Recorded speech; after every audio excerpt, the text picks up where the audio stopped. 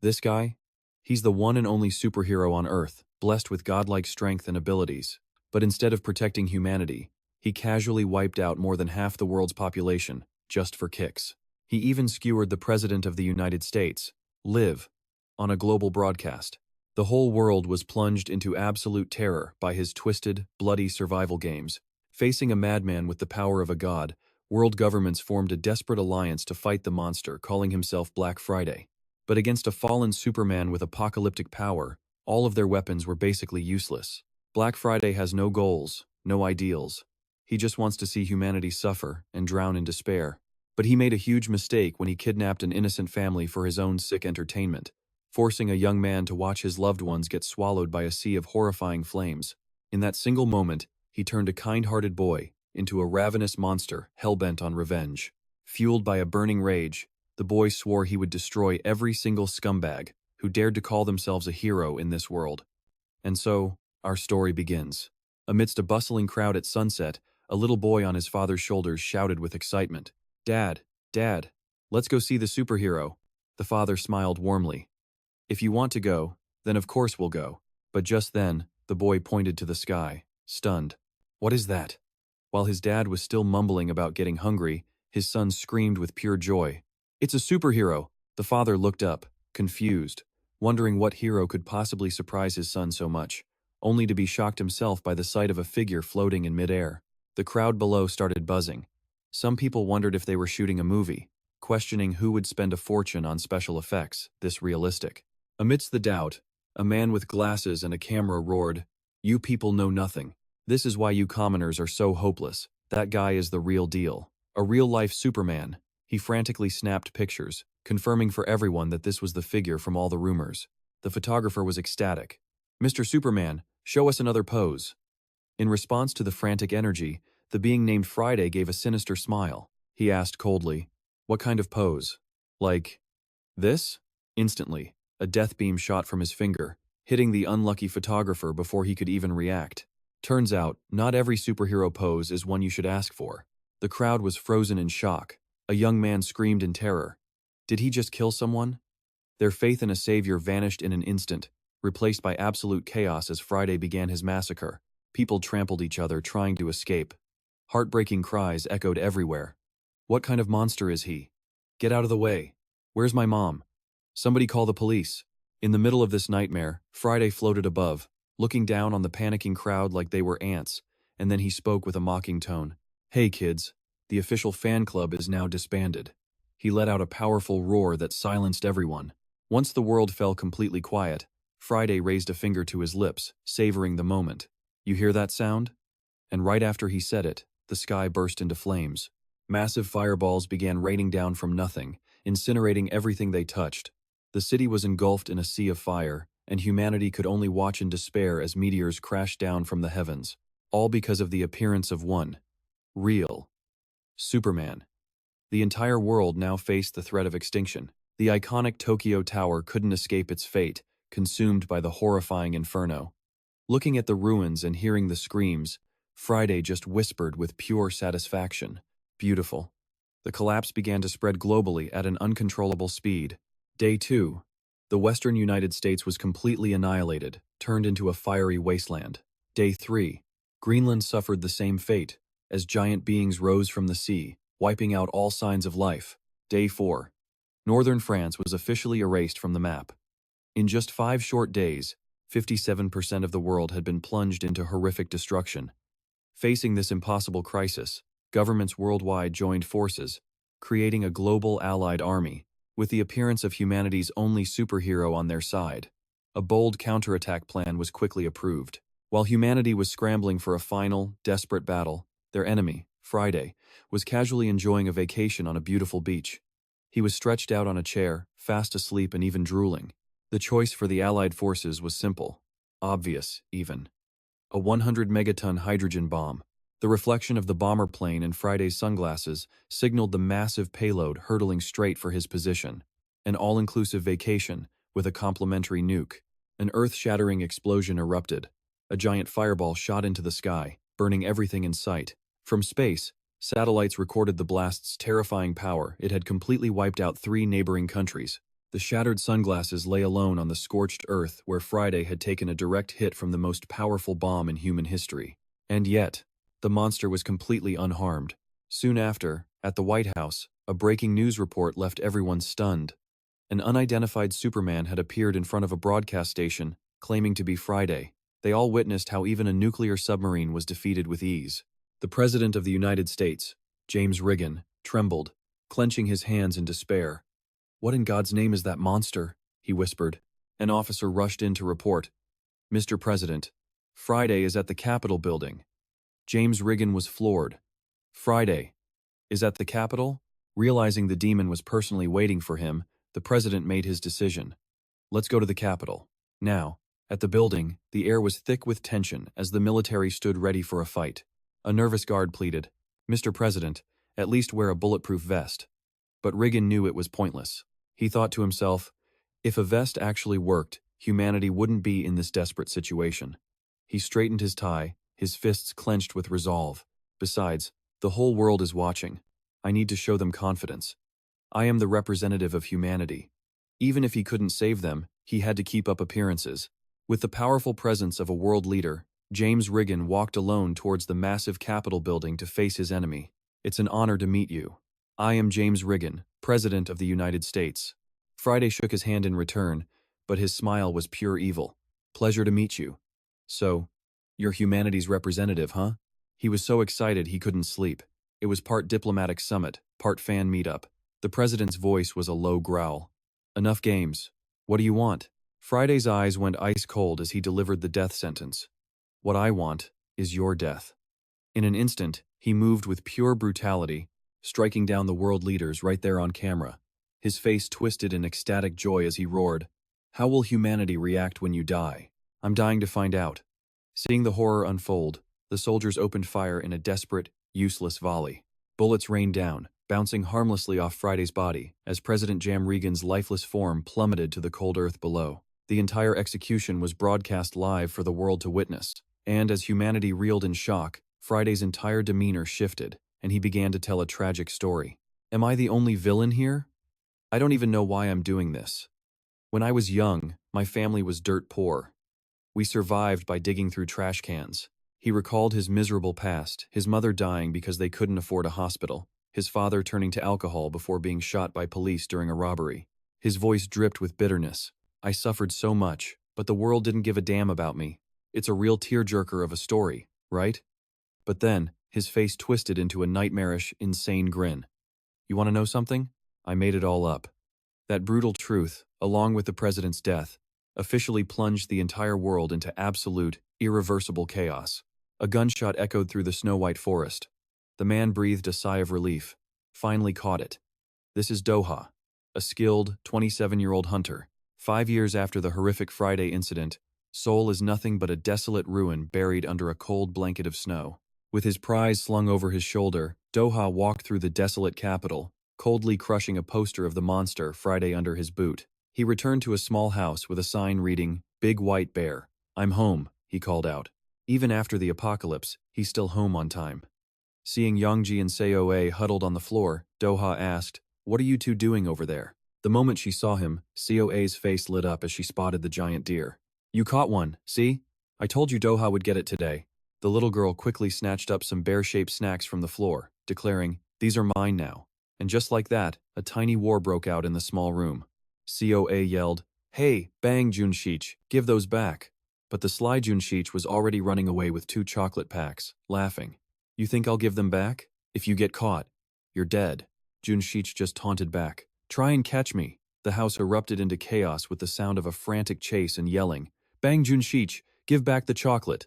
The only response was Junshich's cheeky refusal. Never. Watching the kids' chaotic scene, Doha could only sigh to himself. These kids. Soe's scream still echoed through the room. "Bang Junshich, you're so dead." In the middle of a ruined Seoul, this noisy house was their sanctuary. The memory took Doha back to the first day he met the kids, about 4 years ago. He had been wandering through the city's ruins, completely lost in his own thoughts. "What should I eat today? It's been a while. Man, I could really go for some spicy bear noodles." Lost in his thoughts about food, he came across 2 huge guys repeatedly banging on a door and shouting, "Open up! You little brats! If you don't open this, we're breaking it down. Seeing Doha appear, the two strangers turned and tried to play it cool, claiming they weren't bad guys before asking, "You got any stir-fry noodles? Survival first, right? Fight later. Ask for food now." Doha just stared blankly before forcing a smile. "Huh? Are you two part-timers from the convenience store?" The guy with the hammer got pissed at that. He roared, "Hey, you want to get smashed into a chestnut?" He swung the hammer wildly, charging straight at Doha. In a flash, Doha had the guy floored. The hammer guy trembled in pain, completely baffled. Why'd he hit me? What did I even do? He was so confused he wondered if he'd somehow hit himself in the stomach with his own swing. Before his huge buddy could react, Doha sent him flying with a single thunderous punch. Doha looked down at the thug on the ground, completely unimpressed. So unreasonable. This guy isn't friendly at all. Suddenly, a shout from behind him. "Hey! Behind you!" Before he could react, another massive guy rushed in from behind, lifting him clean off the ground. He grinned smugly. "You're the first person to ever block my two-legged takedown, which means I acknowledge your talent." Doha was just confused by the guy's insane confidence. A two-legged takedown? This guy is weird too. He easily slammed the giant to the ground, adding a little sarcasm. "I'm honored," a compliment, then lights out. Doha turned to a guy in a floral shirt nearby. "Hey mister, can you come get your friend?" The other guy just stared, dumbfounded, as he dragged his massive partner away, muttering about his awful luck running into a freak like Doha. Grabbing a box of spicy arbear noodles, Doha remembered something. Wait, wasn't there one more? Inside the room, he could hear kids arguing. "Shut up, you idiot. I have to pee." Doha stepped inside and called out, "Anyone in here?" He was shocked to realize the door hadn't even been locked. Immediately, COA pointed an umbrella at him, on full alert. "Get any closer and I'll hit you." The kids kept bickering, calling each other idiots and morons. Amid the chaos, Junshich tried to be the peacemaker. "Let's stop fighting, we have to work together now." But he was immediately shut down. "What are you talking about? The door's unlocked but your mouth never stops. You're the one who wanted to go to the convenience store. Now look what happened." The kids' tense arguing filled the dark room. Right in the middle of their internal meltdown, Doha's appearance made the whole group jump into defensive stances. Seoe charged first, swinging a broom with all her might, but Doha blocked the attack effortlessly in a split second. Not one to give up, Junshich, confident in the ultimate technique he developed over his 9 years of life, decided to unleash a finishing blow. But instead of hitting Doha, his wild swing missed and clocked Yongji, who collapsed on the spot. Realizing this opponent was way out of his league, Junshich instantly switched tactics. He threw himself onto Doha's leg and started bawling his eyes out, begging for forgiveness. Ignoring Seoe's wary glares, he walked over to check on their teacher and realized she was burning up with a very high fever.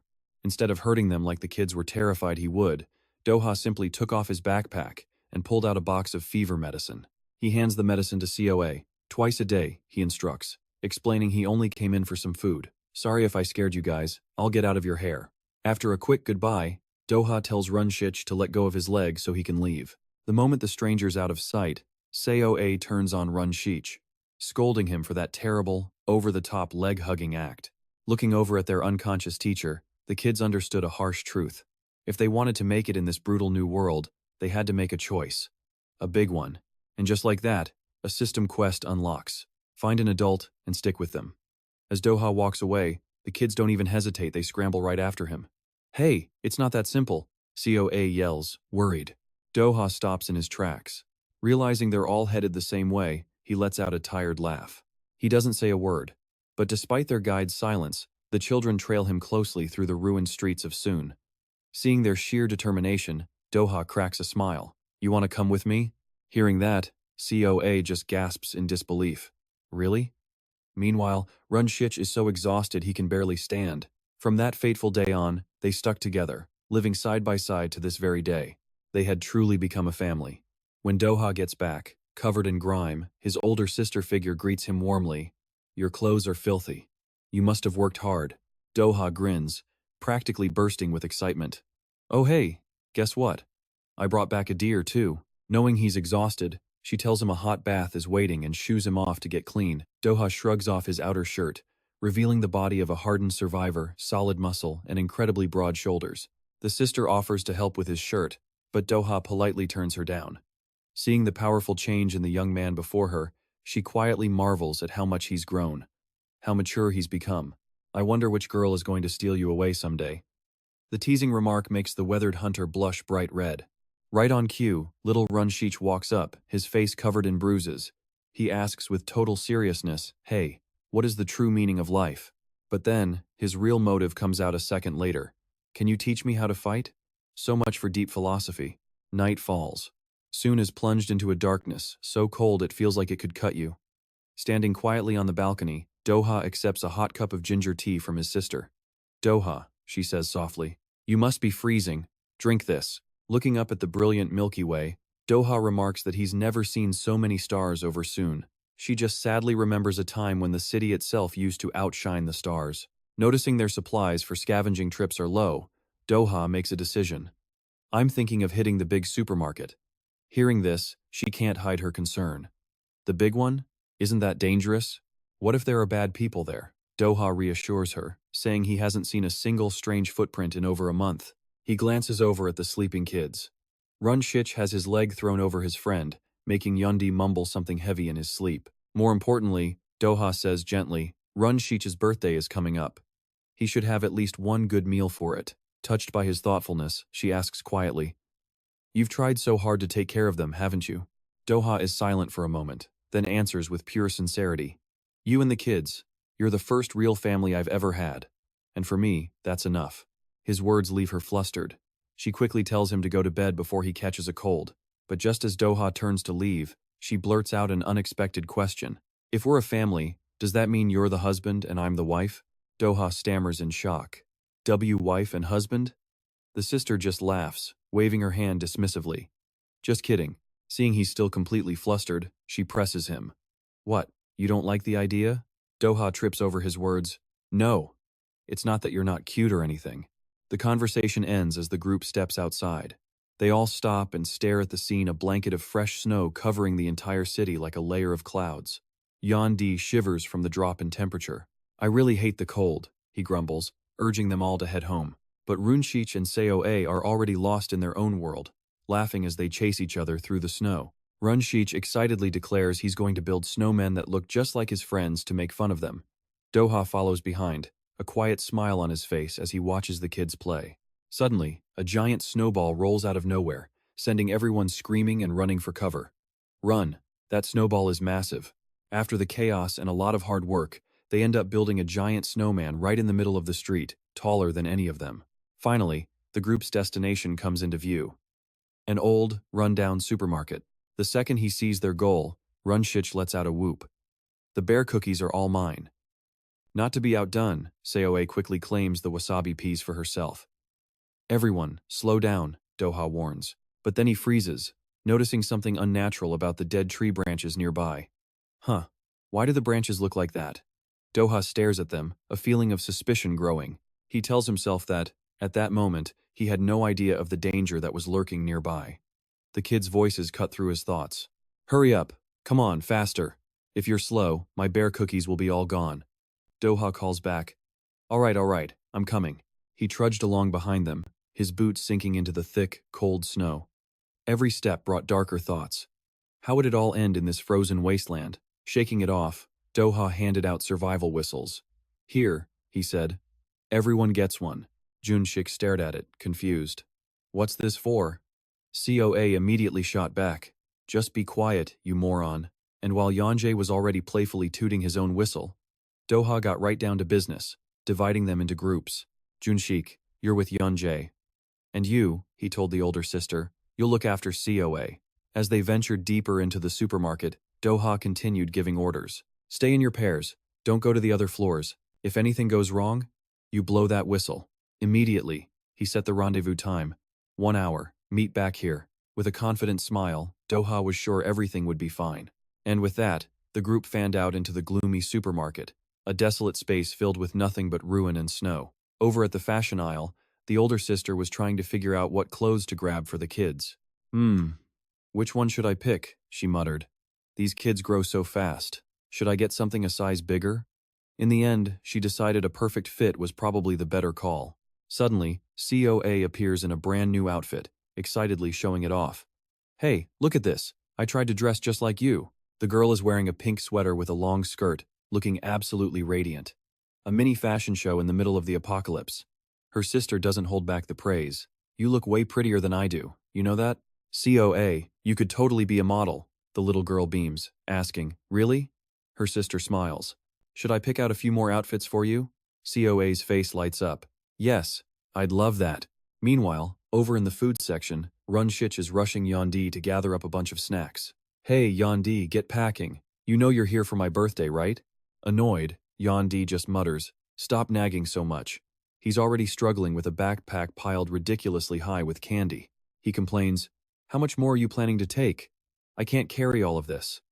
But Runshich just gives him a nonchalant reply. You think you can carry all that? Yanjay complained. Don't worry, Junshik chirped back. I'll just stuff more in your backpack. But Yanjay just wanted him to shut up and focus. Junshik, however, kept bouncing around, making his friend sigh in total frustration.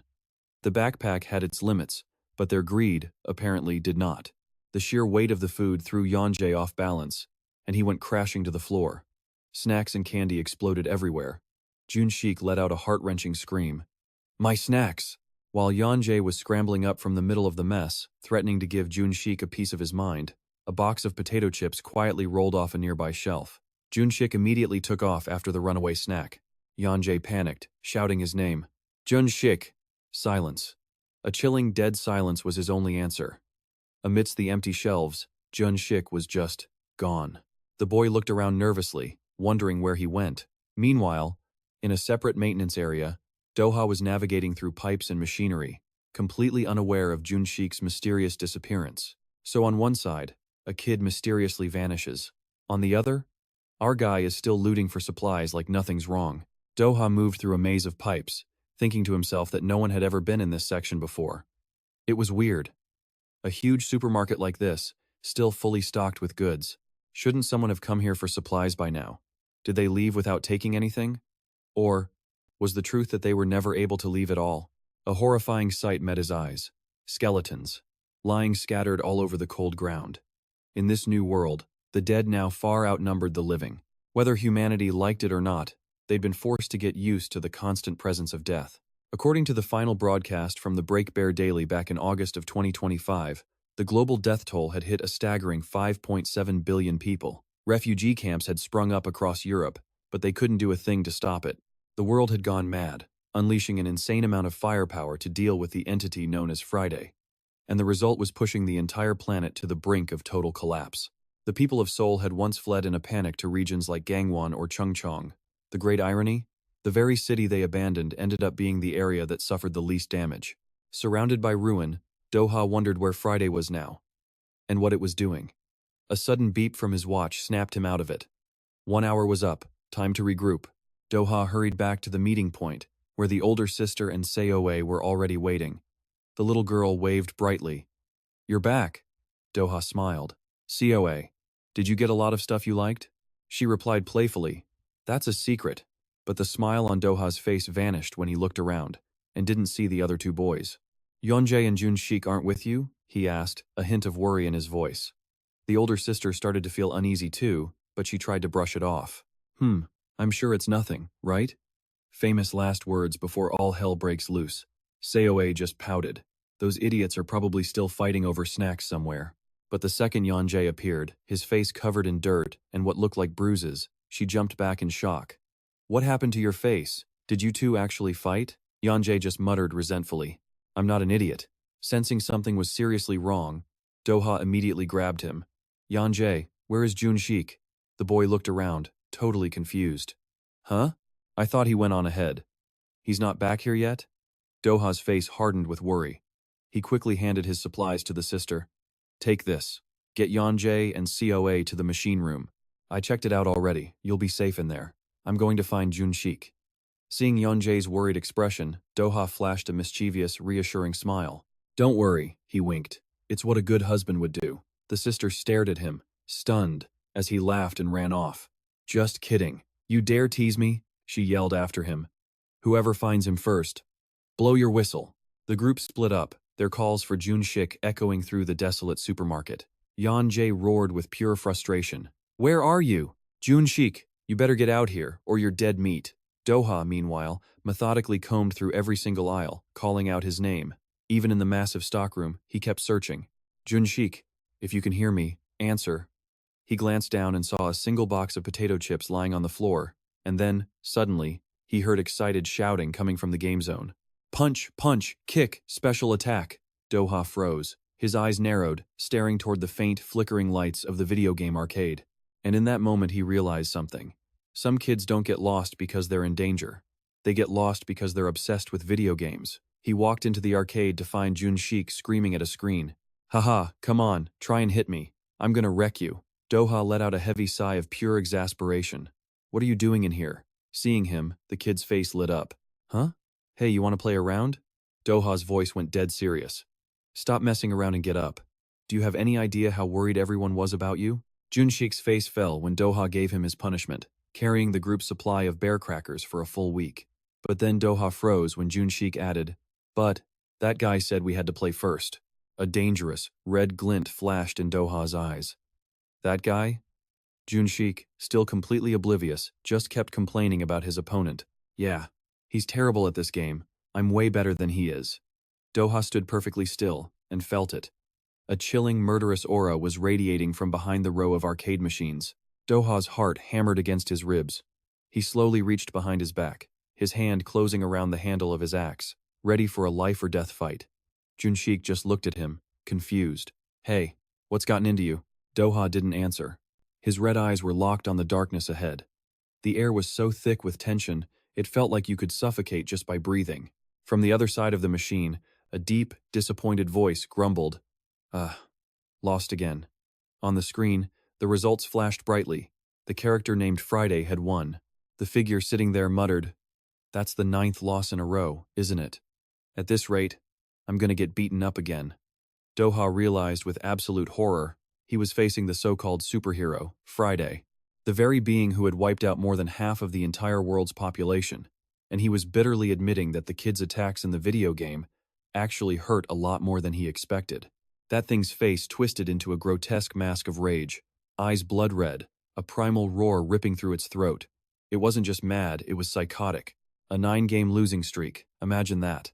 The stranger let out a scream so filled with fury it felt like the world just stopped. Doha knew he was out of time. No more thinking. He had to suppress his fear and endure everything just to get his family out alive. Seeing that killer intent from his big brother, Yan-jae started trembling. The poor kid was terrified. He couldn't understand why Doha's eyes looked so murderous. Doha gripped his axe, knuckles white, staring down the threat. The freak just shrugged. I don't kill people just because I lose at games, he said. Even if I absolutely despise losing. He turned back slowly with a chilling smirk. But hey, once this is over, I promise that kid a game of hide and seek. Suddenly, his face distorted, revealing rows of razor-sharp teeth. So run far, don't get caught, because I'm not losing again. Standing before this literal god of death, Doha's expression hardened. Whatever happens, he was going to protect his family. Period. Back with the others, his sister was lost. What are you even saying, Doha? I don't get it. Doha? She saw the panic in his eyes and tried to ask what happened. Then boom, a massive noise echoed, drawing them both out into the freezing snow. Right there in the path sat a giant, colorful gift box topped with a massive star. Doha was stunned. What the? Why is there a present here? His sister shivered. Who brings gifts to a deserted supermarket? But Doha knew the death game had officially started. We have to move. Now. Sister, grab the essentials, we're leaving. The whole group shifted into high gear pure survival mode. CA packed the bags while Yan-jae stuffed clothes in. This wasn't just a game, it was a deadly version of hide and seek. Talk about a brutal tutorial. Doha's mind drifted back to a childhood sports day. He looked at the first place stamp on his hand cold and blue. His classmates were screaming with joy, but Doha, he just didn't get it. Is winning really that big of a deal? His eyes were hollow. He wondered what actually makes people happy. His team was celebrating, but for him, the game felt empty. Then he saw it, a mother hugging her son. You did so well. Why the tears? You're my little hero. Back then, he thought winning would get him that kind of love. But the reality was colder. He didn't even have a family to go home to. Reality snapped back. They were trudging across the Bampo Bridge, surrounded by endless white. His sister tried to keep the kids' spirits up. Don't cry, guys. You know Santa doesn't bring toys to children who cry. Junshich immediately piped up, I'm not crying. Where's my gift? But CA shut him down. We're in this mess because of your troublemaking, remember? Santa doesn't visit bad kids either, she added, before dropping the hammer. Besides, grow up. Santa isn't real. It's always been Doha. That truth hit Junshich harder than the blizzard. His little heart probably just stopped. Doha just checked his watch. 4:35 p.m. The storm was getting worse, and the sun was dying. The kids were exhausted. How much further, Doha? Doha didn't blink. Just past the Han River. Don't worry. We'll find the first empty house and stay there. Junshich looked around, confused. Hey, why are there so many snowmen here? He pointed at the twisted shapes lining the road. They're so ugly, he remarked. Honestly, if these things were in a beauty pageant, the judges would have quit on the spot. Doha looked at the frozen corpses buried in the drifts. He didn't say a word. He had to protect their innocence. Don't look at them. They're just normal snowmen. The wind howled, trapping them in a world of pure white. CA was fading. Her breath was coming in ragged gasps. Sister, how much longer? I can't. I'm so tired. Doha tried to cheer her up. Just a bit more. Our CA is strong, right? But the sister's voice was trembling now. Doha, when do we get there? We're at our limit. Doha grit his teeth. Almost there. He sounded confident, but inside? He was as lost as a GPS with no signal. He felt the weight of it all. The helplessness. He had no idea where the next shelter was in this white hell. Every step sank deep into the snow. Since when did Korea turn into a frozen wasteland? It was like living in a graveyard in Siberia. Then, the nightmare happened. CA collapsed. Just hit the snow and stayed there. Park CA, wake up. He shook her hard, his voice turning sharp to shock her back to reality. Hey, you want to sleep? Do it at home. Get up. The kids were begging for help, and Doha stood there, frozen. His eyes turned a dark, stressed red. He was staring straight into the face of death. Suddenly, a light cut through the storm. A stranger appeared, holding a bright lantern. His voice was cold. Follow me, unless you want to die here. The man led them to an old apartment complex. Only one window showed a flickering light in the dead of the winter night. They stepped inside, and the kids gasped. Whoa, it's huge. It was warm and stocked, but Doha felt a prickling sensation, the shock of the heat hitting his frozen skin. Their sister nudged them, and the kids chimed in politely. Thank you, mister. The man didn't care for pleasantries. He pointed to a corner. Bathroom's over there. Don't take forever, hot water is limited. Doha was still carrying the unconscious Say, while Junshich made a beeline for a soft bed. The sister had to jump in to keep them from roaming around. The old man looked at Doha, his expression grim.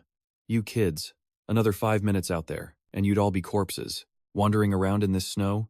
You're going to regret that. Doha quietly bowed his head, but inside, a seed of doubt was already sprouting. He wondered if this old man was truly as kind as he seemed, or if this safe haven was just another deadly trap waiting to spring. Just as Doha considered making a break for it, blizzard and all, Junshich innocently ran up to the old man, asking if they could stay, leaving the man to just let out a weary sigh. Right then, his sister approached. Doha, you go take a shower first, she said with a gentle smile, adding softly, you've been through a lot today. A smile that carried max-level psychological damage. Faced with such kindness, Doha hung his head, crushed by guilt. He confessed that he had no idea when they'd find a real shelter, yet he just kept pushing everyone to go a little further. His voice choked with emotion as he apologized for nearly getting his entire family killed in the storm. His sister looked at him with complete understanding. She admitted, yeah, they were in real danger, but she knew that everything he did for them first. She gently reached out, touching his face. So please, don't try to carry everything alone, she urged. You said it yourself. We're a family. A simple line, but man, it hits harder than an entire drama series.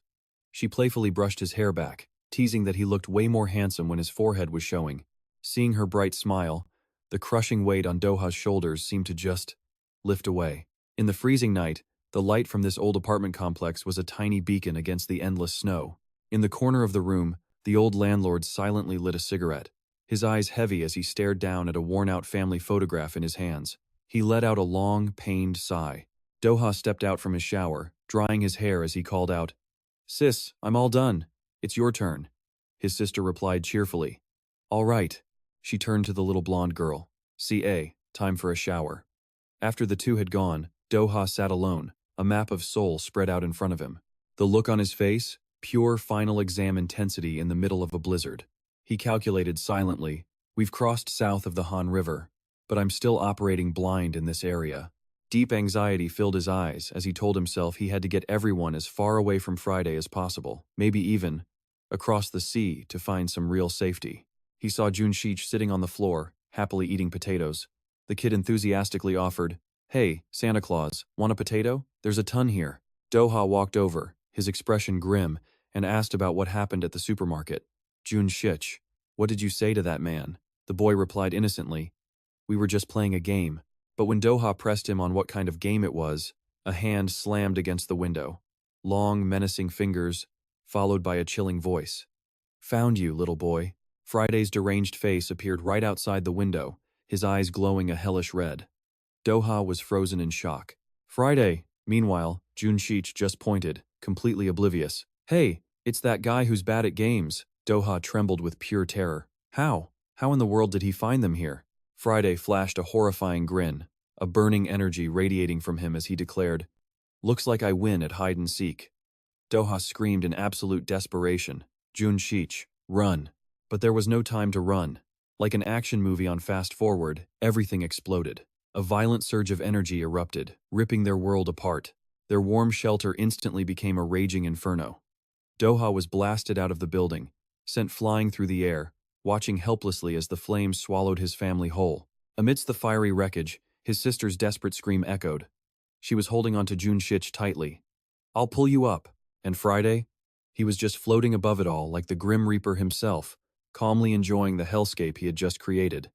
Seeing that, Doha gritted his teeth in agony. This can't be happening. Flashes of the kids, of all the hardships they had survived together, flooded his mind. From near-death encounters to quiet moments like building a snowman together, it all replayed in slow motion. Only this was a tragedy, not a comedy. His sister's kind smile was the last ray of light, urging him not to give up. But back in reality, Friday stood there, a dark silhouette against the inferno of the collapsing building. What does family even mean to you? The question echoed in Doha's head. To him, family was more precious than anything left in this world. The memory of his sister and the 3 kids playing under the sunset. A beautiful, yet agonizingly painful image. Then, brutal reality crashed down on him. Doha stood silently, his face scarred and bloody, watching his family get consumed by a fiery nightmare. Just then, the old landlord's voice sounded beside him. "Lucky for us, we both survived." The old man stared at the blazing building, guessing that the thick snow is what saved them from the Reaper's scythe. But then he delivered a final, crushing blow to Doha's hope. "As for your family, though, I'm not so sure." Ignoring his own wounds, Doha began digging frantically through the cold, sharp rubble with his bare hands. He screamed their names through his tears. "Sis, can you hear me? Junshich, anybody, please, answer me, please, just one word." His cries were lost in the silent night. "We've already searched everywhere." The old man looked with pity at Doha's shredded, bloody hands. "Look at your hands. Are you trying to destroy yourself? How can you even know if they're alive or dead?" But Doha just collapsed to his knees, clinging to the only sliver of belief he had left. "No, they're alive. My family is definitely still alive." The old man's gaze hardened as he shot back. "So what if they are dead? Are you just going to die here with them?" Doha roared with pure anguish. "Damn it, what do you want me to do then? A world without his family." What was the point of any of it? For this lone hunter, this was the first real family he had ever had, the first place he truly belonged. He couldn't just accept losing them, not this easily. And in his moment of deepest despair, a strange man suddenly appeared, stating with absolute certainty, "They're still alive." He casually mentioned he saw the whole thing. For Doha, it was like a lifeline thrown to a drowning man. He stumbled forward, trembling, firing off questions. "Wait, for real? Is my family really alive? All 4 of them? They're all okay, right?" In response to his desperation, the guy just flashed a sinister smirk. "Doha, you're a real easy mark." His true colors started to show. "But information isn't free, you know. I'm hungry, get it?" the man demanded casually, telling Doha to bring him enough food for 20 people. "And," he added, "if you can find some spicy canned tuna, that'd be even better." Seeing this blatant shakedown, the old landlord immediately stepped in, warning, "Don't you dare try and scam him like that. You think I can't see you're lying just to score some food?" Called out. The big guy explodes with rage, roaring, "You little punk, trying to make me look like the bad guy. All right, fine, have it your way. Don't want to listen? Then don't." He hit a nerve, and the reaction was faster than high-speed Wi-Fi. Just as he turned to leave, Doha yelled out. Doha declares, "Besides the tuna, What else do you need? I'll bring you everything. And just like that, the stranger's demands get greedier and greedier. Then, fried noodles and some snacks, too. The shopping list was getting longer than a supermarket's holiday combo deal. Doha stood frozen in the snow, his eyes heavy with the humiliation of clinging to such a fragile promise. Seeing this, the old landlord couldn't help but worry, asking him, "Are you really going to trust a guy like that?" He advised Doha to stay calm, because it was obvious the other guy was just exploiting his desperation to bargain for supplies. Simple as that. But Doha's eyes were still filled with unshakable resolve.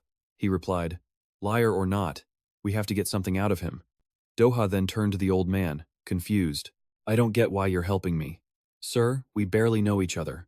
The old man's face, etched with lines of hardship, grew somber. "But you wouldn't understand, would you? What it's like to lose your family." He reminded Doha that this brutal world is always ready to snatch away even the smallest glimmer of hope. With eyes full of experience, the old man urged him not to throw his life away after surviving this long, but to keep fighting until the very end. Before stepping out into the thick blizzard, Doha bowed his head in gratitude. "Thank you for last night. If I get the chance, I'll repay your kindness." His lonely figure slowly vanished into the swirling snowstorm, his mind drifting back to another painful memory. In the memory, a frantic Doha asks his older sister, "Sis, what's wrong?" Her face a mask of worry and regret, she sobbed. "The kids. They're not back yet. They said they'd be right back, so I let them go. It's all my fault." Seeing her consumed by guilt, Doha quickly comforted her, placing a steady hand on her shoulder. "Calm down, nothing's happened yet." He gently told her to stay and wait at home, since the kids might come back any minute. He, on the other hand, would head out immediately to find them. Doha wandered under the setting sun, his heart heavy with worry. Where did they go? They should have been home ages ago. His thoughts were just spinning, his brain basically on panic mode. But as he reached for the door, a loud pop, followed by a shower of bright ribbons, made him freeze. The kids and his sister shouted in unison, full of excitement, "Happy birthday!" Doha was just stunned, sweat dripping down his face as he realized their disappearance was all for this. "So, you all went missing? Just for this? But it's not even my birthday. It's been exactly 1 year since we met you. Since we don't know your real birthday, we decided today would be your day." His sister guiltily stepped forward, apologizing for worrying him. She explained the kids were dead set on making him a cake themselves. CA excitedly brought out the small cake, urging him on. "Blow out the candles before they melt." But before he could even take a breath, Rune sneakily took a bite, making the little girl furious. "You idiot, don't eat it first." Watching this chaotic but incredibly warm scene, an indescribable feeling swelled up inside Doha. It was genuine love for a family, a warmth he'd never known in his entire lonely life. Under that sunset, Doha gave his happiest smile, a tear of joy on his cheek, before snapping back to the cold reality, staring at the mountain of supplies at his feet. The big guy couldn't help but gasp in amazement. "Whoa!" He frantically grabbed the food with a huge grin on his face. "Not just tuna. There's candy and noodles too. This is a real feast." The guy was celebrating like he'd hit the jackpot, not like he was in a tense negotiation. Doha coldly stated that since he didn't know his preferences, he brought everything to trade for information. "So, where's my family?" The man's expression suddenly changed, becoming serious as he told Doha to listen carefully. He revealed that Friday had slammed straight into the apartment building, and then vanished. The big guy smiled, a wicked, sly grin, and casually dropped the bomb, without a single trace. "Yeah, after hearing that, you'd want to rewind time to see if you heard wrong." Doha was stunned, cold sweat breaking out on his face. He stammered, asking again in utter disbelief, "What? What are you talking about? Did I hear you right?" But the scammer just casually joked around. He claimed he must have forgotten because he was hungry, demanding more tuna before he could remember, and the anger finally erupted. Doha roared, "You dare lie to me? You dare joke about my family?" The man's whole demeanor shifted, a mocking, challenging smirk on his face. "Ha, family? You think you're the only one with a family?" he sneered, calling Doha's kindness pathetic and revealing their true nature as hardened thugs. His huge cronies started emerging from behind, surrounding Doha with pure killing intent. One of them even made a disgusting comment about his sister's body in a completely vulgar tone. That was the final straw. Before the guy could even react, Doha unleashed a lightning-fast punch that sent the massive goon flying. He lunged forward in a furious assault, unleashing all his pent-up rage on the man who had just insulted his family. His brutal blows left his enemy completely defenseless. The scene turned gruesome under the hunter's wrath. The big guy and his crew were frozen in pure terror. He screamed, accusing Doha of playing dirty for attacking before he was done talking. Can't win the fight, so he starts complaining about the rules. Classic. He panicked, screaming as he saw his badly injured comrade. "You bastard! You hit him before I finished speaking? That's a cheap shot. What if you killed him?" Doha stopped, repeating the man's earlier threat back at him before adding with biting sarcasm, "Didn't you say you've killed people before? What a coincidence. This isn't my first time, either." The big guy just burst out laughing at Doha's declaration. "Ha." He scornfully claimed Doha just got lucky with a few hits and started talking big. "Do you have any idea who we are, kid? We're professionals. Confidence is great. Usually right before you get your butt kicked again." He boasted that their whole lives have been nothing but eating, sleeping, and martial arts. He bragged about being forged in brutal training camps, all to make one point. "That means you're not even in our league, you useless punk." And right after that, he ordered his men, "Now, show him what real pain feels like." Doha was trapped, surrounded by the big brutes, his breathing heavy. A guy in an orange tracksuit stepped forward, roughly grabbing a handful of his hair and yanking his head back. This punk starts bragging. Says he's ranked second in the semi-finals. Then he spits, "Trash like you doesn't even belong in this gym." But Doha? Unfazed, completely calm. He just asks, "Where is my family?" And that question? It just infuriates the fighter for being ignored. So he unleashes hell, raining down brutal hits on Doha while roaring, "Didn't you hear me?" The guy's obsessed, screaming about his rank as he delivers the beatdown. "I said I'm ranked number 2. Hit me if you got the guts, you idiot." Seeing Doha silently taking the punishment at his feet, he smirks. "Too scared? You're dodging my question." But through all the bone-rattling pain, Doha has a moment of clarity, a cold, hard realization based on his opponent's attitude. He thinks to himself, "So, you really don't know." And then snap! A cold, calculated leg break sends the fighter screaming in pure agony. "Ah, my leg." Doha slowly gets to his feet. The smug guy from a second ago, now he's just a writhing, trembling mess on the floor, shrieking, "Get a doctor." What a pathetic sight. The fat boss sneers in disgust. Pathetic. Then he roars at his crew, "All of you, get him." And just like that, an all-out brutal brawl explodes. Doha dives into the mob like a beast uncaged, unleashing lightning-fast kicks they never see coming. Every single punch lands square on an enemy's face, leaving them no chance to fight back. He moves like a ghost through the chaos, weaving and striking, dropping guys one by one with absolute, lethal precision. One guy tries to grab his leg. Big mistake. Doha drives an elbow straight into the back of his neck. Lights out, instantly. At this point, Doha is basically the Grim Reaper unleashing his fury. Every swing of his arm sends another body flying into the wreckage, out cold. He grabs some huge dude and with inhuman strength, slams him into the floor so hard the ground shakes. Doha stands tall amidst the carnage, his breath cold as he stares down the rest. Suddenly, the professional fighter closes in again, getting Doha in a lock and roaring with rage. "You bastard, you crossed the line." He's still arrogant, thinking he only lost because he was holding back. He sneers, "Just because I went easy on you, who the hell do you think you are? In a real ring, you'd be dead." But Doha shows zero fear. He just fires back with a cold challenge. "Stop talking and aim for my throat." Then, a lightning-fast counter he spins, reversing the lock onto the fighter's arm. Crack! A horrifying sound echoes out as the fighter's face twists in agony. He screams, "My arm." The sheer bone-deep pain sends him to his knees, clutching the shattered limb and just groaning. Doha doesn't give him a second to breathe. A thunderous kick slams right into the fighter's neck, knocking him out cold on the spot. Seeing their buddies scattered at the hunter's feet, the remaining thugs are in absolute shock, wondering, what the hell is he? Is that thing even human? Their leader is losing it, screaming at his men, calling them idiots to hide his own rising fear. Desperate, they start grabbing anything they can as weapons-nailed bats. Iron pipes frantically yelling, "Just grab something and rush him." One guy with a baseball bat just screams, but it's a cry of pure hopelessness. They're trying to use numbers and weapons to feel brave. But deep down, they all know the bitter truth. No matter the weapon, no matter how many of them there are, they can't win against the man in front of them. That feeling of absolute defeat washes over the thugs. One guy just yells, "I'm out," and bolts faster than a 100-meter sprinter. Panic spreads like wildfire. They start thinking, why are we even fighting this guy? The fat boss stands there, stunned, completely unable to believe what he's seeing. What is happening? We're all former athletes. How are we losing? This is insane. Doha towers over the fat boss, his voice ice cold as he asks, "What's on your mind?" The boss starts trembling, sweating buckets as he stammers out, "I'm sorry." Immediately, a powerful punch slams into his ribs, making him scream in pain. "Sorry?" Doha glares down at the man writhing on the ground. "This isn't something you end with an apology." The fat boss gets on his knees, crying and begging, "Yes, sir, I'm sorry, I lied. I'm truly sorry." He tries to save his own skin, adding, "But that's not a crime punishable by death, right?" Doha gets right in his face, his voice a low growl. "Not punishable by death?" Feeling that terrifying killing intent, the fat guy shrieks in fear. "Wait, don't kill me. Your family.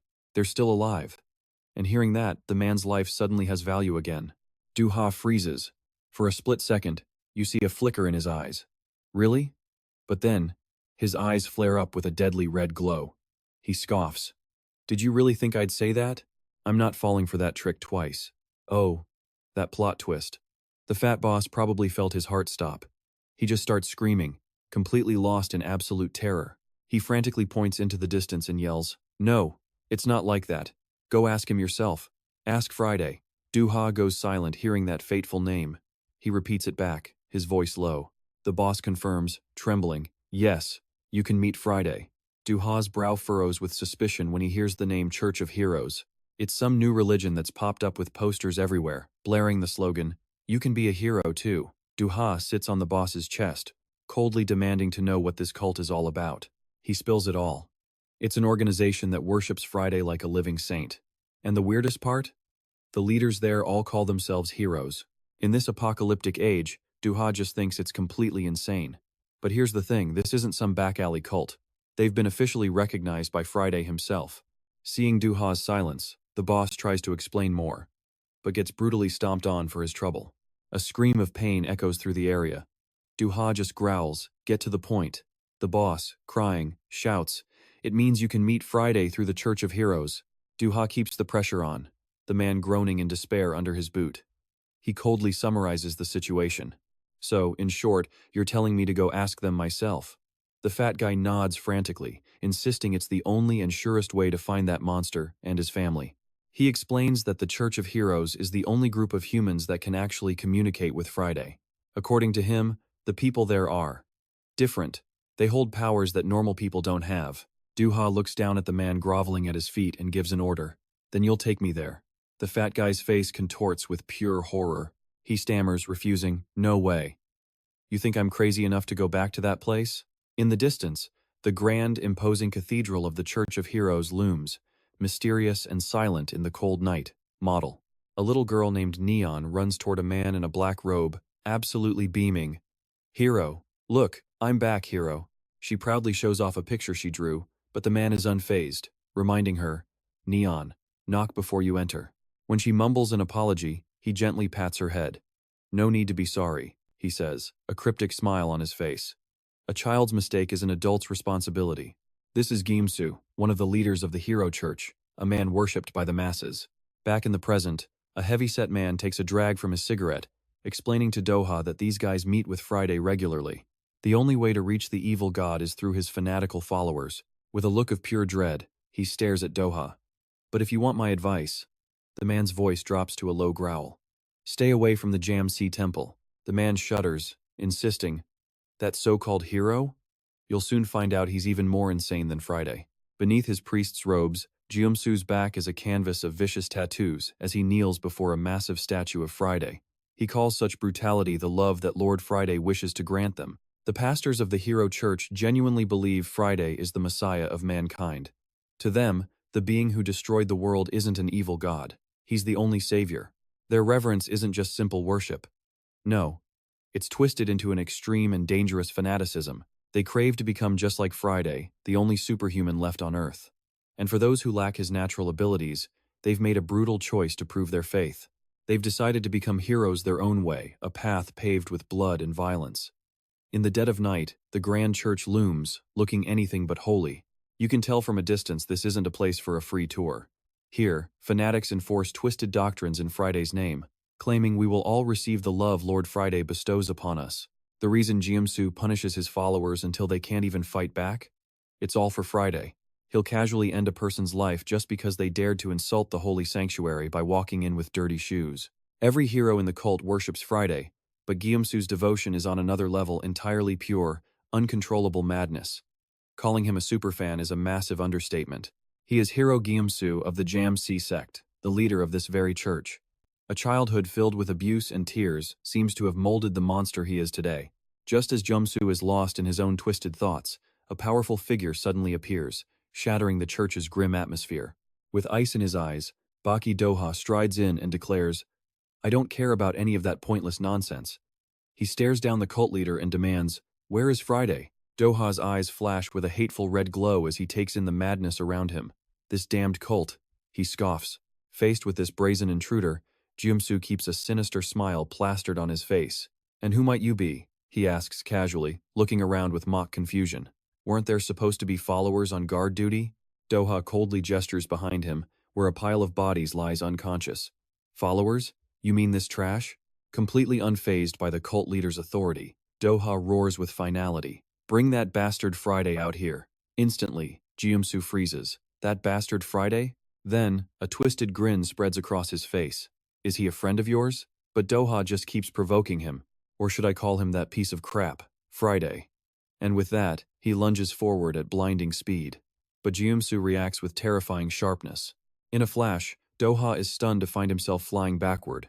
The hero's speed was beyond anything he'd predicted. A single, devastating kick sends Doha crashing hard to the ground. A huge cloud of dust erupts from the wreckage. Gyumsu just sits calmly on the rubble, brushing himself off with a smirk. My, you're quite the aggressive one, aren't you?" Watching the lightning-fast exchange, their guide is frozen to the spot, sweating bullets in absolute terror. He can't believe his eyes. That insane reaction speed. He mutters that even a former pro athlete like himself couldn't possibly have tracked those movements. The horrifying truth sinks in. Both Doha and Gyumsu are monsters, far beyond any normal human. He trembles, wondering when the hell his country got so full of terrifying freaks. Suddenly, Gyumsu lunges, grabbing the man's face, his eyes wide with madness and a chilling smile. He roars with fury at the insult that someone dared to blaspheme his god and trample into his sacred temple. Looking over at Doha already climbing out of the rubble, Gyumsu warns coldly, "Don't make me repeat myself." But standing among the ruins, Doha's voice is firm. "I don't have time for this. Bring Friday here, and skip the long-winded sermon." "Hurry up!" he roars, unleashing a thundering stomp. The entire grand church shakes in the dead of night. Doha is shocked. "What the?" Right behind him, Gyumsu has already appeared with that same wicked smile. Well, you must have some power to be shouting so loudly." Before the hunter can even react, he unleashes a lightning-fast attack, declaring, "But it's not nearly enough." Thin, but incredibly sharp wires begin to wrap tightly around Doha's body. Gyumsu watches his trapped prey with satisfaction. "TS key. Don't even bother struggling. This is the fishing line I use to hunt blue marlin." He casually mentions the fish weigh over 900 kilograms with unimaginable strength, just to drive home how hopeless Doha's situation is. But then Gyumsu pauses, a flicker of doubt in his eyes. Doha is still fighting back, straining against the wires until they're stretched to their absolute limit against his muscular, wounded back. Noticing the web of scars on Doha's back, Gyumsu remarks, "It seems you've lived a rather turbulent life." Doha couldn't care less about his commentary. He flexes his muscles, shattering the heavy-duty lines, and bellows, "Enough with the analysis. I said bring Friday here, now." Gyumsu is stunned as his ultimate fishing gear is destroyed. A look of amusement crosses his face. He realizes he's actually caught a big one. Gyumsu admits Doha has earned the right to make that demand, because he's the one who so desperately wants to meet Lord Friday. Doha freezes, hearing that name one more time. Through the snowy night, a luxury car drives through the ruins of Sun. Sitting inside, Doha reflects that it's been 5 years since the world ended. He never thought he'd ride in a car again, and he definitely wonders how the hell he ended up in this situation, sharing a ride with the very cult leader he'd just been fighting. Gyumsu speaks up first, breaking the tension. "Your name? It's Doha, isn't it?" Then, he goes off on this long-winded philosophy about the flow of human history. His point? Violence is the only thing that's ever lasted. It's a lecture as long as time itself, but the conclusion is simple. Might makes right. According to Gyumsu, looking back at history, we've never actually stopped killing each other. Sure, there are other ways to fix things, but he's convinced that violence, it's just faster. Way faster than talking it out, he shoots Doha this sinister smirk, basically saying they're two of a kind. When you don't get the answer you want when words fail, that's when the fists start talking. Doha just gives him an icy stare. What exactly are you getting at? But before things get heated, a scream from the car cuts right through the air. A new player has entered the game. Check it out, the crowd outside goes wild the moment Doha shows up. People are whispering, "Wait, is the hero bringing in a rookie?" They can't stop staring at how insanely tall he is. He's gotta be at least 6'3", right? Doha looks out the window, totally confused. I mean, what is wrong with these people? Once they arrive at the destination, Jiamsu steps out and keeps right on preaching. He claims every human emotion is tied to violence. In his twisted mind, violence isn't a curse, it's a gift from God. He even argues that in the movies, the heroes have to use violence to win. I mean, he's not wrong, but wow. Despite Doha being disrespectful toward the great Lord Friday, Jiamsu sees something special in him. Doha, you've got what it takes. Standing there in the shadow of a massive Friday statue, he makes his move. Come with me. He leads Doha toward the arena, promising him that here, he can finally become a true hero. The Soon Stadium comes into view, lit up by lasers cutting through the night sky. A brutal game is about to go down. It looks epic, sure, but this definitely isn't for kids. Deep down in the second basement of the stadium, at the main stage of the Jamsil Hero Church, the energy is absolutely electric. The crowd is roaring as two fighters step out for a literal life-or-death showdown. First up, Mar Diamond. This guy is a total beast, built like a walking tank. He throws his fists up and screams at the crowd, calling them a bunch of losers. Talk about an ego. His opponent? An old man. Thin, frail, and looking like he's got one foot in the grave. But the old guy isn't backing down. He just mumbles under his breath. You kids should learn some respect. The fight kicks off, and the size difference is just ridiculous. Mar Diamond looms over him, raising a massive hand to crush the poor old man like a bug. The crowd is losing their minds. Beat him down. They're cheering like it's a championship game, except there's no halftime in this sport.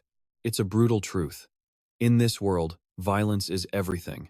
Suddenly, we flash back to a year ago at Boo Mountain. Jiamsu was only 24 back then, long before he became a hero. Back then, he was just a soldier serving in the United States Marine Corps. Humanity was desperate, running for their lives to escape Friday's wrath. People were scattered everywhere, just trying to survive, but it didn't take long for them to be hunted down. Friday shows up, arrogant as ever. Why bother hiding here? Facing an actual god of destruction, Jiamsu and the survivors had no choice. They just fell to their knees in total despair. Talk about a nightmare. Pure terror meeting absolute hopelessness.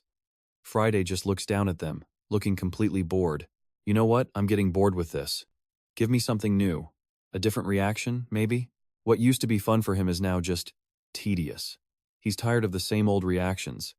And the crazy part? He actually blames the victims for forcing him to play the bad guy. He's dead serious. You people are too much, making me the villain. So, Friday decides the only way to stay entertained is to just wipe everyone out. He raises his hand, and boom, massive fireballs start raining down from the sky like a nightmare. Epic visuals, but trust me, there are no refunds for this show. Friday just smiles, watching the world burn. Show me something new, he says. Absolutely chilling. Screams echo everywhere. People realize there's nowhere to run. They've only got 15 minutes left before the world ends. In the middle of the fire, one young guy is just in shock. Is this really how it ends for me? He's filled with regret, hating the fact that he never found love and spent his whole life acting like a corporate slave instead of actually living. Talk about the ultimate deadline. Right next to him, a young girl is sobbing, desperate to just keep on living. But then, humanity's dark side comes out. Some guy actually grabs the crying girl and demands she smile for him in the middle of this apocalypse. It's sick. Others just lose it. They start attacking each other, biting, scratching. I mean, they're all going to die anyway, right? Total chaos. A massive worker sees his chance for payback. He decks his boss, the same guy who used to treat him like trash, and dares him to try and act tough one more time. Face to face with death, the real mask slips. In the middle of the inferno, people aren't helping each other. No, they're laughing. Just crazy, unhinged laughter. This is great. Ha ha ha. It's a survival game, but everyone's decided to play on insane mode. And the worst part? That cruelty spreads like a virus. Even the women are there with these twisted smiles, screaming as they tear into each other. Stop suckering up to me, you old fox. It's absolute hell on earth. The strong are just venting all their rage on the weak. Die, you piece of trash. Now, this is what I wanted to see. Even Friday is caught off guard by the sheer brutality of it all. Why were you guys hiding this from me? He's got this huge grin on his face finally. He's actually satisfied with the chaos. Lord Friday was actually enjoying the end of the world. And get this, because of all that madness, the actual apocalypse got delayed. Talk about irony. Back in the present, Jeomsu just shrugs it off, telling Doha that violence was actually their salvation. His eyes are glowing red, filled with pure fanaticism. So, to thank Lord Friday, I run this festival every single day. It's a festival, sure, but it's definitely not for kids or any sane adult, for that matter. Doha grinds his teeth in pure disgust. I mean, can you blame him? He's thinking, you did all of this. Just to entertain Friday? This guy is absolutely gone. Doha can't believe that all this suffering is just for one god's twisted amusement. And back in the ring, Mar Diamond is still raining, blows down on that poor old man, laughing the whole time. Ha ha ha, yes. This is what I'm talking about. A fight with no rules. That's a real fight. He roared, calling his opponent a damned old geezer before unleashing a storm of punches that splattered the arena in blood. My show is just getting started. Mar Diamond was loving it, but then he froze, confused. The battered old man suddenly spoke up. Young man, you've got a decent punch, but you're aiming for the wrong spot. I don't have any teeth, so there's nothing to break. Just think of it as a free mouthguard. The old man's face twisted into a grotesque smile, sending Mar Diamond into a pure rage. What kind of crazy logic is that? A cold, slicing sound cut through the air. Mar Diamond grabbed his face, letting out a blood-curdling scream of pure agony. Ah, my eye! 1 second he was talking big, the next he's the victim. The crowd watched in horror as the old man's bony fingers performed a vicious eye gouge. Mar Diamond collapsed to the floor, lying motionless at the old man's feet while everyone just stared, completely stunned. The old man calmly wiped the blood from his hand and scoffed. A little punk dares to disrespect his elders? This world has really gone crazy. I really hate the kids these days. His chilling laughter echoed as the audience erupted into an absolute frenzy, cheering wildly. That old guy is incredible. Yeah, this is a real fight. Watching the brutal spectacle, Doha was in shock, wondering what the hell was even happening. Gaishu walked over, casually remarking, "Everyone looks pretty excited, don't they?"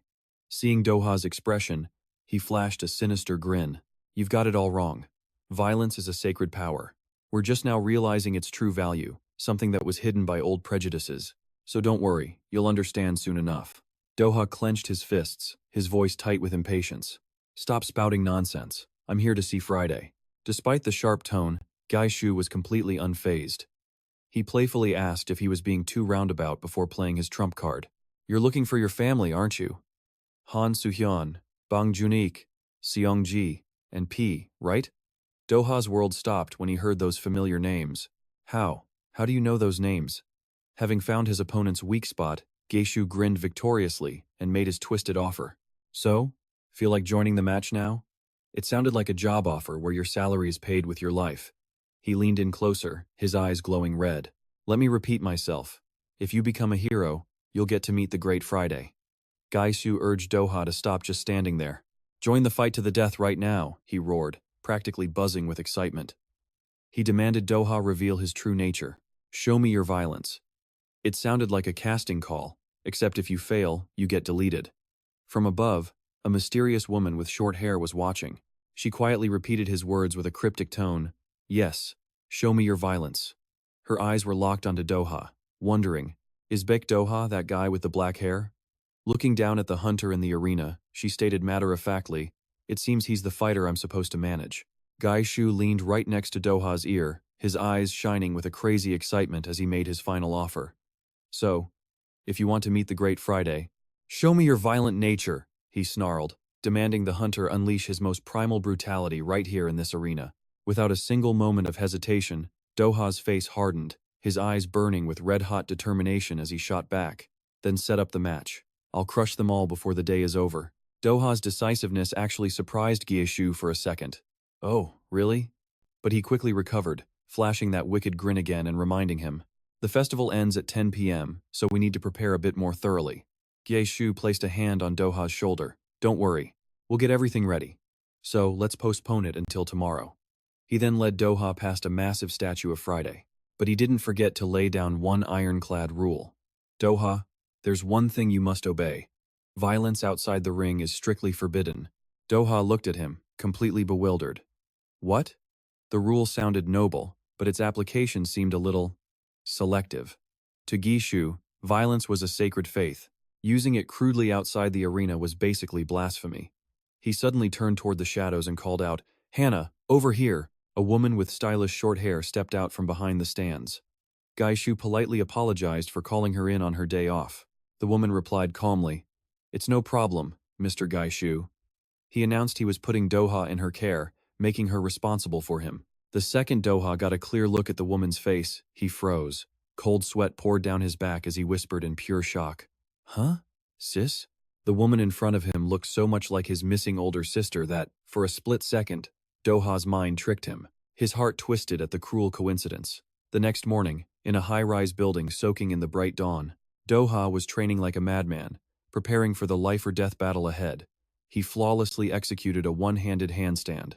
The move revealed a powerful physique, every muscle defined and drenched in sweat. Doha channeled all his rage and strength into every fiber of his being. He was ready to become the most violent monster imaginable to find his family. Doha quietly stared at a happy family photo. The smiles of the kids and his sister in the picture seemed to give him strength in this brutal reality. He let out a long, tired breath. He was dripping with sweat after a long night of non-stop training. From behind him, Hannah's voice chimed in, full of awe. "Impressive. You can be alone with a woman and actually just train, without even getting a wink of sleep." She stepped closer, a hint of a pout on her face. "My pride is a little wounded, you know." Doha turned to face her with a sharp glare and asked bluntly, "What are you trying to say?" Hannah calmly explained that her job was to care for and analyze the fighters, but mostly, she was just curious about the man in front of her. She reached out a hand to touch the ripped muscles on Doha's chest, but quickly pulled it back when she saw his cold reaction. She gave a sly little smile. "Sorry, it's nothing. Let's get to the ring." Hannah motioned as the first light of dawn broke the horizon. Their destination, the Jamsil cult's hero church, where a massive statue of Friday towered over the stadium. Doha couldn't believe his eyes, watching the endless stream of people pouring into the church. He muttered under his breath, "That's a lot of people." "About 10,000, Hannah explained, completely unfazed. Doha was stunned. 10,000? All for a single match like this? "This kind of event doesn't need advertising to sell out," she said, claiming that watching a good fight is just primal human nature. The irony was thick. Here at the end of the world, people were still lining up in perfect order, just waiting for a deathmatch to begin.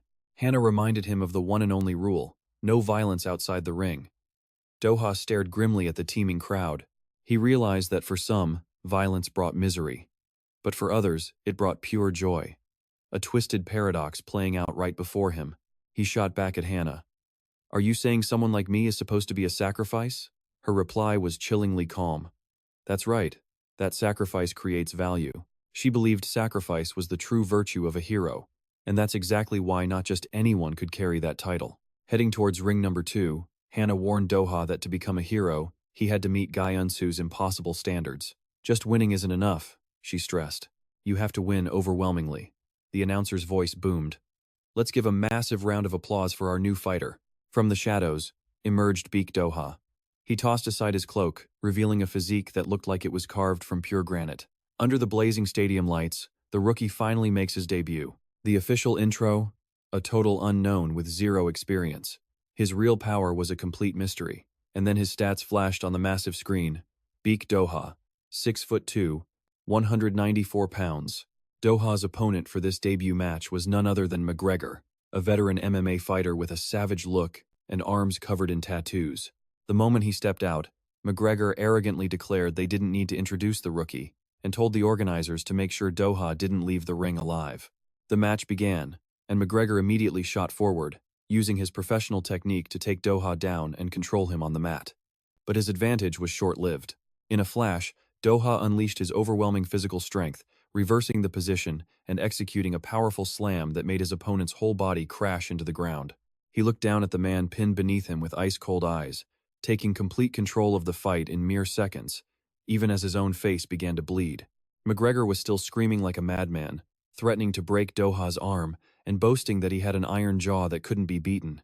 However, that confidence vanished in an instant, replaced by sheer terror as he realized he was being lifted effortlessly into the air. "How am I this high up?" McGregor gasped, just before Doha brought him crashing down with a thunderous blow that felt like it shook the very earth. The crowd in the stands absolutely exploded with excitement. Damn, this rookie can actually hit. The roar echoed across the entire arena. Now this is a real fight. Absolutely insane. Everyone was stunned, realizing McGregor had been completely taken out before he could even fight back. Witnessing Doha's incredible power, the audience could only gasp in awe. That's the Jamsil standard, right there. McGregor lay motionless, his face a total wreck. The referee's voice boomed across the stands. McGregor is down. The winner is Beak Doha. He stood tall before the giant statue of Friday. It was a symbol of the fanaticism and violence that ruled this place, a dark omen for the brutal trials still to come. Right after, a serial killer on death row named Perusi appeared, his face horribly mutated. His record, 15 fights, 13 wins, and 2 losses. He scanned the arena and sneered. The atmosphere in here is amazing, isn't it? I love this place, where I don't have to care what anyone else thinks. He shrieked manically. In here, I'm the main character. But before he could finish his sentence, Doha landed a lightning-fast punch that sent him flying into the rock wall behind him. Perusi let out a single weak groan before being knocked out cold, stunning the entire audience into dead silence. Doha calmly wiped a smear of dirt from his face, his cold eyes fixed on the organizers as he gave an order. All right, bring out the next one, like he was ordering his next course. He stood defiantly over the body of his fallen foe, ready to crush anyone standing between him and his family. The crowd erupted into a frenzy, roaring with pure exhilaration. Now this guy is the real deal. Doha's power had completely captivated the bloodthirsty spectators. Someone even screamed, "Incredible! From today on, I'm your biggest fan." Amid the cheers, a new opponent with bright blue hair charged forward, screaming wildly, "Crush the rookie! Crush the rookie!" He swung wildly, trying to attack, but Doha was already a step ahead. He got in close, all right, but he picked the wrong guy. Despite the enemy's sinister grin, Doha drove a thunderous knee straight into his stomach, causing the massive man to collapse on the spot. Doha's eyes flashed with a deadly red light as he uttered one cold word, "Next." The challengers came one after another, and they all met the same brutal end. Doha didn't stop. He continued to take down fighter after fighter, leaving behind a scene of bodies that could no longer resist. Standing tall in the arena, he repeated his powerful command, "Next." Even a giant wrestler was no match, and was left unconscious and flat on his back on the arena floor. Walking with his powerful body drenched in sweat and bloodlust, Doha thought to himself, "I'm coming for you soon, so please be safe, my sister, and the kids." The burning desire to find his family was turning him into an unstoppable monster. From a high balcony, Hannah and her assistant quietly observed the wild crowd below. The assistant was amazed. Even though it's his debut, he's already won 8 straight matches. Master Gi Unsu truly has an eye for talent, almost like scouting a pro gamer, but for a hardcore survival league. Hannah, however, looked completely unsatisfied, noticing that Gi Unsu hadn't even bothered to show up for the match. She knew exactly what that meant. Doha still hadn't met the cult leader's expectations. With a sharp glint in her eyes, Hannah made her decision. "It's time. Bring him to the stage. The opponent we prepared for Beak Doha." The loudspeakers roared to life, announcing today's main event as a small shadow emerged from behind a towering stone gate. The announcer's voice boomed with a challenge. "Can he stop the rookie monster's killing spree?" The crowd screamed, chanting the name of their beloved star, Jamsil's most promising fighter. "Huh?" Doha muttered, confused, as his opponent finally came into view. It was Sim Jun, a tiny kid with spiky hair and teary eyes, trembling in the middle of the arena. This insane twist made the entire stadium go silent for a solid 3 seconds. Doha was floored. "What the hell? You want me to fight this kid?" He stared down at the poor child who barely reached his chest, completely unable to believe the organizers' cruelty. But the crowd around them? They'd already lost their humanity. They cheered like madmen. "Crush him, you rookie monster." Bloodthirsty screams echoed through the stands. A man, his face twisted with excitement, yelled out, "Kill that little brat." Surrounded by these savage cries, Doha felt a cold-blooded aura wash over him. He realized he'd just stepped into a place of absolute insanity, a place where a child's life was nothing more than entertainment for these demons disguised as people. Doha looked at the crowd with pure disgust. He couldn't believe they were so depraved, demanding a kid's life just to satisfy their twisted urges. He wondered how they could cheer for something so fundamentally wrong. Did this child commit some terrible crime, or was he secretly a master fighter in disguise? While Doha was lost in thought, Sim Jun suddenly rushed forward, throwing a flurry of punches. and even though Doha towered over him at 6'2", compared to the boy's tiny 4'2" frame and 55-pound weight, Doha stood perfectly still, taking the hits, just to see what the kid could do. A chilling thought flashed through his mind as he looked into the eyes of the spectators. Don't tell me this is just for fun? He realized with a bitter taste that every single person screaming was human, but they had completely lost what it means to be one. This life-or-death battle was taking place under the watch of a giant statue of Friday worshipped like a supreme god in this ruined world. Heavy footsteps echoed, mixing with the bloodthirsty roars of thousands. Doha's voice was cold. Clench your teeth. Even though his heart was screaming, I'm sorry, I have no other choice. He unleashed a devastating finishing blow. Simjun was sent flying, crashing into the dusty floor. Seeing this, the crowd wasn't sad. They were furious. What? It's over already? You bastard! They screamed, trying to provoke Doha. Hit the kid harder, do it like last time. The arena's cruelty just kept escalating as they threatened him. If you stop the match, you're dead. Seeing that Simjun was completely exhausted, Doha turned to the referee. He's in no condition to fight. Bring out the next opponent. But the ref, with a sinister smile, immediately shut him down. The referee decides when the match stops. Please continue the fight. The rules here sounded more like a curse. Despite his injuries, Simjun staggered back to his feet, making a man in the stands cheer loudly. Oh, I knew I could count on you, son. Kids are better than adults. Doha stared, shocked, at the child struggling to stand, wondering why he was pushing himself this far. The terrible father's voice screamed again. Let's go, my boy. My son Simjun is the best. Just hold on for 5 more minutes and you'll get a can of Spam. A price so cheap it made the whole thing monstrous. Doha froze at the harsh reality. Just for a can of Spam? His own father is making him do this? Suddenly, a rough hand grabbed his shoulder, and an authoritative voice echoed from behind him. You know it too, don't you? My word is law. A painful memory flooded Doha's mind. As a child, he had learned a cruel truth from his own father. Standing before his small, trembling son, the bearded man growled, Mom, I told you not to contact her. What, are you trying to run away again? He shamelessly blamed the innocent child. This is all because you treat me so badly. It's okay. A good beating will knock some sense into you. A sharp, cracking slap echoed through the stormy night, drowning out the thunder outside. Inside the dark room, the child lay curled up on the floor. His father, meanwhile, was sound asleep after venting his rage, but his threats still echoed in the boy's ear like a curse. If you call her again, I'll kill you. Having a useless kid like you. Just you wait till I get home. Back then, for Doha, his father's word was absolute law, something he could never fight against. Back in the arena, the terrible father's cheers never stopped. Go on, my son. The man got closer, roughly grabbing Doha's face. He whispered like a demon. So hurry up and hit that kid hard. You have a goal to achieve, too. In his desperation, Doha saw a vision of his own family, their eyes glowing red. Junsik, Yongjae, and Seya all called out in unison. Don't you want to see us? We miss you. Please come back soon. Even his older sister choked out the words, I miss you so much, Doha. From high above, Hannah watched in silence. She knew that to become a hero, Doha had to meet Gesu's brutal standards. The hunter's heart pounded in his chest. Doha's eyes flashed with a deadly, crimson light. He'd completely lost control, drowned in violent instinct. His powerful hand grabbed Simjun's small, broken body and coldly dragged it through the rubble. The crowd in the stands erupted in a frenzy. Their roars shook the entire arena. That's it. Just like that. So damn cool. He really is a rookie monster. They chanted his name together. Doha! Doha! They were cheering for the brutal violence happening on the arena floor. From his high seat, Jesu let out a sinister smile, casually mocking the scene. A grown man hitting a child? Ha ha.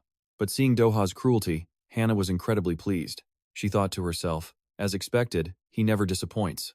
Down in the stands, faces twisted by bloodlust continued to scream. An old man cackled with satisfaction at the horrible sight. Amidst the wreckage, Doha told himself with iron will, I'm different from you. I'm different. I will protect my family. Doha's face was now terrifying, twisted into a horrifying smile, his red eyes burning with murderous intent. He screamed in his mind, I am not like you. Just then, a bell rang out. It is time for prayer. An authoritative voice echoed throughout the stadium. Pray to the divine Friday, the one who granted us this precious moment. The entire audience bowed as one, a sea of reverence before the giant screens showing Friday's image, chanting in unison, We love you, Lord Friday. Even Simjun, So broken he had no strength left, trembled and whispered unconsciously, "I love." "Thank you, Lord Friday." Doha stood silently on the arena floor, his breath ragged after the horrifying battle. The chant, "Thank you, Lord Friday," kept echoing, like a prayer from some fanatical cult. Night fell. A single light glowed in a high-rise building against the falling snow. Inside, the cold sound of a shower echoed. Doha stood under the spray, letting the water wash over his powerful but exhausted body. His gaze was distant, lost in memories of a small, peaceful home. That's where it all began, when they found that old instant camera. An instant camera? Doha asked, surprised, as his older sister held it excitedly, like she'd just discovered an ancient relic in an age with no antiques. She beamed, saying she found it in a drawer, then quickly called the kids over to take a family picture. The camera clicked, but the film that came out was completely white, leaving Doha confused. The kids crowded around to see. Yongdi was disappointed he couldn't see anything. His sister worried the camera was broken, but she was quick on her feet, telling the kids to look closer. Just a little shake, and the picture would appear. Junsik and Sia gasped with excitement, like they'd just seen a magic trick as the faces slowly came into focus on the film. "Doha, look at this," his sister called out. She laughed, teasing him about his funny expression in the photo. Doha walked over, looked at the vibrant picture glowing in the sun, and smiled. Hey, it actually came out great. It was their first family photo, proof of the happiest days they ever had. Back in the present, Doha stared silently at the old picture in the dark room. Here, memories were the only thing left to warm his heart. He sat with his head in his hands, completely alone, drowning in a desperate longing for his loved ones. Suddenly, Hannah walked in and handed him a can of beer. "Here, have one," she said, then added casually, "Don't tell me you don't drink. That'd be boring." Doha took the can from her hand and replied softly, "Thanks. I'll drink it." His eyes were still heavy, fixed on his one and only goal. He looked at her and asked directly, "Hannah, when can I become a hero?" Hannah took a sip of her beer, casually remarking that his fight today wasn't bad. In fact, it was damn good. She told Doha he just needed to keep showing them fights like today's, especially the one he just had against Jihoon. Hannah let out a small sigh, admitting she was glad Doha was keeping his cool.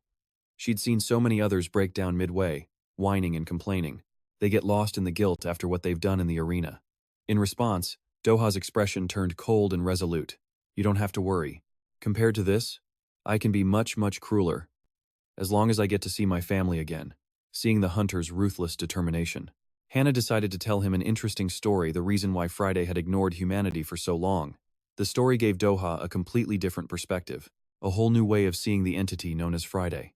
In his own world, Friday was like a soccer player wearing the number 7 jersey, the guy who always takes the free kick in the most critical moments. Friday unleashed a powerful shot, turning the ball into a stream of green energy.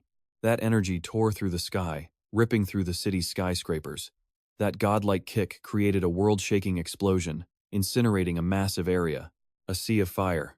Its terrifying destructive power swallowed the city in a single instant. And in the middle of that hellscape, Friday did a victory jump. He roared with excitement, the sound echoing for miles. The horrifying incident known as Friday was now on its 8th day. Amidst the burning rubble, the evil god just laid around. The truth was, Friday was feeling incredibly sulky, bored, tired of the same old, terrified reactions from humanity. He was less like a real chaotic force and more like a villain waiting for a new script. What he craved now was a new kind of stimulation. Meanwhile, protests against the World Alliance were spreading like wildfire everywhere. Public opinion was furious with their completely incompetent response. The World Alliance was helpless against Friday's destruction. Against a blood-red sunset, helicopters from every continent were swarming their temporary headquarters.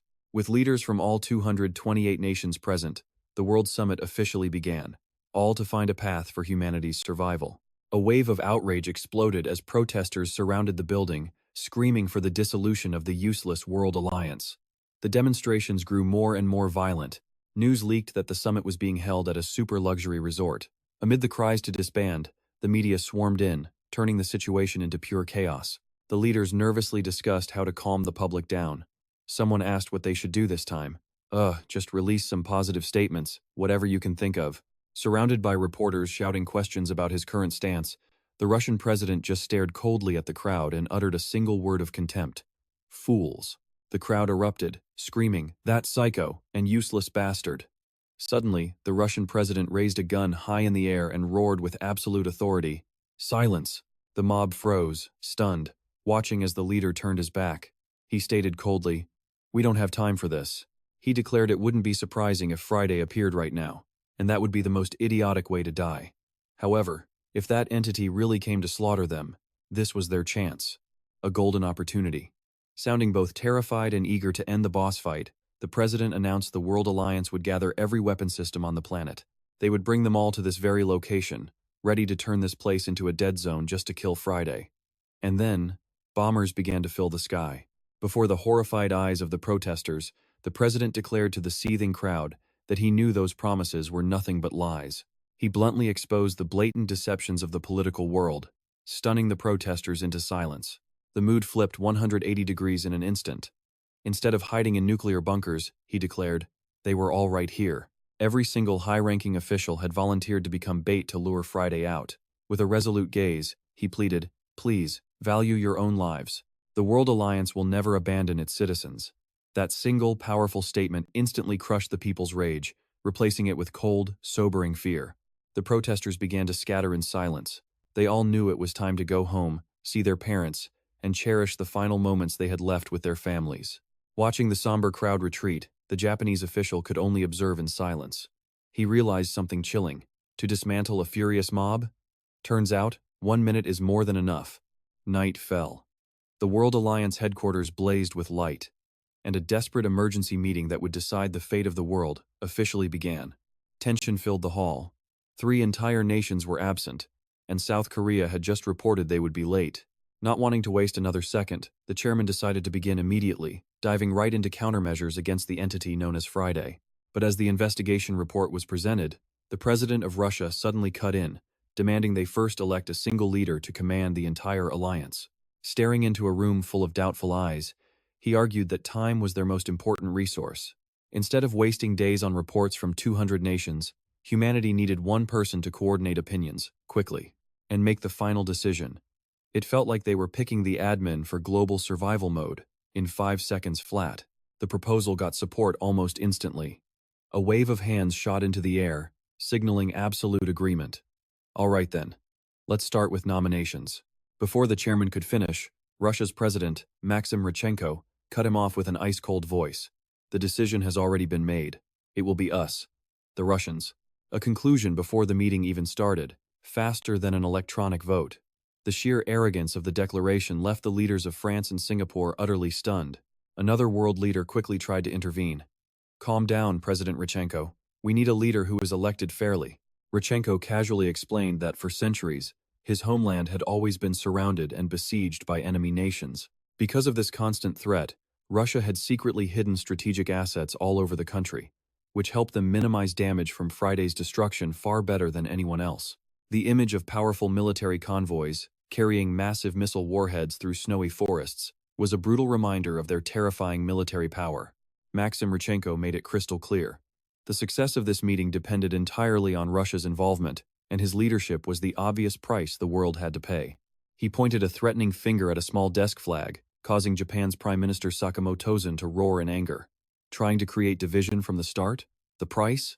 Rychenko didn't even flinch. He stared down his opponent and delivered a heavy warning.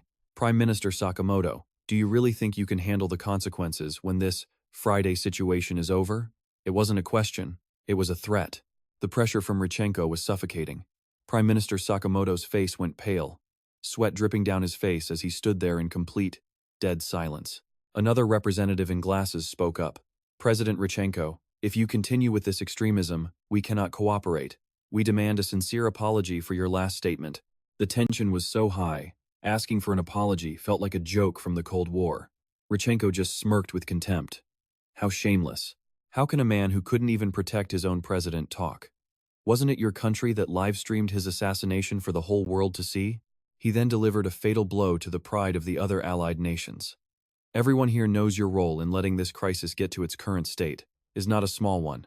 Am I wrong?" Rychenko's sharp words plunged the entire hall into a humiliating silence. The results of the vote quickly appeared on the main screen. Maxim Rychenko officially became the chairman of the World Alliance with an overwhelming 205 votes in his favor. Standing before the alliance's symbol, Maxim Rychenko declared, "You will not regret this choice," a line that could be a promise or a warning, depending on how you heard it. As the first chairman, he started by revealing some shocking intel. Before this meeting, our motherland conducted an experiment. While the leaders were still confused about the purpose of this experiment, Rychenko opened a direct line to his military. A voice came over the comms. "Mr. President, this is the commander of the 3rd Artillery Corps." Continuing with his ambitious plan, Rychenko immediately responded to the line. "Right on time. Are the preparations for the experiment complete?" Responding to the new chairman, the commander of the 3rd Artillery Corps confirmed that all preparations were complete and they had gathered the subjects as ordered. Far below, in a dark valley, hundreds of innocent civilians huddled together, completely unaware that death itself was right around the corner. With a cold, merciless look in his eyes, the commander gave the order. "Begin." Immediately, his finger slammed down on the activation button. 2 massive, flaming missiles screamed into the night sky. A child pointed up, full of excitement. "Mommy, look!" He was pointing at the streak of deadly metal, hurtling down from the heavens. A flock of black crows scattered in a panic, feeling the immense wave of heat that was about to hit. It was a beautiful sight, in the most horrifying way possible.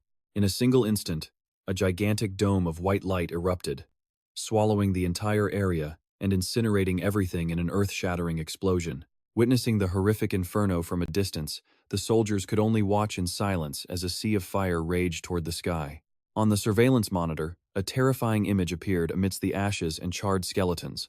Friday. He had appeared. He stood tall in the ruins, raised a fist, and let out a huge, excited laugh. "The World Alliance is the best." After getting the report that Friday had revealed himself, Rychenko smiled with satisfaction and declared it good news. His assistant, completely stunned, asked him the true purpose of this brutal experiment. Rychenko's reply was cold and logical. When the leader disappears, the whole group collapses. He argued that simple survival was the top priority for planning their counter-strategy, and that everyone in this room now carried an incredibly heavy responsibility. After dozens of brutal experiments, Rychenko announced that he had finally found a way to lure Friday out. The cost? The sacrifice of 1 million human lives. The entire hall was in shock. Leaders from the US to Italy were left speechless by this monstrous level of cruelty. But Rychenko calmly called this not only Russia's achievement, but the very first achievement of the World Alliance. And not a single person could argue with him. In fact, they even felt a strange sense of relief. The crushing responsibility, the fear of being killed by Friday. Now there was one man standing up to bear it all. It felt like escaping one impossible deadline, only to walk straight into an even bigger one. The dead of night. A lone helicopter cuts across the calm sea, lit only by a full moon. The pilot nervously asks his commander about a terrifying rumor. "Did the Russian president really sacrifice 1 million citizens as bait?" he asks, voice trembling. "If it's true, and if Friday has finally appeared," the reply is ice cold. "He's here." The man in the back just smirks, thinking to himself that the so-called demon god actually has some skills. He tells his subordinate not to overthink it, revealing a face covered in scars and dangerously sharp eyes. This is Choi Bi-hung, the representative of South Korea. He advises the pilot to keep things simple, but ironically, Choi Bi-hung himself is currently facing a very complicated situation. Suddenly, his face contorts, sweat pouring down. This isn't fear of the enemy. Nope. It's because he has to use the bathroom so badly he can't take it anymore. He just casually suggests he relieve himself right here, over the ocean, telling everyone to just look away for a second. The pilot is horrified and tries to stop him, thinking how this battle-hardened national hero is actually an unbelievably simple, almost childishly naive guy. The stomach pain gets so bad, Bi-hung wishes the world would just end already so he wouldn't have to suffer, forcing the pilot to beg him to stay conscious. Meanwhile, in Seoul, a blood-red sunset paints the sky, a terrible omen.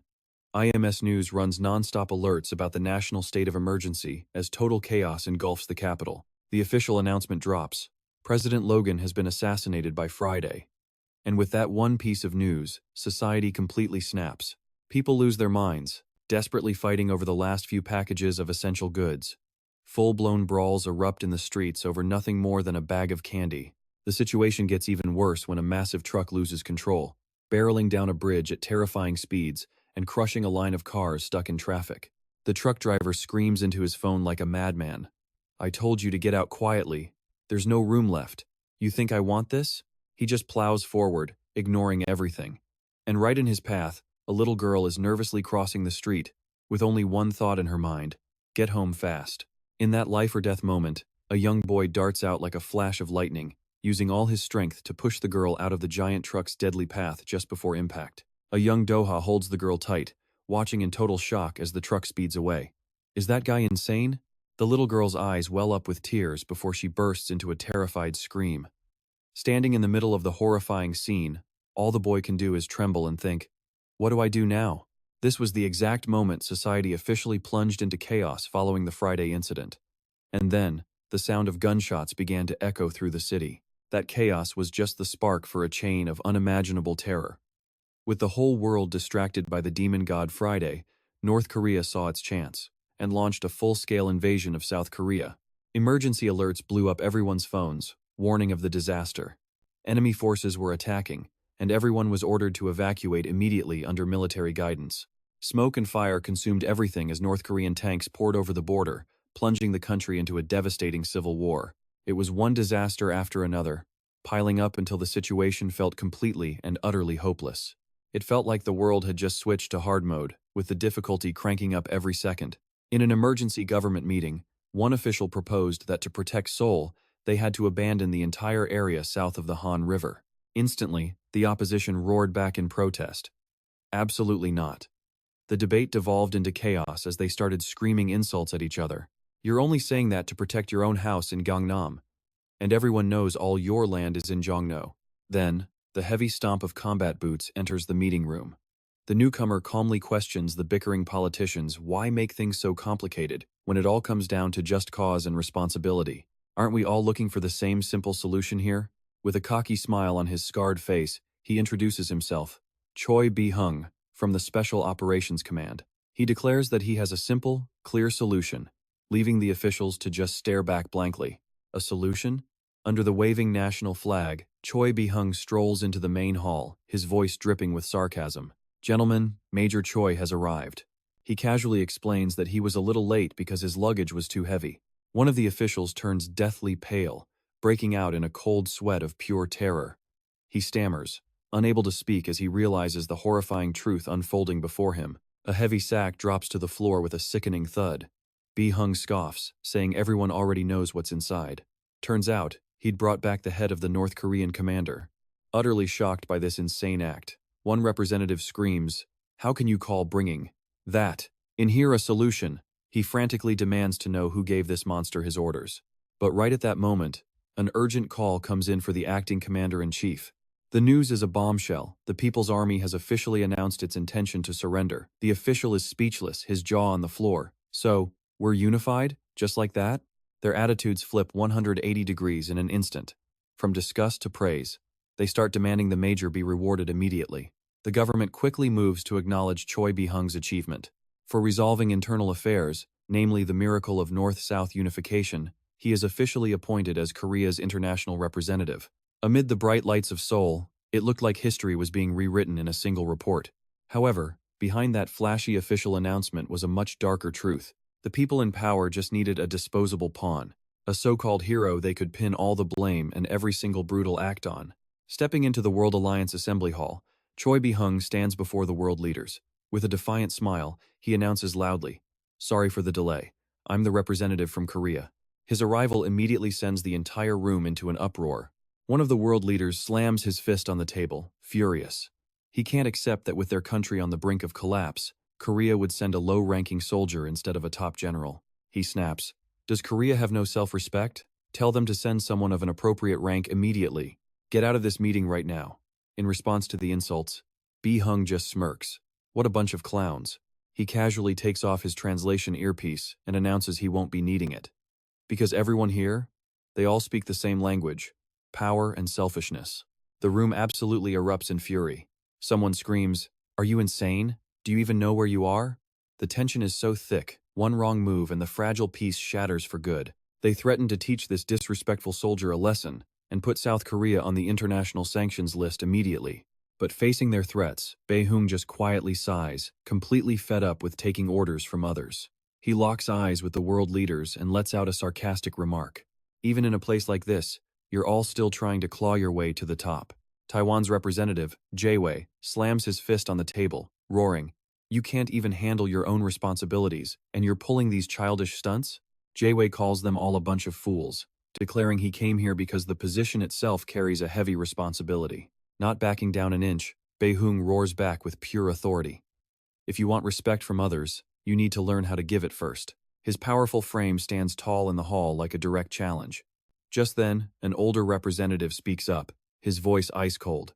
"Listen up, soldier boy. Being uneducated is one thing, but you should at least know your place. You think every representative here is on the same level?" He points out that every single nation with nuclear weapons has gathered in this very room. This representative threatens that wiping South Korea off the map would be as easy as snapping his fingers. Then, he drops a cruel piece of intel he just heard. Just sacrifice 1 million people, and Friday will appear. With a sinister smile, he suggests, "So, how about we test that new weapon of ours, shall we?" The moment the words leave his lips, the entire room falls dead silent, but instead of fear, a crazed grin spreads across Beihung's face, sending a chill down everyone's spine. All these world leaders, gathered here under an excuse that was as clear as day. The atmosphere hits a breaking point as the leaders roar in unison, demanding South Korea be kicked out of the conference. Amidst the sharp criticism, Choi Beihung remains completely unfazed, asking back, "What? Am I a criminal or something?" Just then, Maxim Rychenko's voice cuts through the chaos with a single, powerful command. That's enough. He coldly declares the meeting over for the day, giving everyone time to rest, and sets the next one for 8 a.m. tomorrow. Prime Minister Sakamoto tries to object, arguing for the alliance's discipline, but Rychenko turns to him with threatening, glowing red eyes. The insane pressure from the chairman shuts Sakamoto right up, fear making him break out in a cold sweat. Rychenko then confirms Beihung will still attend tomorrow as Korea's representative, earning a confident smile and a simple reply. "I'll be there." Night falls. Baek Doha lies awake in his dark room, thinking about the chaos of this so-called world alliance and the danger of that man, Choi Beihung. But then he realizes a much more awkward situation is happening right in his own room. "But why are you lying next to me?" The question was dead serious. But the situation? Absolutely anything but. In response to Baek Doha's shock, Hannah calmly explains that there's only one bed in the entire room. Not wanting any trouble, Doha tries to sleep on the floor but is immediately grabbed by Hannah. She pulls him back so firmly that his plan for a peaceful night on the ground is instantly cancelled. She looks at him with sad but serious eyes, pleading, "Please, just hear me out." Meanwhile, in a majestic skyscraper, Chairman Maxim Rychenko stands by the window, silently gazing down at the glittering city lights. A small smirk plays on his lips as he mutters a mysterious line, as if he'd planned everything from the start. "I've been waiting for you." The being looks at the chairman with amusement and scoffs. "You were waiting for me? As if you knew I'd show up. How interesting." Unfazed by the presence of this dark god, Rychenko coolly confirms it was all part of his plan. He then reveals a shocking number. There are still 2.5 billion survivors left in the world. Rychenko confidently states he's figured out what Friday truly enjoys, and claims the alliance has countless ways to keep him entertained. With a sharp glint in his eyes, he extends a hand in invitation. "We could be excellent partners." It sounded like a business deal, but the terms were anything but normal. Meanwhile, in the conference hall's restroom, Japanese Prime Minister Sakamoto Jun is furiously washing his hands, muttering about that Korean soldier, Choi Beihung. He believes the man completely ruined the dignified atmosphere of the meeting. Straightening his suit, Sakamoto vows that after this whole Friday mess is over, he's going to teach that soldier a lesson he'll never forget. Just then, Choi Beihung walks out of a stall, letting out a sigh of relief. "Phew, that was close. My stomach always gets twisted when I'm tense." A completely normal complaint in a situation that was anything but. Noticing Prime Minister Sakamoto's furious expression, the Korean soldier asks coldly, "Let me ask you something. What's your plan for taking down Friday?" Seeing the other man stay silent, Beihung continues to mock him, adding that without a translator, Sakamoto probably can't even speak English.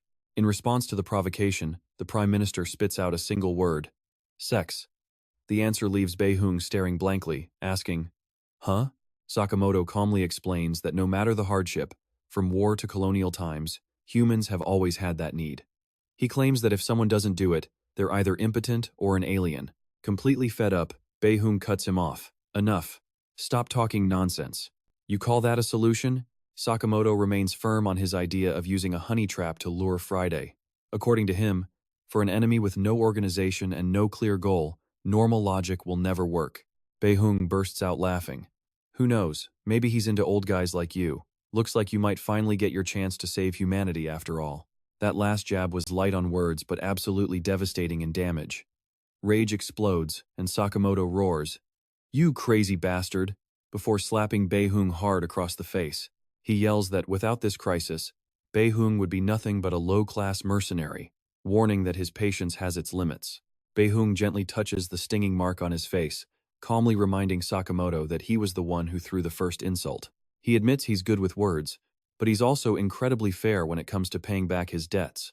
He declares, "What's received must be returned. That's my principle." Then, with his massive hands, he grips the Prime Minister's face. The sharp sound of slaps echoes repeatedly in the restroom, pushing the tension to its absolute peak. With red welts marking his face, Sakamoto screamed in pure humiliation. "What the hell is going on? Security! Where is the security?" He frantically pointed at Choi Beihung, roaring at the guards who had just stormed in. "That soldier just assaulted me. He attacked me, a world leader." But in front of everyone, Beihung just smirked, a look of pure defiance, and shot back a simple question. "Huh?" Instantly, another official rushed forward to act as a witness, his face dead serious. "I saw it with my own eyes. That soldier hit him for no reason at all." From the crowd, a mysterious man in a black suit with glowing red eyes stepped forward, coldly ordering Beihung, "You're coming with us." Without even flinching, the Korean soldier just casually shot back. "And what if I refuse?" The other man didn't hesitate with the threat. "You might get hurt," he said, clenching his tattooed, deadly-looking hands. Beihung just scoffed. He could tell things were getting a little crazy.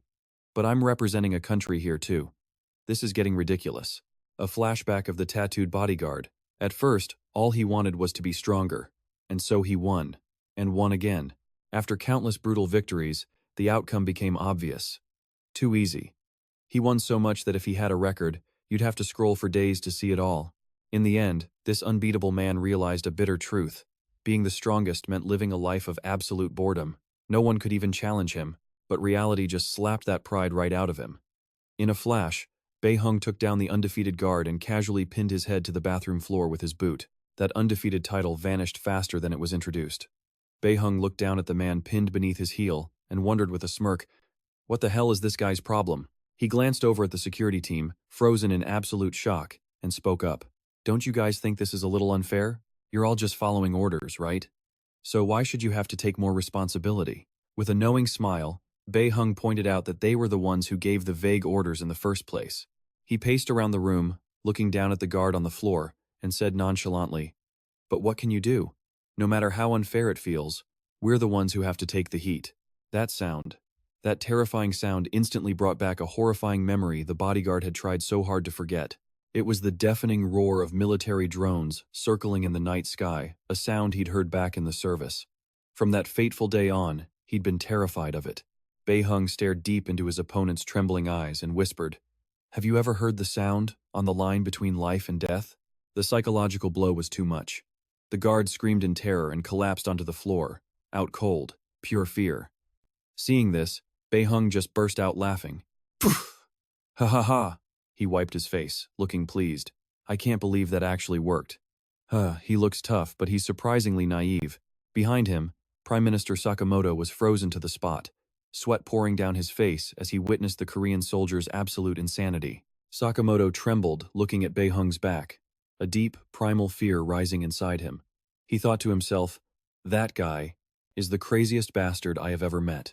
Stepping into the elevator with the pale-faced Prime Minister, Beihung suddenly switched his attitude completely, smiling brightly as if nothing had ever happened. He cheerfully told Sakamoto, "It's great that you apologized. I'm a simple guy, really. I accept apologies easily." His expression changed so fast, you didn't know whether to be scared or relieved. In the elevator, Choi Beihung casually put his arm around Prime Minister Sakamoto's shoulder and laughed. "Let's do a better job tomorrow, okay?" All Sakamoto could do was tremble and force a reply. "Yes. Ha." But then Beihung's smile vanished. He sensed something was wrong. The moment the doors opened, a horrific scene lay before them. A body, slumped on the floor. Sakamoto screamed in horror, "The president!" He was in shock, unable to believe his eyes. What in the world is going on? Beihung's eyes turned sharp as steel as he stared down the dark hallway, toward a menacing green light at the very end. The silhouette of Friday slowly walked forward. A chilling, murderous aura filled the air, followed by a powerful, threatening voice. "I'm starting to get annoyed." The demon's face appeared, twisted in madness, his eyes glowing a demonic red. Sakamoto trembled as he uttered that fateful name. Friday.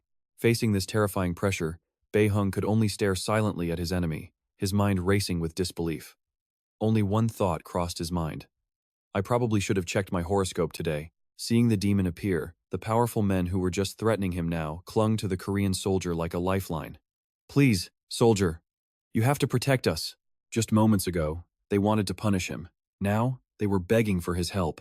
Beihung just stared into the distance, quietly thinking over their desperate plea. How am I supposed to win against that? And just like that, he pulled out a hand grenade, shocking everyone around him. Sakamoto's eyes went wide with terror, seeing the deadly weapon right in front of him. But Beihung just offered a cryptic, reassuring smile. "No, I didn't say we'd all die together." He pulled the pin without a second thought and declared, "Let's hope this choice is for all of us." The pin clattered to the floor. A massive explosion erupted, a furious inferno swallowing everything in its path. The shockwave tore through the building, floor by floor, starting from the 19th, 18, all the way down to the 14th floor in a wave of brutal destruction. Talk about a fast way to get downstairs. Meanwhile, on a windy rooftop overlooking the glittering city, Chairman Maxim Rychenko was face to face with Friday. He held out a hand, making an offer. "We could be excellent partners." Friday just watched in silence, that familiar, sinister smile playing on his lips. Seeing his silence, Rychenko pressed on. "You seem confused." "Let me explain." The two powerful figures stood against the night sky, beginning a dark negotiation that could completely change the fate of humanity. Maxim Rychenko stated with absolute certainty that everything from the global conference to the devastating missile test was all just a stage set up specifically for Friday. He knew exactly what this monster craved more than anything else: the death of humanity. With a smug grin, Rychenko promised to let Friday witness every single death he could ever dream of. Why? Because he was the chairman of the World Alliance. But Rychenko's smile died on his face when Friday suddenly made his move. He brutally and coldly wrapped his hand around the chairman's throat, squeezing until blood trickled from his mouth, a look of pure madness on his face. Friday just laughed. "Oh, so this whole thing wasn't human nature after all? Just a little play put on for me?" He stared at the corpse in his hand with pure disgust, wondering why an ant would even bother pretending to be human. The story then flashes back to Earth, a world teeming with life. Among all the creatures, ants were seen as one of the most successful. But for these tiny insects, there was always one massive, overwhelming threat: humans. A young boy with a curious gaze watched over an ant colony. Without a second thought, he picked up a huge rock and slammed it right over the entrance to their nest. With their home blocked, the ants panicked. Some scattered in chaos, others tried desperately to move the stone, and a few even dared to attack the human. To the boy with that twisted smile, it might have been a harmless game. But to the ants, this was life or death. The chaos drove the ants to start slaughtering each other, and in the middle of it all, one special ant appeared, standing tall against the giant shadow of the human. Friday continued his story, talking about the reckless ant that dared to place the body of its comrade before the human. To a being on his level, the act was interesting, but also pathetic. When the tiny ant landed on his finger and actually proposed they work together, the child couldn't hide his rage. It's like saying sorry, but with way too much confidence. A worthless creature, daring to stand on equal ground with a human? In an instant, he coldly crushed the pathetic ant. And just like that, the fantasy was over. He made it clear to the lowly insects that the only one with the right to cause all this chaos was him. Meanwhile, inside a shaking skyscraper, Choi Bae-hyung and the Prime Minister were running for their lives. Bae-hyung let out a wild laugh at his own luck, even though he knew they were basically dead men walking. The Prime Minister urged him on, saying that if they could just get the bag, a superweapon would save them all. He insisted the Chief of Staff definitely had this crucial item. The two of them bolted towards the CMOS hall, where the Chief of Staff was waiting. The second he saw his subordinate, the Prime Minister roared for the bag. The black briefcase was held high amidst the chaos, followed by a booming shout for everyone to gather around. Choi Bae-hyung boldly declared that he was the new chairman, but the head he was holding made his assistant gasp in horror. "What? What is that head? Don't tell me that's the chairman." Bae-hyung tried to play it off, saying it was just proof of how close he and Rychenko were. But immediately, A guard officer drew his gun, screaming in fury. "How dare you harm our president? Execute him on the spot." The order to kill rang out over the cries for everyone to calm down. The room instantly turned into a war zone, as security forces and officials started firing wildly at each other. Screams of "you scum!" mixed with the deafening roar of gunfire. They were all butchering each other without even knowing why. When put into a mob, human emotions become simple and extreme. The moment they lose control, they go down a path of no return, completely forgetting what started the whole mess. It was like a domino effect, turning powerful people into bloodthirsty, mindless animals. Through the stray bullets, Choi Bae-hyung quickly pulled his assistant to safety. The terrified woman begged for help through her tears, but he just motioned for her to be quiet. "Shh, they're in a frenzy. They'll shoot at anything that makes a sound," Bae-hyung whispered, a mysterious smirk on his face. Amidst the horrific scene of bodies everywhere, a single ant crawled silently across the lifeless face of an official. Bae-hyung coldly remarked that in the end, people only care about results. He reassured the dying man. "See? I told you so. But don't worry, I got the bag." The official used his last ounce of strength to praise him. "You did well." "No. You did great." Bae-hyung opened the black case, revealing a device inside, and asked suspiciously, "This is the superweapon that's supposed to save humanity? That red button looks like it might save us a little too hard." He got his confirmation. "Yes, that's it." He stared at the glowing red button, which had a nuclear warning written right on it. The official urged him on. "The target is already locked in. You just need to press the button to fire." But Bae-hyung looked incredibly disappointed. "A nuke won't do a thing to him. I was hoping for some kind of new weapon." The man argued that sacrificing 1,000,000 people right now was necessary to get Friday's attention. With a twisted smile, he declared, "We have to survive so the people still have hope, right?" Seeing Bae-hyung hesitate, he pressed on. "What are you waiting for? Don't look at the number, look at the percentage." He continued spitting out cold numbers to justify the crime. 1,000,000 people is only 0.004% of the world's current population. When Bae-hyung questioned if deciding the fate of 1,000,000 lives was wrong, the official's face hardened. He claimed that since they were his people, he had the right to choose the most optimal location for the strike. With his eyes wide with manic excitement, he screamed, "Push it!" The bastard's cold logic was enough to make a spreadsheet cry. Realizing he had no other choice, Bae-hyung's finger slammed down on the red button, but instead of a nuclear blast, there was only the dry click of metal. He was stunned, his face twisting in disbelief. "I'm sure I pushed it. Why isn't it working? Don't tell me it's broken. Why won't it activate?" His eyes bulged, unable to believe their final weapon had become useless junk at the most critical moment. "You fool." A cold growl echoed from behind him. Friday's glowing red eyes bored into the mind of the man who dared to trick him. But even with death itself standing there, Bae-hyung just smirked, showing his true colors. "See? My specialty has always been pissing people off." Friday loomed behind him like a dark mountain, his presence so intense it warped the very air. He coldly realized this was all just a show for his own amusement and roared, "I will not be deceived by an ant." A blinding light from the heavens began to rain down, incinerating everything it touched. A terrifying beam of destructive energy shot down from orbit, piercing the city's iconic tower and creating an earth-shattering explosion. From outer space, a brilliant streak of light carved its way across the planet's surface, marking the absolute and final end of all humanity. The strike's devastation was so immense, the beam of light could be seen clearly from over 4,000 kilometers away. Across the world, people could only stare upwards. The sky was burning. They couldn't believe the sheer scale of the disaster unfolding before their eyes. Even from this far out, the view was crystal clear. Full HD, no Wi-Fi required. And at ground zero, amidst the utter devastation, lay Choi Bae-hyung. His body was a wreck, impaled by rebar and concrete, completely broken. Agony. Pure agony. But as the being known as Friday casually strolled closer, Bae-hyung summoned one last bit of strength. He tossed a small object towards him, croaking, "Hey, hero, here's a little gift." Even at death's door, he had to give a parting present. Friday glanced at the object flying towards him, completely unfazed, thinking to himself, "It's just a small can." But the moment it smacked him in the face, the godlike being's expression shifted. He started to feel weird. He managed an before letting out a massive sneeze. Seeing this all-powerful entity brought to his knees by a tiny little trick, a defiant laugh echoed from the ruins. It was Bae-hyung. "Ha ha ha ha." Bae-hyung clutched his sides, laughing his guts out. "Oh man, I can't breathe." Friday stared down coldly at the dying man. And what, exactly, is so funny? With a sharp glint in his eye, Beihung declared calmly, I just realized, you're not so invincible after all. Those words? They struck a nerve. Friday got right in his face, a chilling aura pouring off him. You humans, and your damned arrogance, you truly are a disappointment. On the brink of death, Beihung made an odd request. Can I make one phone call? Friday just smirked with pure contempt. He figured it was some cheesy, predictable move, a last call to family.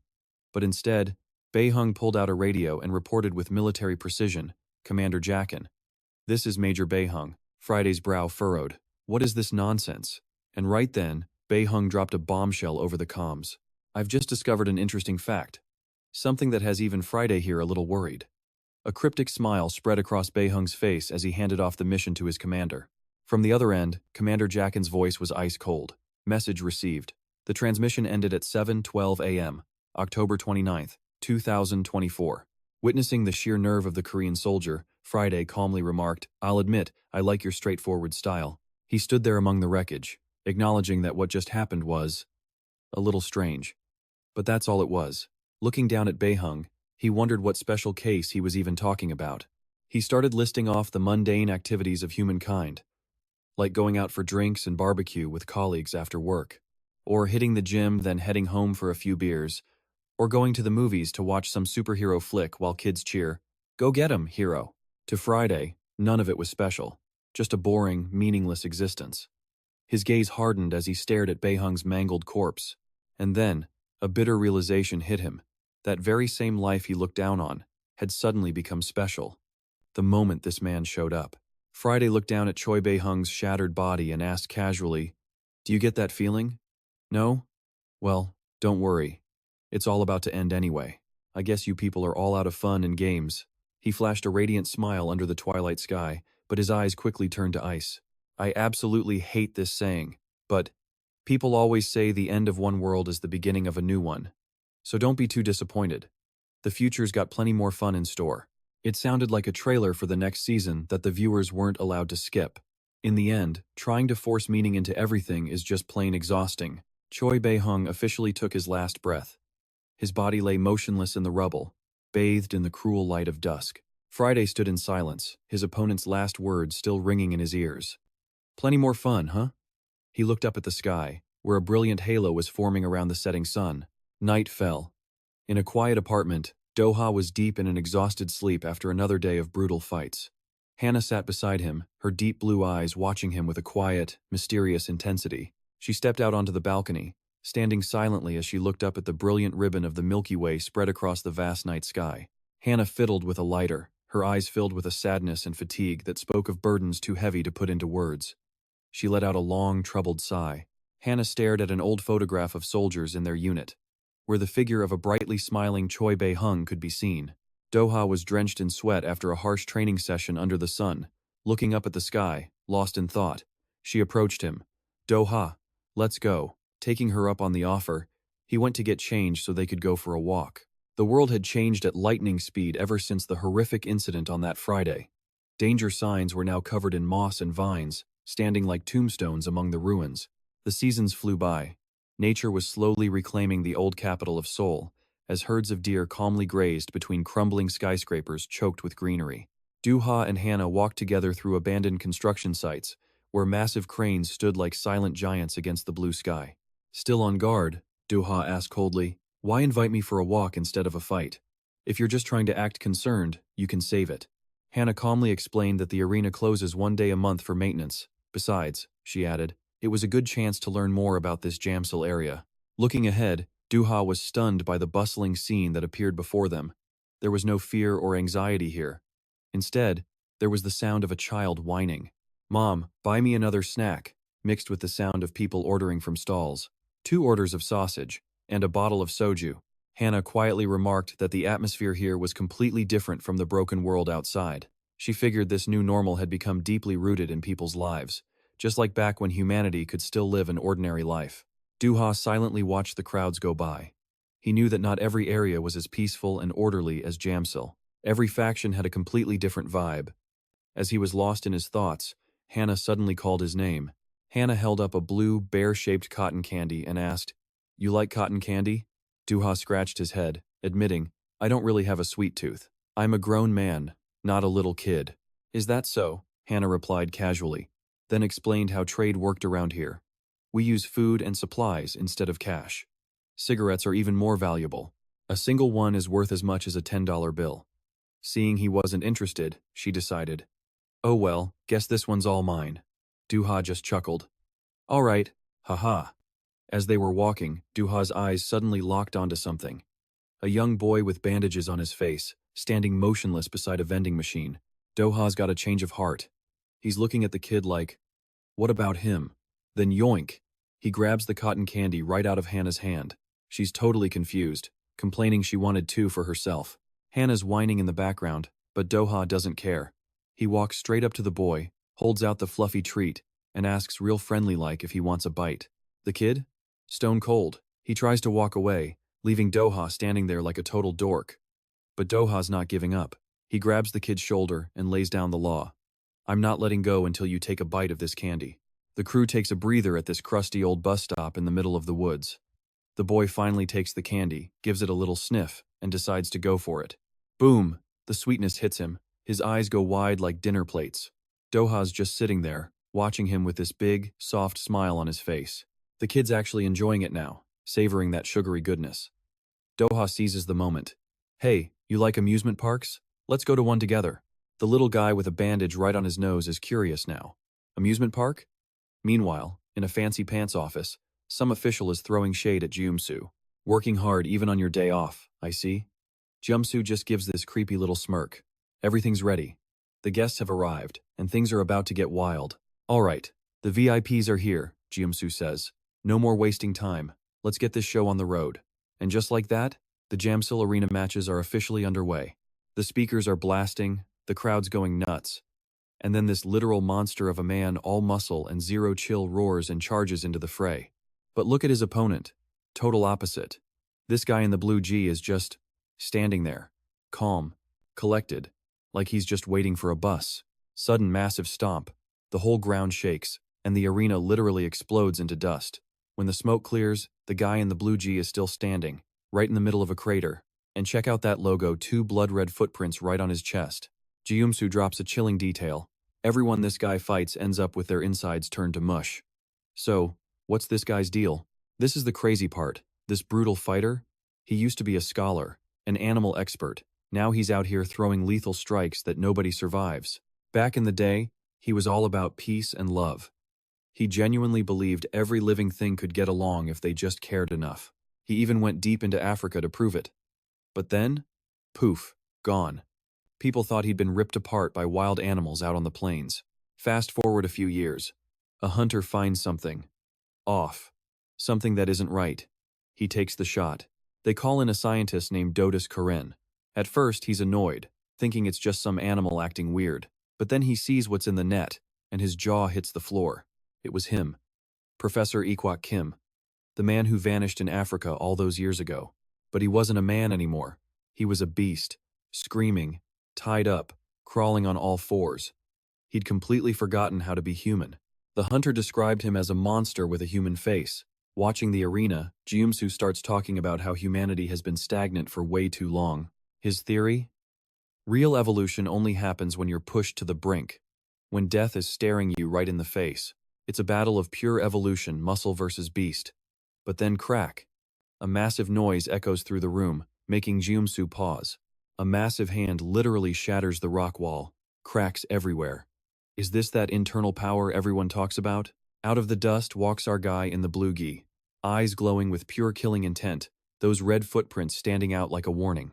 This shadow, this weird monster entity appears behind him, roaring the name Shin. Before the big guy can even blink, Blue Gi pulls off a massive shoulder throw. Wham! The giant gets slammed into the floor with so much force it feels like an earthquake. Dust everywhere. Another one bites the dust. Seeing this insane power, Jeumsu just smirks. He's loving every second of this. He wonders, after all these disasters, is humanity finally stepping up to a whole new level of power? There he stands, right in the middle of the crater he made. The perfect picture of raw, primal instinct. Switch gears. We're at a ruined theme park. Doha's all hyped up, dragging Daihun onto this giant slide. Hold on tight, kid, here we go. Doha's having the time of his life, laughing like a maniac despite the world literally being in ruins around them. He's acting just like a kid, reliving his childhood. But Daihun? He's totally over it. Blank stare, zero emotions, just bored. Doha's not done. Next stop? The pirate ship, which is really just a crusty old swing set. He starts pushing Duhun like a madman, yelling about giant waves. And then oops, he pushes way too hard. Duhun goes flying through the air and faceplants right into the grass. Doha tries everything: bumper cars, the haunted house, you name it. But Duhun? He's just standing there with leaves in his hair, looking extremely annoyed. Hannah's watching this disaster and asks, "Are you a devil or something?" Seriously, the kid's not having fun at all. Doha's desperate now. He has no idea how to make this kid crack a smile. Hannah just sighs and tells him to give it up and take the kid home. But wait, Daihun spots something. A Break One battle robot model. Finally, some interest. Doha sees it and immediately turns to Hannah. "Hannah, give me a cigarette." She looks at him like he's grown a second head. "Yep, you've finally lost your mind." At a nearby booth, this shady old guy is pitching a simple game: knock down the wooden blocks with a tennis ball. Easy, right? He's promising any prize they want. Heck, he'll even give a free turn if they clear it. The cost? Just one cigarette. Doha borrows the smoke and steps up. But get this, the old man is a total scammer. He's got super strong magnets hidden in those blocks. Talk about a backfire. Doha hurls that ball with so much force it blasts the blocks, magnets and all into another dimension. The old man's jaw? Floor. Doha just looks at him. Stone cold. Rules are rules. I want my extra turn. The old man starts crying, begging for mercy. Payback's a bit isn't it? As the group left with their winnings, the old man collapsed, sobbing. A classic lesson in what happens when you cheat. Now that karma had come to collect, all he could do was cry. Doha gently asked Dylan what the most important thing at the park was, then handed the boy a robot Break One as a souvenir to remember the day. Staring at the gift, Dylan's eyes went wide, stunned by the genuine kindness from this powerful man. Night fell. In the quiet of the desolate park, Doha and Dylan sat high above, watching the stars. The boy quietly clutched his new toy, seeming to find a small piece of peace after all the chaos. Looking at Dylan, Doha's mind suddenly flashed to images of Junik, Yongjae, and Seah, the kids he cared for so deeply. He gently nudged him. "It's getting late. Time to go home, Dylan. I'll take you. Where do you live?" But the only response was a dark, heavy silence on the boy's small face. Maybe home was a heavy word for this kid. Without answering, Dylan suddenly jumped down and vanished into the shadows, leaving Doha standing alone in the night. Watching the small figure disappear, Doha thought to himself, he's still just a child. Even after a beating that brutal, a single toy was enough to make him happy again. This day, it would definitely stick with the kid for a long time. Doha looked down at Hannah and admitted, "I only did that to make myself feel better." Selfish, right?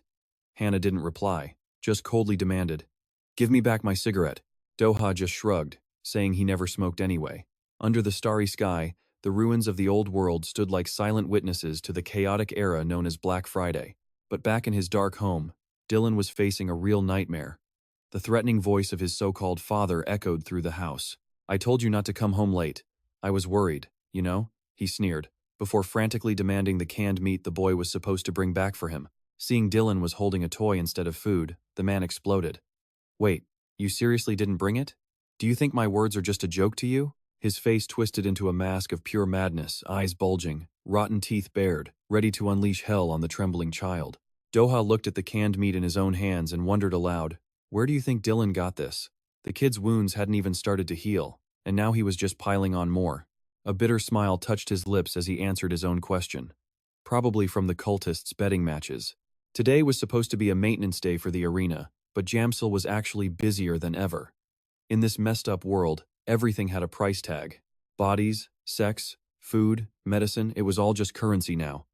And Doha was hit with a harsh reality. The arena might be the most violent place, but the off-season days like today, debt collection days, were when the most blood was spilled. The irony was sickening. And it was through these dark, brutal methods that the Jamsil system ran so smoothly.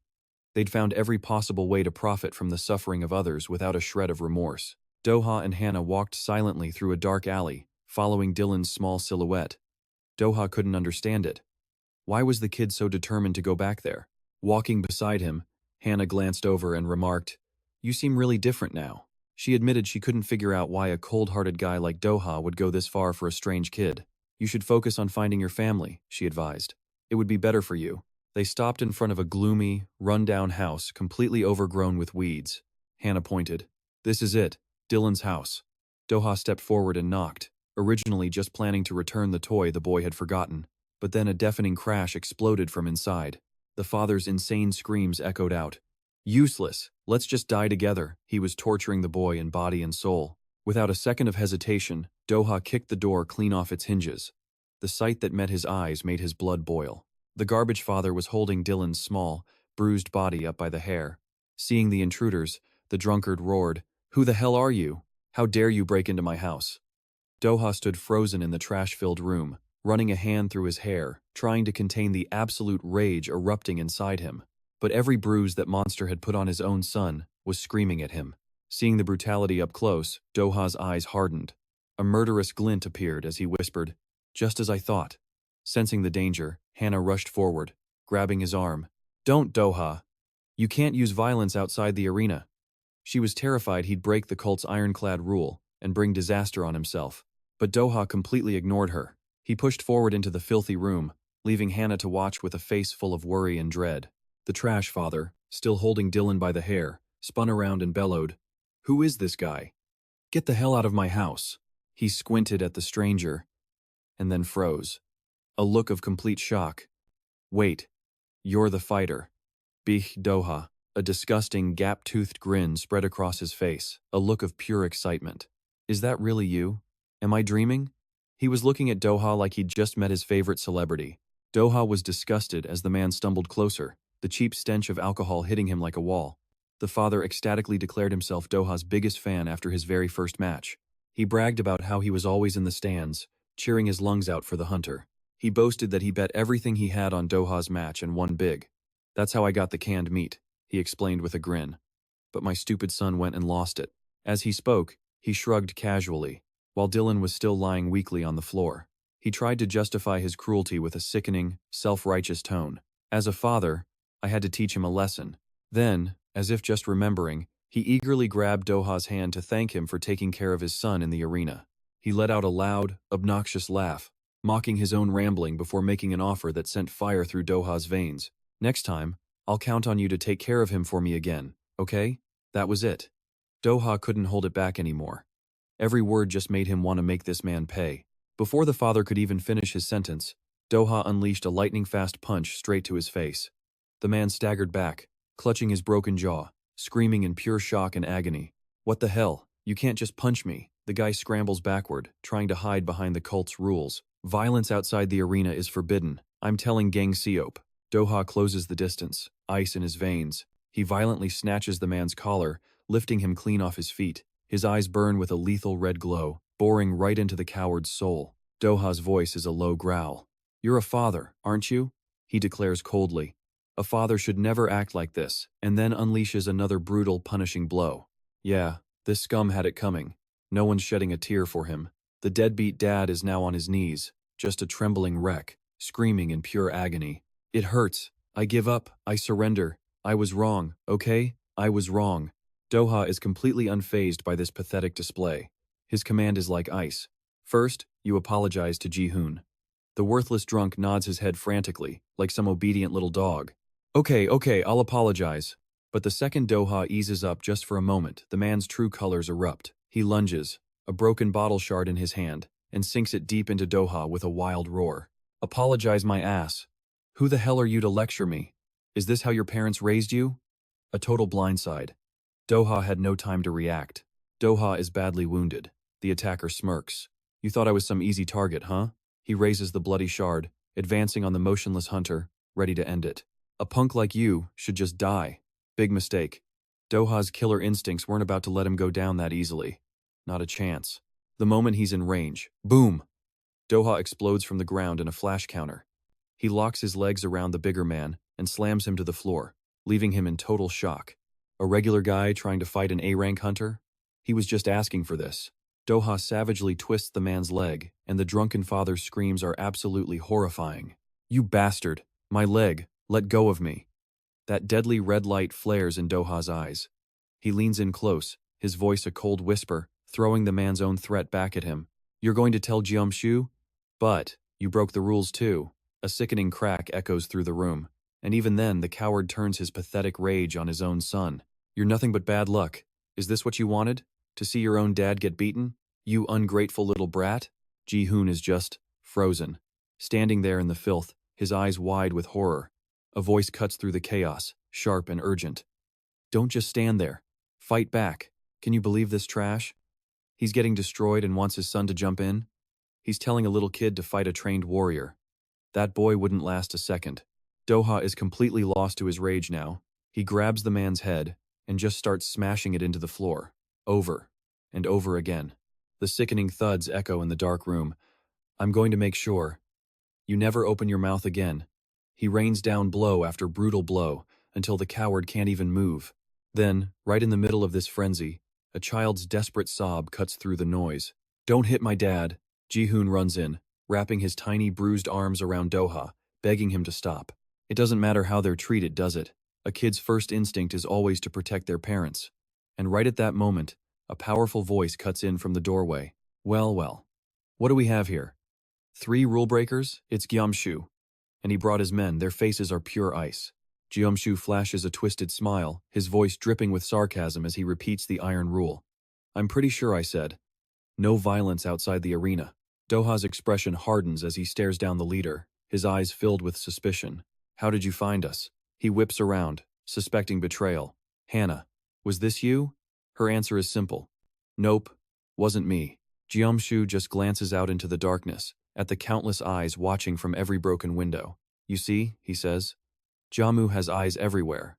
And you, Doha, broke the law. So, I guess you're not interested in seeing your family again, are you? Gyamshu's threat is delivered with chilling precision, a direct hit on the hunter's only reason to live. The pressure is suffocating. Doha can only lower his head, blood still on his face as he resigns himself to his fate. It was my fault. I'm sorry. His family. That's his one weakness. A small, satisfied smile creeps across Gyamshu's face. Good. Wrongdoing requires punishment. Isn't that right? He glances at the worn photograph of his family, a brutal reminder of what's at stake, and the rules he can't afford to break here. The punishment was swift. They threw Doha into a cold, dark cell. The only light? A single, haunting red bulb flickering from above. And behind the iron door, Gyamshu's shadow lingered, watching. Doha huddles in a filthy corner of the cell. But in the pitch black, his eyes burn with that same crimson light, filled with a simmering, hateful rage. He's feeding a fire that can't be put out. Just then, Hannah appears outside his cell. She looks at him, her voice laced with pure disappointment. So, are you satisfied now? I told you to stay focused on the mission. She points out the cold, hard truth. Because he lost control, now he, that deadbeat dad, and even little Ji-hoon are all being punished. Hannah stares at the motionless figure on the cell floor, her words sharp and bitter. I thought you were logical. I thought you were different. But after that display, you're just like every other monster in this place. But really, if he'd just done nothing, how much longer would that kid have suffered? Maybe there was another way, a smarter path. But it was too late now. The punishment starts soon. As if on cue, a voice blares from speakers down the hall, summoning contestants to the underground arena. Faced with her judgment, Doha just offers a slight, defiant smirk. Sorry to disappoint you, he says quietly. But I don't regret it, not one bit. And with that, he silently walks off to meet his fate. Meanwhile, Hannah reveals a chilling truth. The priests who run this place, they don't care about the fights. The one who started this whole catastrophe was Friday. On the day that Superman appeared in the sky, humanity, for a moment, actually united. They formed the World Allied Forces, ready to fight back as one. But it was useless. Their combined power meant nothing. And when faith collapsed, people just retreated into their own corners, clinging to their own absolute truths. Riots tore through the streets, day in and day out, fracturing society. It was like they completely forgot who the real enemy was, and started turning on each other instead. And then, the missiles launched. The world drowned in fire and blood, consumed by terrifying nuclear explosions. Humanity's greatest enemy wasn't just Friday anymore. It was themselves. They actually started hurting each other for sport, for entertainment. 3 months into the chaos, the Jamsil refugee camp rose from the ruins. In a world shattered by the Friday incident, the biggest problem was that humanity itself was starting to disappear. A guy in a suit pins an old man down, barking, "Hey old man, why'd you steal my cake? Give it back right now." The old man ignores the threats, shoveling the cake into his mouth like a starving animal. The man growls, "Don't tell me you actually ate it." The only response? A massive defiant burp. Furious, the guy screams, "You bastard," and starts raining down brutal, heartless blows on the elderly man. This immediately sparks a chain reaction of pure savagery. Bystanders just watch with total indifference, muttering, "Oh look, another fight, big deal. Who knows how many times this has happened? Just don't get involved." The man keeps cursing, "You're old anyway, why don't you just die already?" Right then, Jiumsu appears and stops him with a cold stare. "You can't do that here." He flashes a sinister grin. "Violence is precious, don't waste it." So he led them all into a new game, with new rules. His rules. In a refugee camp, surrounded by giant, silent cranes, he started building a new world order. The laws were brutally simple. All disputes would be settled with bare fists, and you fight until one person gives up. Gumsu stressed the most important rule of all. The final word. Fighting outside the arena is absolutely forbidden. He warned them with ice in his voice. Anyone who breaks the law will face a severe punishment. Immediately. But one aggressive thug wasn't having it, snarling, "You think we came here to play games?" An old man, just as defiant, shot back with contempt, asking what right Gumsu had to punish anyone. Faced with this resistance, Gumsu just watched them quietly. He knew people were always controlled by fear. He stood there, hands in his pockets, and just repeated his creed. Violence is too precious a thing to waste. Bare fists only. Fight until one quits. The message was delivered again, sharp as a blade. The law against fighting outside the arena was the only thing holding this fragile refugee camp together. And because of that simplicity, it worked like a charm on these lost, desperate people, giving them a structure they desperately needed. The philosophy of Gumsu's cult wasn't "don't fight." It was "if you fight, you do it in the arena." In a world of total chaos, it was the most realistic and peaceful declaration they had. But the man with the burning red eyes wasn't done yet. He stepped toward the old man, growling, "We still have a score to settle, don't we?" Seeing the first drops of blood, Gumsu just smiled. A calculated, cold smile. Because his plan was just getting started. From that day on, anytime a fight broke out over something stupid, like someone having an annoying face, Gumsu was always there to enforce the law. In a crowd that lived in constant terror, Gumsu's actions started to win them over. They began to see him as a god, a protector of the weak. And just like that, his words became an unwritten rule. The masses started flocking to Gumsu's arena. It didn't matter if it was pouring rain. This strange, ordered violence had a bizarre pull, drawing in everyone from his biggest supporters to his most bitter enemies. They were all sucked into its insane vortex. And so, a twisted kind of peace finally came to the Jiamseo territory. Gumsu was now the supreme leader. People from all over lined up, begging to join his domain. But in a place ruled by power, leadership is always decided by violence. A bald man appeared, his body a canvas of jagged tattoos. He started spitting insults at Gumsu. "No fights today? What an ugly face you have." He glared at the young leader and made his declaration, loud and proud. "Starting today, I'm the leader here, you bastard." He was here to take over Gumsu's territory, to steal the very title Gumsu had built with his own two hands. The crowd around them, they roared with excitement. Fight, fight, fight. Faced with the challenge, Gumsu's expression never changed. He simply ordered his men to bring the barriers and build an arena right then and there. Whispers erupted through the crowd. The challenger was apparently an ex-WFC fighter, kicked out for being too brutal, for crippling an opponent. Suddenly, the doubters found their voice, betting that Gumsu would be taken down in his very first title defense. A lot of them never liked him anyway. Gumsu just let out a sinister little smile and said, "Thanks to you, I can get this done a lot sooner." The battle ended in absolute shock for everyone watching. "Everyone," he called out. "Isn't violence a sacred thing? It always teaches us valuable lessons." He then declared that Friday was the true God who gave humanity these lessons. Gumsu was finally showing his absolute, unwavering faith. And just like that, he began to drill his twisted ideals into their heads. The GMCO branch of the Hero Church was officially founded, with a giant statue of God Friday looming over them all, a new symbol of faith. A few people chose to leave in protest, but Gumsu didn't even bother to stop them, because the number of new followers flocking to his side had skyrocketed 100 times over. And here, an even clearer and more ruthless system of laws was put into place. While some spectators felt the brutality had gone too far, The majority of the crowd was completely lost in a blood-drunk frenzy. They screamed insults at the loser. "Garbage like that kid deserves to die. Die, you ugly pig." The crowd roared, their hatred now aimed at the winner. "You ungrateful, worthless son. Oh, you'd even put your own father in the ring for your own sick kicks, wouldn't you?" Right after the victory, Gumsu personally came to congratulate him. "Congratulations, that was a great fight." He then offered a generous prize. "You're the winner, so I'll grant you one wish." The man in the glasses nervously made his request. Would a beautiful girl be okay?" Gumsu's sinister smile returned. "I see. Lavish rewards are always ready to stimulate our fighters' instincts."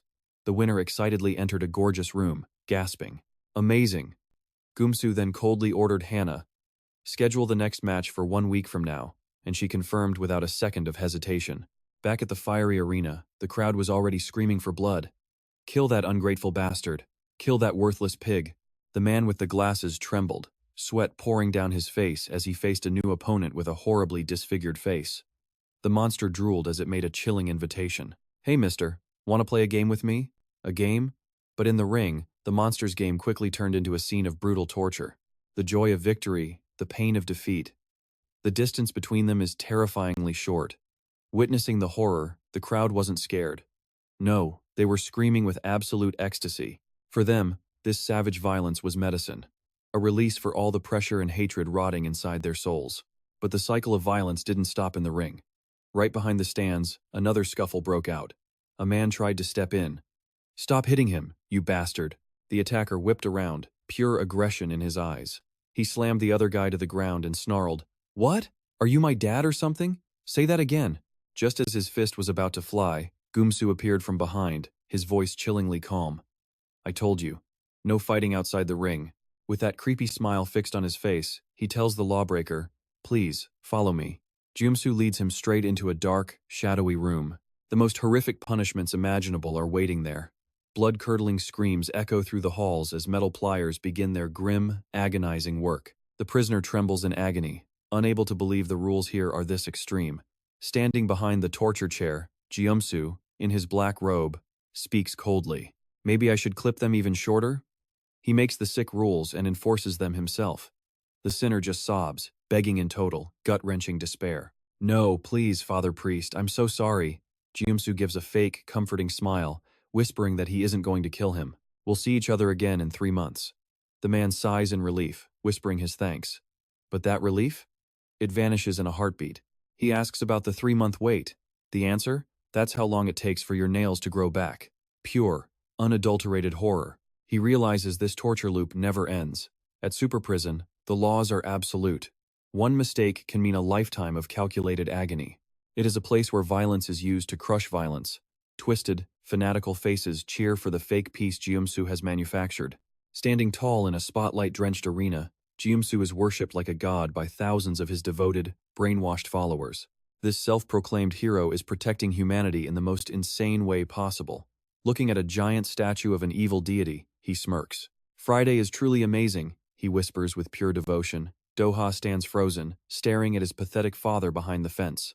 Gyeomsu calls out, "Jun, over here." He points to a spot. "Sit there, you'll see the match is better." Hannah stands by Jun, but the boy's eyes are filled with pure dread. The drunk father keeps hurling insults through the bars. "Useless brat." He threatens Daihun. "Wait till I get you home, you're dead." Daihun's eyes suddenly flare with a haunting red light.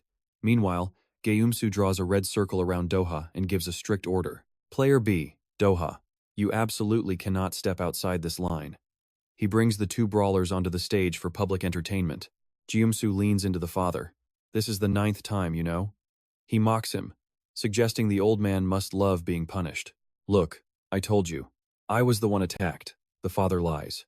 He even claims beating his son is just excellent parenting. Gyeomsu smirks. "I'm here to punish what you actually did wrong." He grips his weapon, claiming Doha already agreed to this. Thinking Doha is about to be punished instead, the father cheers. "Yeah, give it to that bastard. He deserves it." Gyeomsu's grin widens. "Time for justice, then?"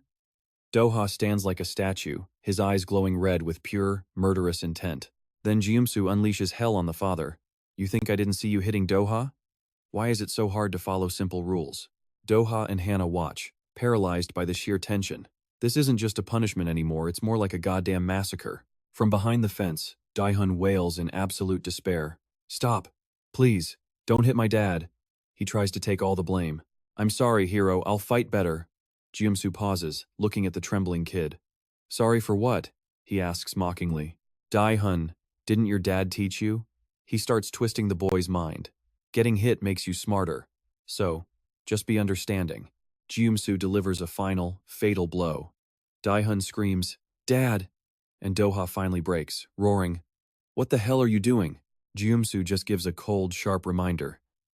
Player B, Doha, do not leave the circle. That's still a human being. Nobody has the right to just take a life. Doha is stuck, frozen inside that red line. You think people follow rules because it's right? No. Morality and ethics? Those are just pretty words people use to feel good. The only real reason is fear. Jiamsu states coldly that laws only matter when the punishment is terrifyingly real. He warns Doha, stay in that tiny circle. If he steps out, he'll never find a single trace of his family. Ever. Daihun is sobbing now, begging through his tears. Hero, hit me instead. My dad is going to die. His screams are gut-wrenching. Don't die, Dad. Please spare him. Doha stands there, sweat dripping, his foot inches from the line. His eyes are glowing red again. Memories flood back rainy nights, years ago. In a dark house, a young Doha was once on his knees, begging for mercy too, but his father was a monster. One more word and I'll cut your tongue out. That crying boy now? He's a mirror of young Doha. His massive, drunk father would roar, Bring that thing you call a mother back here. To Doha, his dad was just a drunk demon. He'd throw bottles at the small boy huddled in the trash. I told you to get me booze, you worthless piece of trash. Even when he was starving, the man wasn't finished. You dare eat, you little maggot. Doha's only luck was surviving that literal hell. Back then, that kid did everything he could to avoid his father's rage, clutching those liquor bottles while walking through the crowd as the sun set. Sometimes, he'd try to comfort himself with a single thought. Maybe his dad actually cared. Maybe that's why he hadn't beaten him to death. Yet. But day after day, the wounds only got deeper, and in the middle of every rainy night, the sound of muffled crying would ring out again. I'm sorry, Dad. You're trash. At that moment, all the poor kid wanted was just one day of peace. And maybe, just maybe, the heavens finally heard Doha's wish.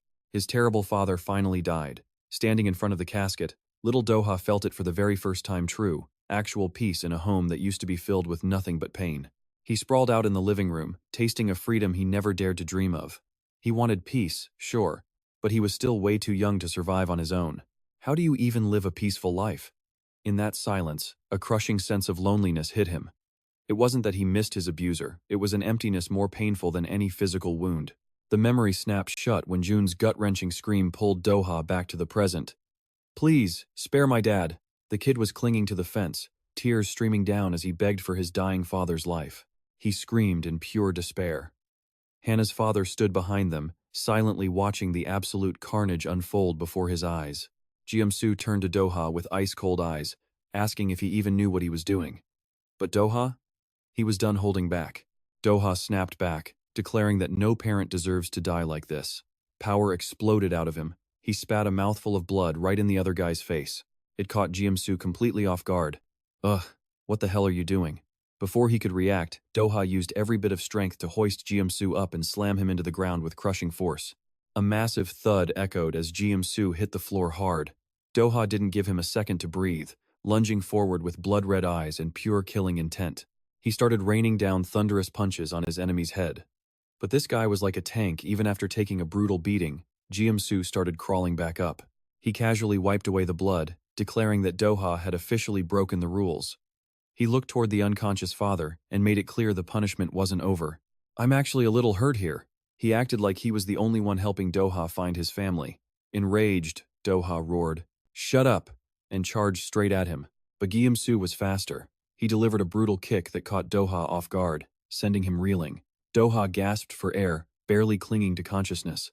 I'm doing this because you messed with someone's family. Both of them collapsed, slumped on the floor, covered in wounds and blood. Jiamsu looked at the blood dripping down his arm and let out a twisted laugh. Aha, see that? The wound Simjun gave me just opened up again.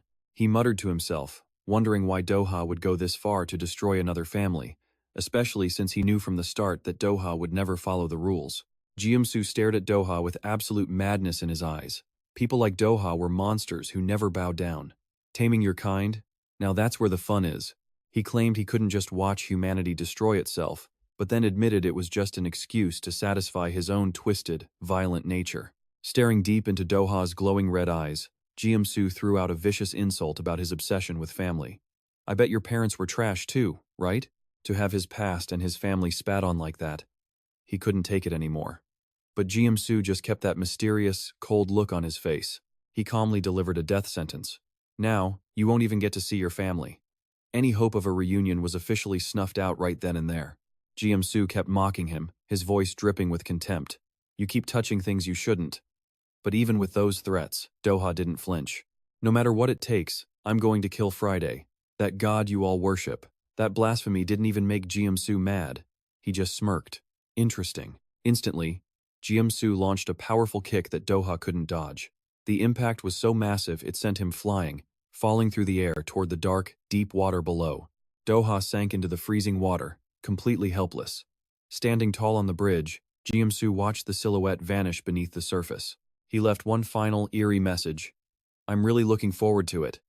Nearby, a cast-covered foot appeared proof of the brutal beatings the cult had been handing out. Meanwhile, a man covered in blood was sprinting through a dark tunnel like a madman, cursing Jiamsu's name over and over. He kept hitting the same spot. I almost died back there.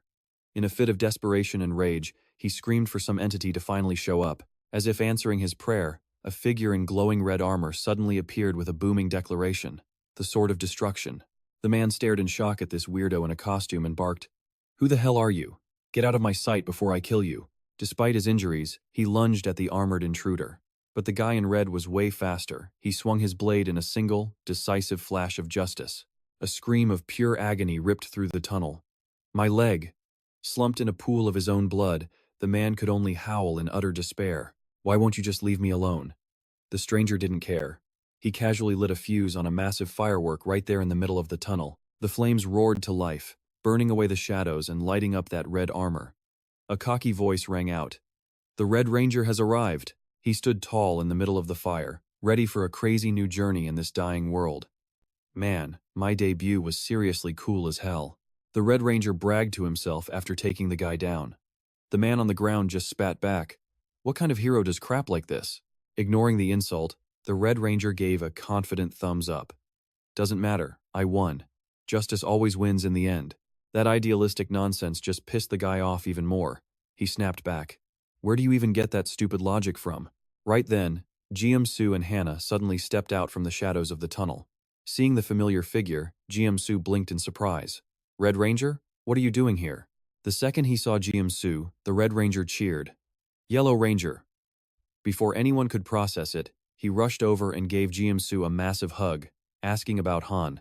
I missed you so much, man. You heard anywhere? Wait, the Ranger brothers are actually a thing? Talk about a massive plot twist. Jiamsu thought to himself this over-the-top energy was exactly how a main character should act. He asked if the guy had finally agreed to his proposal. But I refuse. Jiamsu turned back to Hannah, mentioning the other heroes were already waiting in the conference room. He told her to go with the Red Ranger instead. Desperate and rejected, Red turned to Hannah, begging her to be his Pink Ranger. Without a second thought, Hannah shut him down. Cold. Sorry. After getting rejected twice in a row, Red just started screaming in pure frustration. Why does everyone keep saying no? Defeated, he headed back out to continue the search for his missing teammates. Deep in the pitch-black sewers, filthy waste rushed through the tunnels before plunging into a waterfall that smashed against the jagged rocks below. In the middle of all that rot and stench, right at the bottom of the world, one of those pale creatures let out a hyped-up shout. It was dinner time. He started digging through the trash like a madman and cheered when he found a prize. La la la, I found it. Food. Seeing his buddy pick something up, another creature clicked his tongue. That's rotten, you idiot. But the scavenger just gave a wicked little grin. He shrugged it off. Pfft. You guys don't know anything. This is how they make cheese. He took a deep, satisfied sniff and nodded. The scent, the fermentation, it's perfect. Suddenly, the other guy started begging. Wait, let me have a bite. But the answer was a hard no. More of those freaks started crawling out of the shadows, their eyes wide with hunger as they stared at the prize. Look, fresh meat.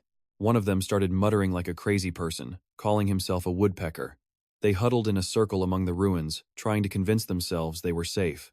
Down there where nobody could see them, these outcasts let out a roar of pure spite. We aren't losers. Not us. Standing under the drenching filth of the waterfall, they raised their hands in a desperate prayer. God, please, just give us something to eat. Don't let us starve today.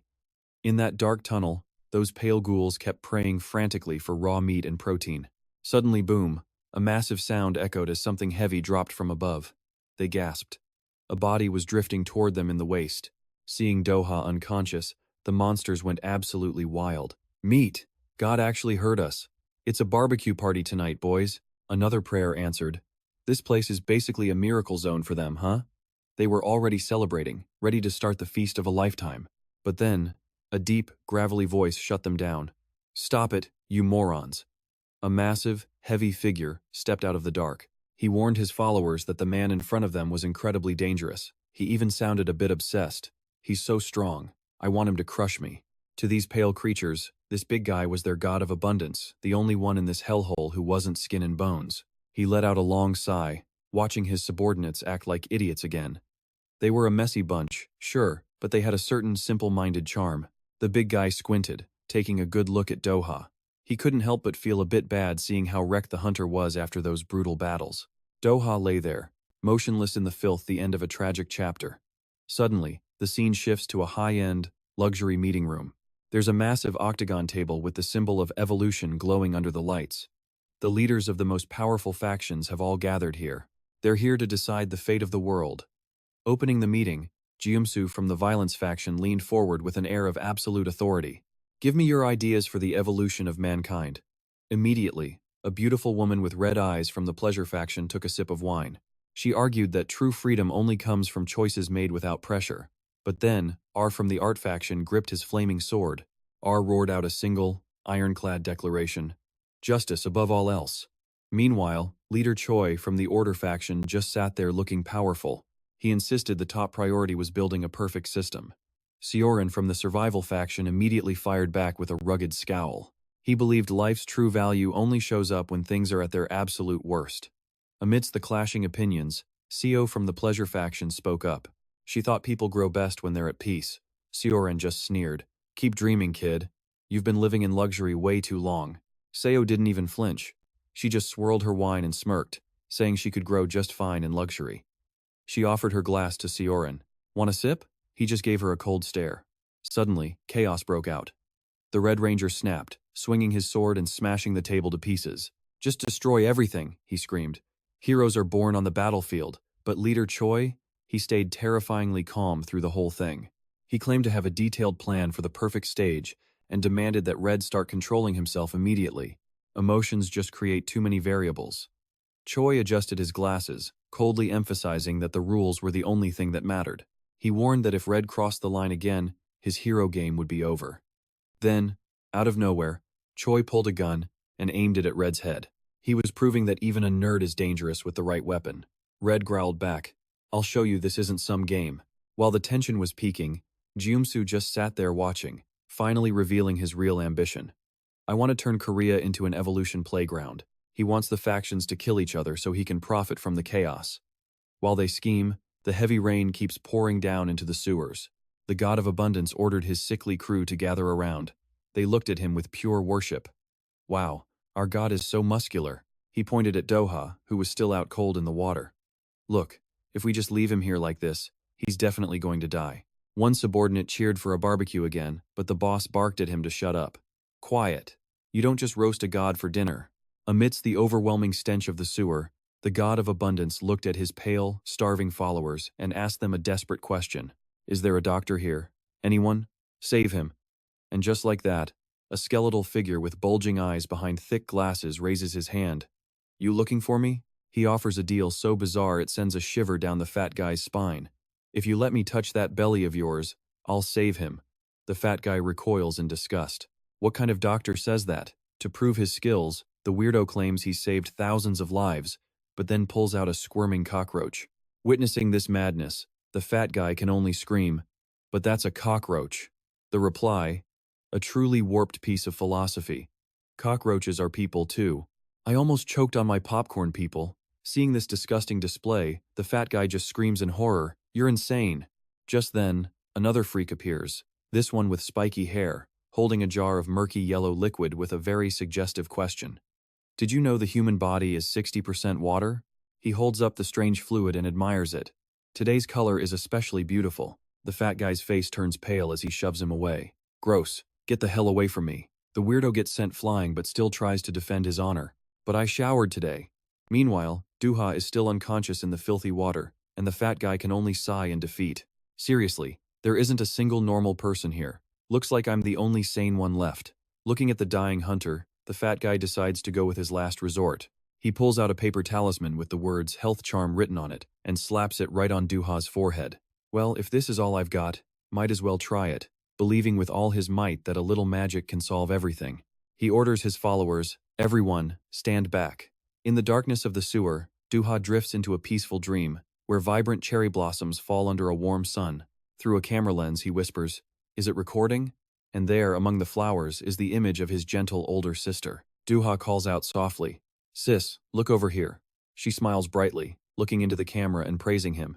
"Doha, you're so handsome." Maybe it was the best time of his life, a time he never wanted to wake up from. The memory shifts, taking Doha to a strange place, where a massive structure floats in the bright blue sky. "I can't believe something this huge can fly." A young boy turns to Doha, his eyes full of wonder.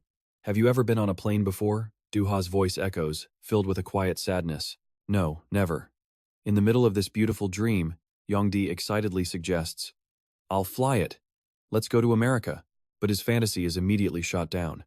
"You idiot, you can't fly anymore, and I'm not letting you pilot." Then, the adorable image of a cat named Da-on appears, making COA plead with excitement. "So cute, right? Can we get another cat?" The little girl hugs the small kitten, her eyes shining with joy. "His name is Da-on, and he's adorable. We'll get one later." COA cheekily reminds him, "You promised, you know." After a day of playing together, as night falls, the whole family sits under a sky streaked with shooting stars. The kids believe that if you make a wish on a shooting star, it'll come true. Duanshich cheers excitedly, "Then I'll wish for a lot of things." In the quiet night, his sister turns to Doha. "Are you making a wish?" Looking at the beloved faces around him, Doha just smiles and shakes his head. No. For him, in that moment, nothing mattered more than the present. Because my wish, it already came true. And just like that, the beautiful dream, his past, begins to fade away, replaced by the image of Doha sitting alone under a meteor shower, a painful note of happiness lost forever. Harsh reality crashes in as Doha feels himself sinking in the cold water. He calls out in a daze, "I miss you, sis." Above, on the surface, the fat guy stands in the pouring rain, cursing himself. "I was a complete idiot to trust those freaks." He looks down at the hunter's motionless body and sighs. "Looks like this is the end of the line for you." But right after, something completely unexpected happens, shocking him to his core. "Huh?" he gasps, witnessing the impossible happen right before him. What the hell is going on? In the cold water, Doha's crimson eyes snap open. He rises slowly, revealing a powerful, water-drenched physique to the absolute astonishment of the crowd of weirdos. Seeing this, the henchmen start cheering wildly. "Our Lord revived him. I knew he could do it." They chant like madmen. "All hail the god of plenty. Long may he reign." They lift the fat guy into the air to celebrate, before dropping him hard on the ground. Ouch. All he could manage was a short scream. Hitting the ground with a thud, the fat guy lies there, groaning. "Ugh, you lunatics." But one of the henchmen pinned underneath him seems to be enjoying it. "Crushed by your divine flesh. I am truly blessed." "Thank you, my lord." Doha stands silently in the rain, his red eyes scanning the area with confusion. "Where am I?" He sits, staring at the waterfall pouring from the giant sewer opening, beginning a new journey called the Start of Evolution. In the filthy water, floating among trash and instant noodle cups, pale creatures are busy cleaning. They mutter with cult-like devotion. "Today is cleaning day for the upper class, so hurry up and get all this trash. Recycling will save the earth, and we are its heroes." One of them excitedly picks up a carton of dirty leftover water and chugs it down with satisfaction. "Jackpot." Another one shouts when he finds a soggy roll of toilet paper. "It's toilet paper, and there's still 20% left." Immediately, his buddies rush over, begging, "Let me use it just once." But he's harshly rejected. "No way, you'll get sick." Sitting on a rotten log, Doha coldly watches it all unfold. What is this hellhole? It's like these idiots are getting dumber by the day. He wonders if he's watching a comedy show or if he's on another planet. He looks over as the fat guy approaches, and a question forms in his mind. The big man stands before him, posturing. Is that any way to talk to the man who saved your life? With a smug look, the fat guy demands that Doha call him master from now on. Doha silently stares into the rain, then offers a quiet word of gratitude. Thanks for saving me. The fat guy casually replies that since he's such a generous person, he'll accept his thanks. But Doha has no intention of sticking around. He states firmly, I'm going back to the arena. Looking up at the towering sewer mouth where the waterfall is crashing down, Doha lets out a tired sigh. Ha, what an idiot. Seeing him eye the only exit, the fat guy asks doubtfully, You're planning to climb up there or something? The fat guy points towards the skeletons lying scattered in the cold water and gives him a warning. See those bones over there? That's what happens to everyone who tries to climb out. So that's it. These poor souls lost all hope of reaching the world above, so they just gave up and let themselves go. He states with absolute certainty that so far, not a single person has ever made it to the top. He tells Doha to just walk away, insisting there's zero shame in quitting. The pale, hollow-eyed crowd nearby panics, rushing forward to stop him. Don't go, Lord. You'll die out there. They tremble while warning him about a terrifying monster lurking at the end of the river. But Doha? He just stays cold. It's fine, he says. After all, I am a god. His pale followers are so moved they actually burst into tears. It hits them right then all that weight the man was carrying. It wasn't fat. It was pure, unadulterated courage. Talk about a divine vibe. Cut to a lush green field under a crystal-clear sky. Doha and the mentor stand there, silently staring at the crumbling ruins in the distance. The mentor casually shrugs. See? Nothing dangerous here. Doha looks around, confused. Then why? Why do they choose to live in a place like that? The mentor gets quiet. He explains that those people broke a long time ago. They just couldn't keep up with how fast the world was changing. Scared of rumors, they forced themselves to accept a pathetic reality just to kill the urge to escape. They found comfort in being miserable together. And that's exactly what kept them rotting away in that filthy, forgotten corner of the world. Staring into the distance, the mentor admits that when they called him a god, he figured they just needed someone to lean on. Doha turns to him. Teacher, why are you helping me? The response is ice cold. Don't get it twisted. I'm just using you. He sighs, mentioning how Jumsu snatched away his other students while he watched, totally helpless. As a teacher, he feels he can't even look his students in the eye anymore. He finally admits he messed up big time by using Doha's family against him. He's curious, though. If Doha makes it back, what's the plan? Because let's be real, even if he finds Friday, he doesn't stand a chance. Doha doesn't blink. I'm going to kill Friday. For my family. The mentor's jaw literally drops. Wait. What? He can't believe his ears. He asks how a human could possibly kill a transcendent entity like that, telling Doha to at least say something realistic. But Doha's face is set in stone. Pure determination. The mentor clicks his tongue. Well, a slim chance is still a chance. Doha's confidence is actually starting to rub off on him. Follow me, he commands. They trek through the windswept grasslands until they reach a massive drainage pipe under a waterfall. He points up. Start climbing. He lets it slip that there's actually an easier way, but Jumsu is specifically using this to test Doha's limits. According to him, that guy doesn't kill people, he breaks them. He believes that living in absolute despair is a fate way worse than death. He cheers Doha on. If he can scale this thing, he'll prove he's built different. And that'll grab Jumsu's attention more than anything else. As for killing Friday, he thought it was impossible, but for a split second, he actually believes Doha might do it. Then, under the pouring rain, he barks, "Give me your hand." Doha's confused. Wait, why? Suddenly, snap. The old man breaks Doha's finger. Doha screams in agony. What the hell is wrong with you? The mentor just tells him to look at his hand. Doha freezes. The injury, it's already healed, like it never even happened. He reminds Doha that when he first fell down here, he was basically a pile of broken meat. But he's not like other humans. He has the gift of rapid regeneration. Doha is reeling. He can feel his body shifting, changing into something abnormal. Right then, he witnesses a level of recovery that defies logic. I'd only heard stories about this, but seeing it in person? Unreal. It's a wild, frantic power surging through every single fiber of his muscles. Meanwhile, at a meeting of self-proclaimed heroes, Red shouts in horror, "That's disgusting. What even is that thing?" Team leader Choi just adjusts his glasses. It's called being an idiot. Red loses it. What did you say to me, you jerk? Ignoring the outburst, Choi starts listing facts about phenomena that break all laws of logic. Like a hiker in Australia. The guy was solo climbing when a 200-kilogram boulder crushed his arm. To survive, he didn't just push it, he literally hurled the rock away with one hand. Or that case in America. A middle-aged woman, desperate to save a kid trapped under a car, straight up lifted the entire vehicle by herself. Choi lays out the evidence casually. To put it simply, hysteric strength is power that explodes past every known physical limit. Is it human evolution, or are we looking at a new humanity? Jiumsu wears a sinister smirk, sounding absolutely certain. We're all going to go through it. The next stage of human evolution. It's starting right now. Back in the rain, Doha's arm transforms into something monstrous. Veins bulge with raw power as he claws his way out of the sewer. Jiumsu looks at the cult leaders and declares, the new humanity. This is the evolution they'll all experience, all thanks to Friday. Sioran is skeptical. What do you mean thanks to Friday? Jiumsu just smiles like a fanatic.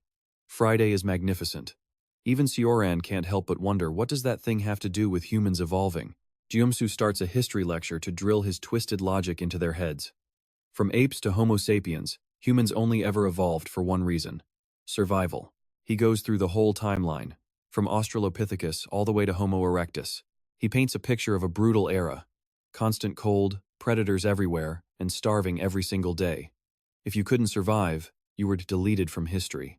Under that insane pressure, cornered, bleeding, and staring down the fangs of a beast, humans were desperate. They had to change, fast. That desperation created the modern human, Homo sapiens. This was the era where we started building massive societies. Humans set up laws and systems to protect each other and keep the species going. But Jiumsu hates those rules. The problem?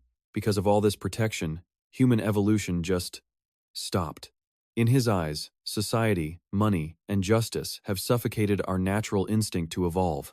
Humans in the past had to survive. Modern humans, they just worry about how they're going to live. They might sound similar, but they're worlds apart. Even so, moments of change still happen. Disease spreads, so we develop immunity. War breaks out, and technology leaps forward. Even the computer tech we use today was born from von Neumann during World War II.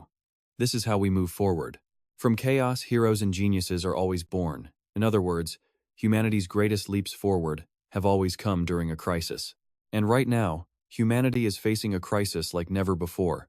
He hopes this time, it's enough to finally change human nature itself. To force an evolution. The river of time, once stagnant, finally begins to flow again. All because Friday has given them a chance. Deep in a dark sewer, Doha fights against a crushing torrent of water. His arm mutates grotesquely, bulging with unnatural muscle as he claws at the slick stone wall. Desperate for a way out, his fingers dig in, straining with every ounce of his being. The sheer pressure causes chunks of rock to crumble and break away, but it's not enough. The weight of the waterfall rips him from his hold. Doha looks up at the distant sewer opening, then plunges into the water below with a deafening splash. He lies there, motionless, letting his body drift aimlessly in the raging current. He tried to escape the darkness, but failed. Miserably. In the cold water, under the relentless downpour, Doha's body is a portrait of absolute defeat. With a trembling hand, he reaches up, as if trying to touch the sky one last time, only to let it fall helplessly back into the murky water. Watching this, a group of pale creatures perched on a rotten log begin to jeer. He said he was going to climb up there, one sneers. In the end, he's just another loser, like us.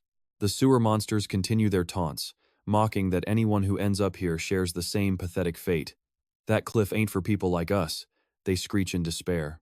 Looking at him, they see a reflection of their former selves full of will, refusing to bend to fate. But life rarely goes according to plan. They all gave up eventually. But despite their words, Doha's eyes suddenly ignite with a defiant, crimson glow. He slowly gets to his feet in the rushing water, looking up at the high sewer opening where the waterfall crashes down. With pure iron will, Doha grabs the slippery cliffside once more, pouring everything he has into a life-or-death climb. But it seems physical strength alone isn't enough to beat nature's fury. He loses his grip, again, and falls back into the water. Seeing the painful splash, the pale creatures burst into gleeful, cackling laughter. Keep trying. You'll only ever taste failure. Their faces twist in excitement watching the hunter struggle. They scream their insults, absolutely ecstatic. This guy is a total idiot. The mocking laughter echoes through the dark tunnels. Just stop. You're making a fool of yourself. The monsters start to get bored, having to watch Doha's hopeless efforts again and again. They're not even interested in the ending anymore, because they're sure he's just gonna fall. Doha stands silently under the waterfall. His breathing is heavy, ragged with exhaustion, but his blazing red eyes never leave the peak above. He tenses, raising his muscular arm to grab the slick rock one more time.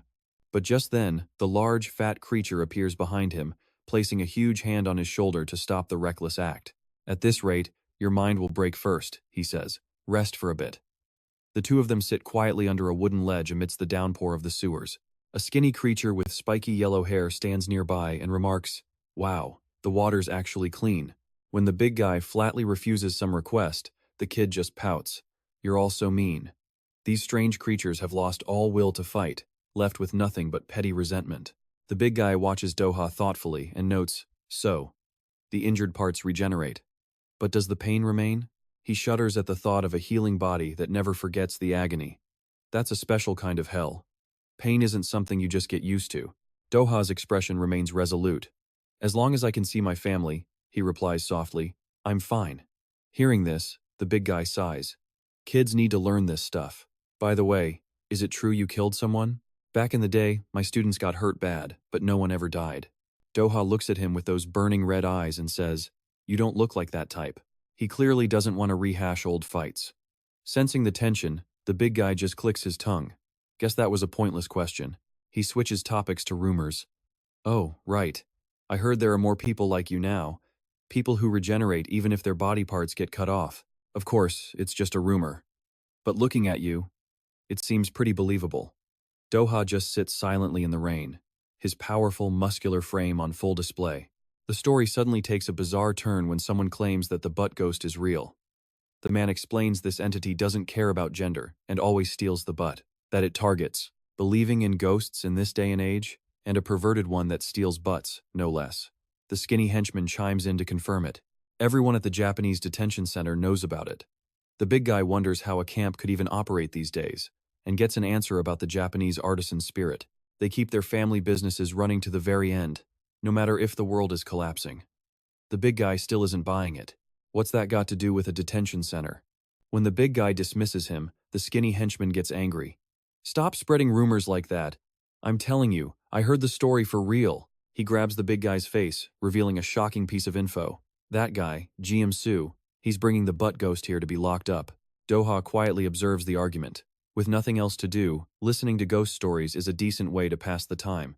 Meanwhile, a gloomy shot of the Hachijojima detention camp sign appears, its text, speaking of karma. The scene shifts to the remote Hachijojima island, in the middle of a violent sea storm. Lightning tears across the sky, illuminating a lonely lighthouse battling against the furious waves. Deep inside a prison cell, lit only by a faint light through the iron bars, a terrifying figure with spiky white hair is bound in heavy chains. This is Osiri, the one known as the butt ghost. Inside the control room, an officer is tiredly working the night shift when a sharp knock echoes at the door. A young soldier rushes in, carrying a bag of drinks and water. "Senior, please. Tell me the story about the butt ghost."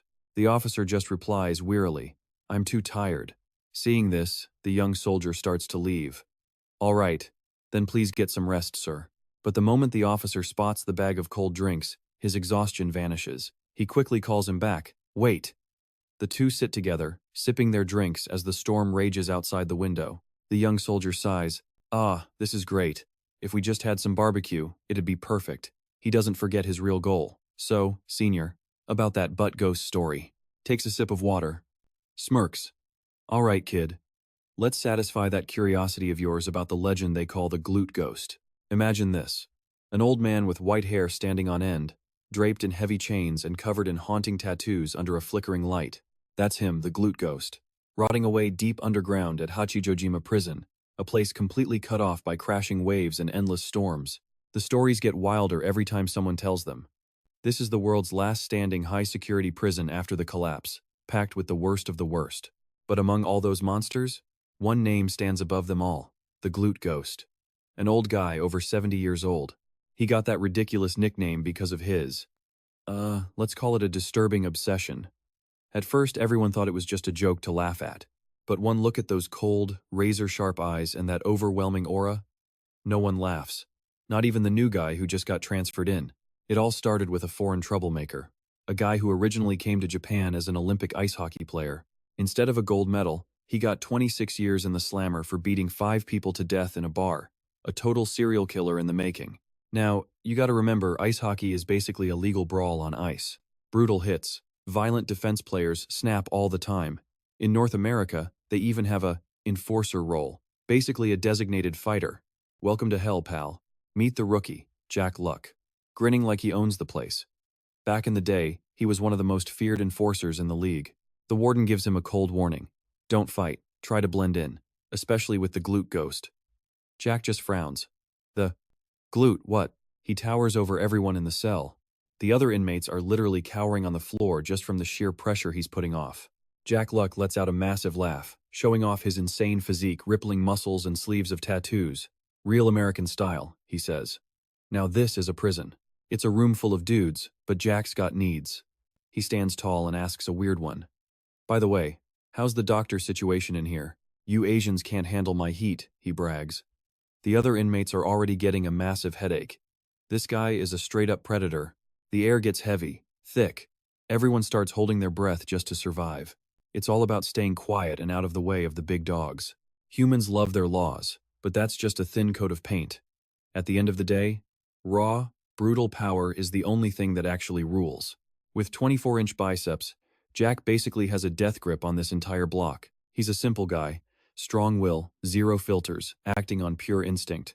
And right now, Jack is starving for a living target to blow off some steam. He flashes a wicked grin. Just so you know, old man, I haven't showered in a week. He's radiating some seriously primitive energy right now. Always the apex predator, no matter where he goes. His eyes are practically glowing. It's been a while since I've felt this hyped in a cage. He looks at the old man like he's a snack. Turns out this old-timer is even more vigorous than the rumors said. Then Jack drops a bombshell. I'm still pure, you know. The guy is a total psycho, a pervert so far gone he won't even give an old man a pass. Jack's face is flushed red with excitement. He gives a cold, twisted order. Drop him. And that night, Jack Luck officially lost his purity. That story? It's legendary among the inmates, the officer says during his night shift.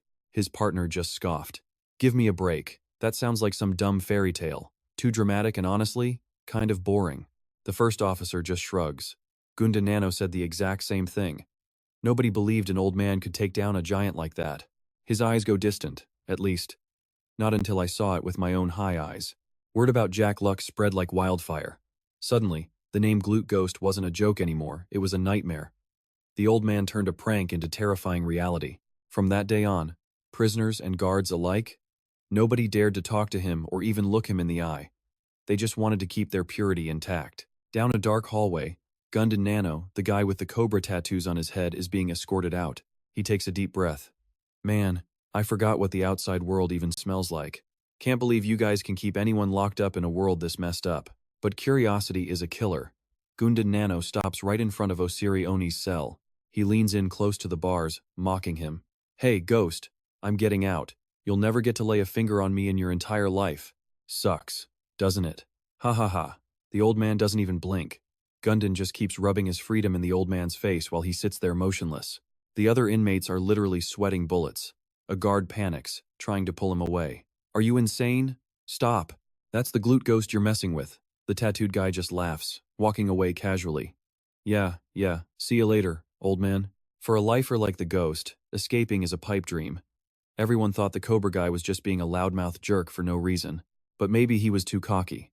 Because right after that, pure chaos. The glute ghost, completely vanished. Those reinforced steel bars, ripped apart like they were nothing, leaving behind a freezing, empty cell.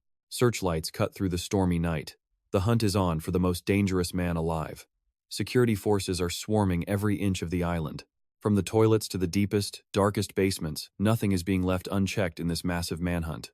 They always brag that this prison was an unbreakable fortress. They think he's just hiding nearby, but the legend is already on the loose.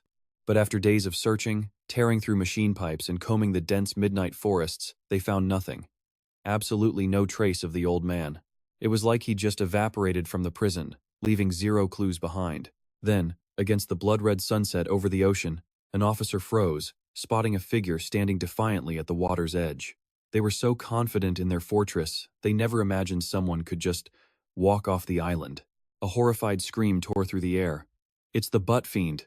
The soldiers trembled, unable to believe their eyes. The only prisoner who ever escaped was now casually strolling back from the open sea after crossing 32 kilometers of raging, 10-meter-high waves. The old man had conquered that hellish sea like it was nothing. He stepped onto the shore, his powerful body covered in vibrant rose tattoos. Where he went, or what he did, nobody knew. But judging by the piece of skin in his hand, it was something terrible. The officer in glasses turned pale, realizing the horrifying truth. The old man turned himself in just to prove their so-called inescapable prison was a complete joke to him. The young officer shivered, wondering if the old man was just some maniac obsessed with men. But his senior on the sofa immediately shot that down, revealing a shocking file. That old man had actually been married 8 times and had over 32 children. A chilling warning was issued to anyone thinking of facing him: never, ever provoke the butt fiend. Standing before a dark cell, the young officer silently watched the terrifying entity chained up inside. His gaze was locked on the old man, Osironi, who sat meditating mysteriously in the cold, empty space. Sweat poured down his face. The officer summoned every ounce of courage to confront the demon. If we can't even restrain a child's curiosity, he thought, how can we restrain an adult's? He truly believed that humanity existed because of love, and didn't hesitate to lecture the old man. What you're doing is just animal instinct, chasing pleasure. I will never become prey for someone like you. Another challenger, stepping up to test the old man's limits. You can probably guess what happens next, right? In that moment, the guard's baseless confidence was at an all-time high. He arrogantly declared he'd never believe the rumors until he saw the truth with his own eyes. But the price for that arrogance was days spent bedridden, drowning in anxiety and deep regret. When his condition didn't improve, he finally decided to quit his job as a guard. Standing on the deck of a ship leaving the island during a storm, he whispered a final goodbye. Watching the vessel cut through the violent waves, he sighed with regret. At least they gave us food, clothes, and a place to sleep there. Where am I going to live now?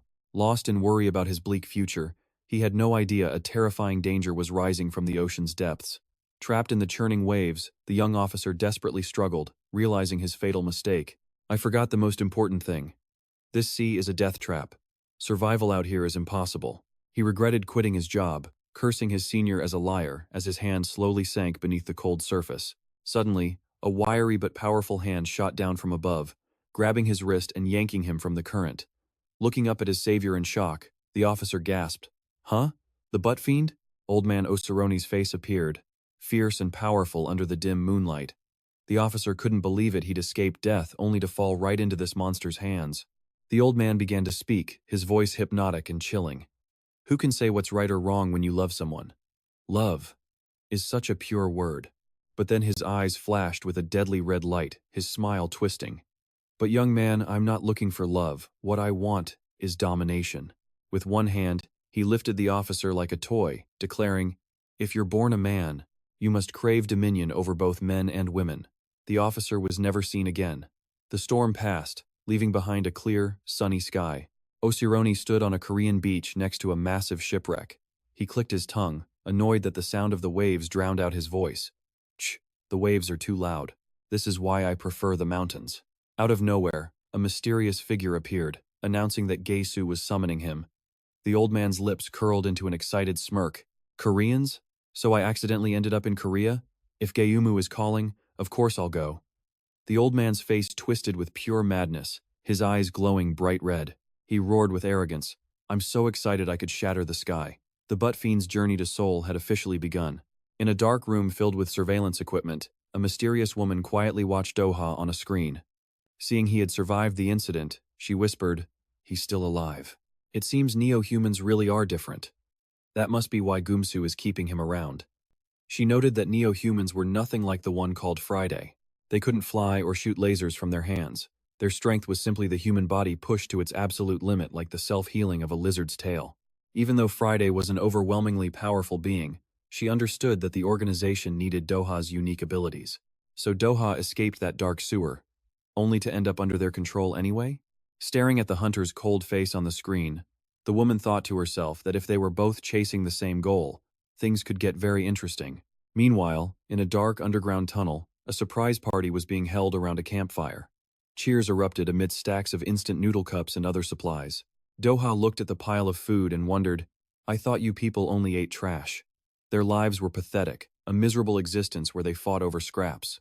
The old man explained this was a welcome party for a new member, so the group brought out their best food to celebrate.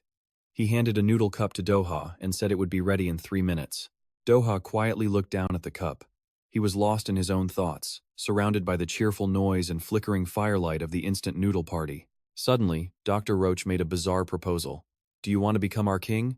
A man who can't die like you would be the perfect cockroach king." Doha casually replied that they already had a god, so having a king seemed strange. But the doctor immediately argued back that the roles of a king and a god are completely different. A throne can be taken, but a god? Never. Look at these marks on him. Divine blood flows through his veins like lightning. Hearing that, the doctor's jealousy flared. He cried out, bitter that pale weaklings like them could never possess such power. "Hey, Dr. Cockroach, shut your damn mouth." Doha scanned the refugees, his voice low and serious. "But why are all of you down here?" A heavy silence fell. Pale faces looked down, filled with anguish. Doha's eyes glowed red as he listened to the heartbreaking story from a man with a bandaged head. The old man choked back tears, explaining his son volunteered for the arena because he had diabetes. The kid hoped to win medicine for his father, completely confident in his own strength. He truly believed his effort would pay off. But what father could just stand by and watch his son walk into that hell? So, he went to Jeomsu and begged him to stop the fight. But instead of showing mercy, Jeomsu forced the boy to fight even more, against increasingly brutal opponents. And then, the worst happened. His neck was snapped. He died right there on the arena floor. Once you're in, there's no backing out. Win one match, maybe. But the next? Never guaranteed. The father stood up to Jeomsu and got himself thrown down into this pit. Just then, behind Doha, a burly man with an eye patch appeared in silence. He admitted he was a real fighter once, and he used to love the thrill of the fight. The one-eyed man grimly recalled his past. He always saw fighting as a sport, you know? He never wanted to take anyone's life. But Jeomsu? He ruthlessly ordered him to finish his opponents. He chose to quit. For him, the match was over. But in that hellhole, a fight only ends when both sides can no longer move. Back by the fire, the one-eyed man sighed. Friday might have brought disaster to the world, but to me, humans are the real danger. The big guy burst out laughing, declaring Doha the real winner. The best fighter among them all. He excitedly raised a water bottle, shouting, "Let's make a toast with water." Seeing these people still trying to survive after everything, Doha managed a small, thoughtful smile. Suddenly, the big guy turned to Doha. "Now, tell us your story. You look like a professional. Where did you learn to fight?" Doha answered calmly that he just copied his father from old match videos. A total natural, right? Learning from videos and becoming a warrior. The big guy was amazed. "Your dad was a fighter, a master like me? What was his name?" The moment Doha uttered the name BH, the big guy's face went pale. He stammered, confirming the details. Born October 28, 1978, from Taebaek, Gangwon Province. He even knew his father was a Korean wrestling champion. Doha stared, completely stunned. You? You even knew my grandfather? He comes from a fighting lineage and had to teach himself?" The big guy's eyes went wide, and he screamed in terror, "You're BH's son?" Immediately, the doctor shrieked, "Red alert! Red alert!" Amid everyone's shock, Doha, his eyes glowing crimson, just asked calmly, "Yeah, is there a problem?" The big guy was sweating bullets, muttering about some insane coincidence. Memories flooded back to the golden age of J77, the biggest MMA organization in the world at the time. It was the stage for a legend named BH, a giant 198 centimeters, 115 kilograms who dominated the heavyweight division with terrifying power. After just 5 fights in J77, he already had a shot at the title. The power in BH's punches? It was off the charts. It completely overwhelmed every opponent in his way. In fact, 2 top-tier fighters were forced into immediate retirement because of the serious injuries they suffered after facing him. The news was constantly covering this man's brutal rampage in the ring. Your grandfather's track record is one for the history books. And it wasn't just physical. Some guys had to quit because the psychological trauma of facing that monster was just too much. And so, the most anticipated heavyweight title match in history was officially set. Alexander versus BH. In front of the cameras, the champion Alexander confidently declared, My family is coming to cheer for me. I will definitely defend my championship belt in front of them. In stark contrast, when they asked BH if he had anything to say, he just stood there in a terrifying silence, hidden in his own shadow. The fight that was supposed to be a legendary showdown ended up being a one-sided, overwhelming victory for BH, sending the arena into chaos with terrified screams. "Get an ambulance, now!" the doctor screamed. His voice filled with panic. The fighter's condition was critical. From the stands, Alexander's wife could only stare in horror, her voice a whisper. "Honey?" Through her tears, BH just stood there, silent. In the middle of the cage, his ice-cold gaze locked onto the woman who'd come to cheer for a loser.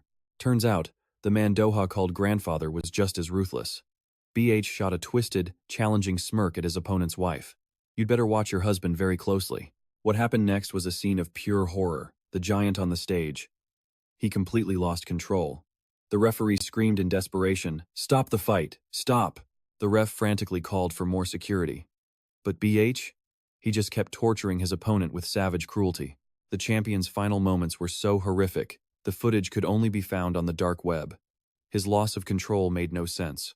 Why was he so merciless? Nobody knew. That shocking event created a massive wave of public outrage, which led to the J77 organization being forced to merge into the WFC. Back in the present, down in the cellar, the big guy was still shaken. He admitted he had sleepless nights for days after watching that live broadcast. He stared at Doha, a thought running through his head in pure terror. But, he's that man's son? Suddenly, the big guy's expression shifted completely. A calculating smile spread across his face as he told himself he'd been worried for nothing. Looking at Doha, he thought, he's probably nothing like his old man. He moved closer with a beaming face, saying with confidence, "This should make things a whole lot easier." "Right, Doha." Meanwhile, at a high-tech base, a hand rests on a holographic globe glowing with points of energy. An assistant, Dusan, stands before a wall of monitors displaying images of Doha and Gayunsu. Reporting, "Doctor, the negotiations at the Heroes Church Gamzee branch have begun." Elsewhere, a mysterious doctor gazed at a world map. His voice was chilling. "The New Humanity Project has officially begun." He declared it was time for their organization to act. A strategic diagram lit up the screen, codenamed Project Neptune's Spear. The plan? To forge an ultimate weapon with one single purpose: to eliminate the entity known as Friday. For far too long, this thing had plagued humanity, turning their world into a living hell. Beneath a rushing waterfall pouring from a sewer drain, Doha stood quietly, staring up at an impossible height.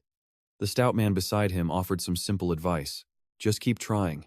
Doha asked if there was some kind of special training routine, but the man just shrugged. "Nope, nothing like that." The stout man explained that falling wouldn't kill him. It's just the next option after pain. He used to think the climb was the big problem, but he wasn't worried anymore. He had faith in Doha's father. The words hit Doha like a ton of bricks. "My father?" he asked, completely stunned. But the big guy continued. He admitted that sure, talent isn't always genetic, but as a sports fan, he couldn't help but hold on to a crazy, romantic hope. He believed that Doha had inherited his father's strength, and that one day, he would witness the son surpass the father. Doha swore to himself he'd never be like that terrible man, but the bruiser insisted he saw it clear as day. Haunting memories of BCK's brutal fights flashed in his mind. He's the spitting image of BCK. In the pouring rain, Doha's eyes burned with a determined red glow. The big guy roared his final command. "Now, climb to the top." As the pale crowd watched, Doha strode toward the waterfall, beginning the great escape from the underground hell. He refused to quit. No matter how many times he failed, he was getting out.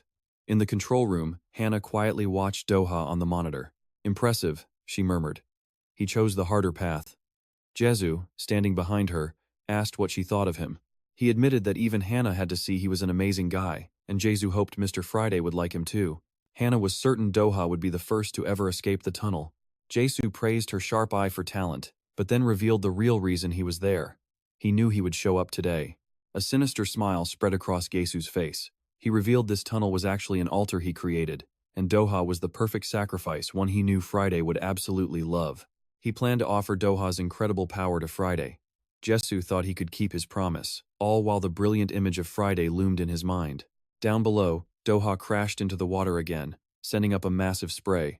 "You idiot," the big guy yelled. "Learn to use your senses." He barked that brute strength would get him nowhere. The pale minions on the log had stopped counting Doha's falls after the 104th time. The big guy noted that Doha seemed tireless like a god, but he pointed out that the cliff kept crumbling because he was climbing without thinking. He looked at Doha and asked, "Do you know the single biggest difference between a pro athlete and a normal person?" Doha's eyes glowed red in the rain as he listened to the lesson. The answer? It's the razor-sharp intuition that comes from countless hours of real-world experience. Every time you climb and fall, you have to learn why you fell and where you went wrong. Think about a pro sports game. The ability to hit a tiny ball speeding at 100 miles per hour, or to throw a ball accurately from 100 yards away, or to dive from a 30-story building. For a normal person, that kind of speed and height could be fatal, or leave them crippled for life. The big guy stared at Doha. You think physical training alone lets athletes do that? Of course, that's a part of it. But the biggest reason is the intuition forged from endless experience. Your body is just the tool to use that intuition. Science can't fully explain it, so you have to use all your senses to feel every single moment. Doha stood silently in the rain. It clicked. He finally understood what the old guy was trying to teach him. He looked up at the cliff. Intuition. Huh? He realized that if he focused all his power on one point, the cliff face would just crumble. Doha gently placed his hand on the slippery rock surface to feel it. He began to distribute his body weight across his fingertips and toes, minimizing the risk of the cliff collapsing. Those small chances started adding up, increasing his odds of success. Through the dark night and the pouring rain, Doha just kept climbing up the vertical cliff, heading for the sewer opening. The pale minions down below screamed with excitement when they saw Doha nearing the top. He's almost there. A little more, our king. Witnessing that incredible effort, the big guy couldn't help but exclaim in amazement, "I can't believe he learned that fast. Is this pure talent? It's enough to make you jealous." A guy who learned how to fight from watching videos was bound to succeed with a real teacher guiding his natural instincts. Doha's fingers locked onto the final ledge. He used every last bit of strength to pull his muscular body up out of the sewer opening. Doha gasped, relieved after surviving the death climb. Far below, the minions roared wildly for their king, who had done the impossible. "Awesome, he did it. He's truly our king. Avenge us," they cheered. But amidst the roar, a strange voice suddenly echoed from above. "Excellent. But how?" Doha was shocked to see an old man with spiked white hair and a body covered in rose tattoos, just sitting there waiting for him. He smirked at the hunter. "No wonder Jesu chose you," he said. "You might actually live up to my expectations." Before Doha could even ask who he was, the old man suddenly lunged forward, grabbing him in a bizarre hug and screaming, "Give me a hug!" In a flash, before Doha could react, the old man threw him right back down into the deep water below. In the surveillance room, Jesu jumped to his feet, absolutely thrilled. The main event was finally starting. It's finally begun. Hannah took a drag from her cigarette and asked grimly, "Why that old man? And what's this altar really for?" With a calculating look in his eyes, Jesu explained that they needed to prove humanity's evolution if they wanted to survive. He looked at the screen, at Doha struggling in the water, and said the old man was a very special variable. Jesu casually revealed that the old man was a new human, just like Doha. And this confrontation is what would make things dramatic and fun. The old man bared his sharp teeth, his eyes glowing with a crazed bloodlust, aimed right at his prey. "Enjoy your meal," an ominous voice echoed as he lunged to attack Doha in the raging current.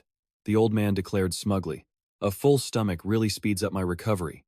Down by the water, the big guy panicked and screamed, "Hey, BCK Doha, are you okay? Wake up, kid, please wake up." Seeing Doha floating motionless with a severe wound in his neck, the big guy trembled in despair. "Don't tell me he's actually dead." This event unleashed the fury of everyone in the sewer. The pale people rose as one in the rain, surrounding the old man and roaring with rage. "Are you looking for death, old man? What did you do to our king?" They were weaker, sure, but with Doha injured, they were no longer standing by and watching. Facing a seething crowd, Osir Oni just smirked with contempt. "They say cockroaches travel in packs. I guess it's true. But since when did roaches learn to speak? It's honestly chilling. You're all just vermin that need to be exterminated."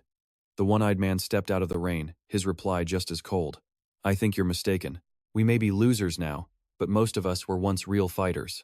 Behind him, the others took their fighting stances, ready for a bloodbath. But their defiance didn't faze the old man at all. A pack of roaches is still just a pack of roaches. "So what?" he taunted, pushing every last one of them over the edge. And just like that, it was on. The battle exploded in the downpour of the sewers. A muscular, long-haired man charged, unleashing a furious storm of thunderous punches on Osir Oni. Brutal blow after brutal blow rained down, the man screaming that he'd kill the old freak. He slammed his opponent's head into the filthy water, smugly thinking he'd already won. But reality, it's a cruel thing. In the blink of an eye, the tables had completely turned. There was Osir Oni, perched casually on a high wooden beam, his foot coldly pressing down on the head of the fighter dying in the water below. Seeing that overwhelming power, the one-eyed man was horrified. He was facing something beyond imagination. Deep inside, he trembled, thinking to himself, "My gut is screaming at me. He's the strongest in the Supermax prison. This isn't about winning or losing anymore. This old man was a predator, holding the power of life and death." With no escape, the one-eyed man dropped to his knees, begging in total humiliation. "We've always been losers, so please, just spare our lives." Knowing when you're beaten isn't a bad thing, but Osir Oni just smirked. "Always the losers, huh? How pathetic." He looked down at the one-eyed man with a mocking gaze, and then made a bizarre offer. "All right then. Let's play rock, paper, scissors." The one-eyed man was stunned. Did this psycho really want to play a kid's game? But with no other choice, he agreed. Fine. They both got ready. The one-eyed man shouted, "Ready? Rock, paper, scissors." The result left the one-eyed man speechless. He threw rock. Osir Oni threw scissors. Admitting defeat, the old man calmly said, "I lose. So, I suppose I must accept the penalty." But instead of a normal punishment, he stabbed his own fingers into his eye. Then he casually offered, "All right, let's go again." His opponent trembled in absolute terror, realizing this insane old man had no intention of stopping this twisted death game. He was just like that guy, Geishu, a monster who never gave you a way out. He knew Osir Oni would keep playing this game until he was dead. The one-eyed man swam for his life. "I can't die here," he thought desperately. But in an instant, the old man shot through the water and appeared right in front of him. The old man smiled. "Young man, what are you doing?" The one-eyed man was in utter shock. How could he swim that fast? How did he catch up in a second? Osir Oni's voice turned cold. "Running away in the middle of a game is rude. Is this why you ran? I gave you the power to decide the outcome. And still, you gave up and fled. Are you really that much of a loser?" He stared at him with pure contempt, saying that even animals can be used for food or clothes. But cowards? They're no better than cockroaches. The old man concluded coldly, but still, he should be grateful. Thanks to me, at least he has value, as food. Watching this disgusting scene on a monitor, Hannah couldn't help but shudder. How could anyone be so brutal to their own kind?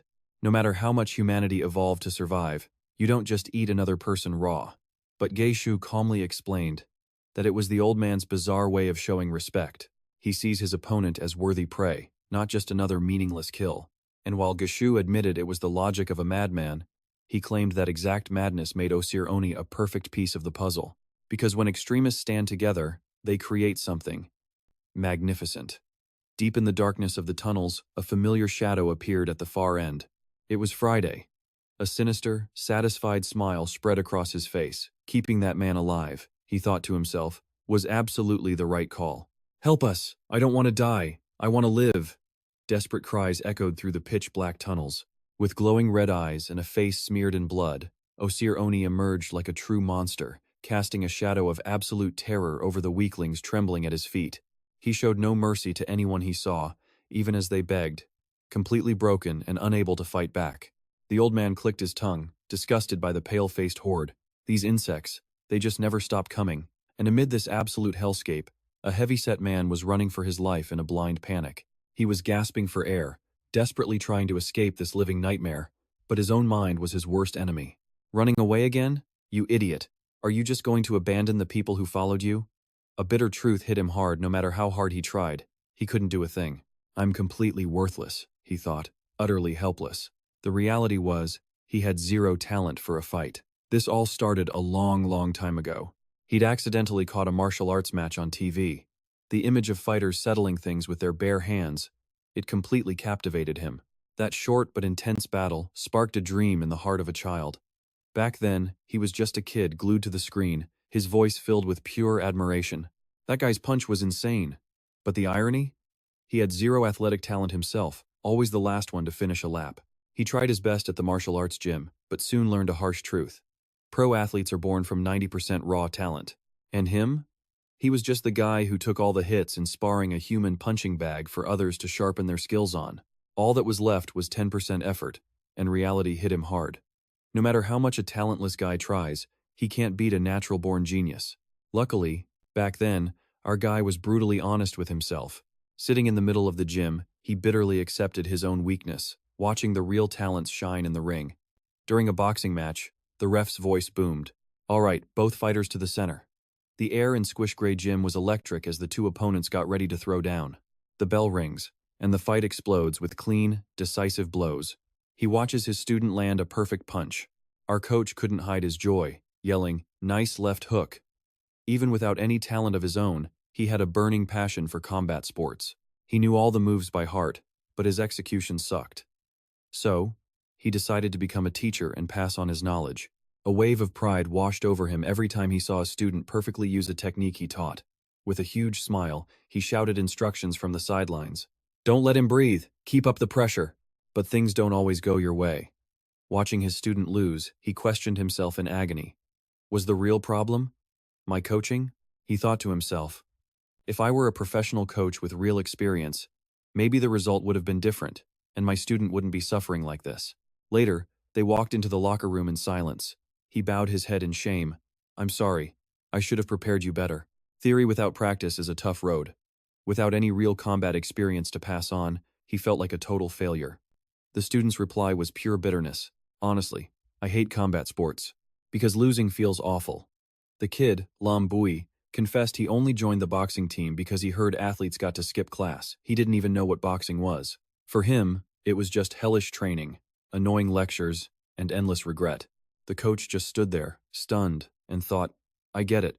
Maybe getting hit so many times has messed with my head, but, for some reason, I actually feel relieved."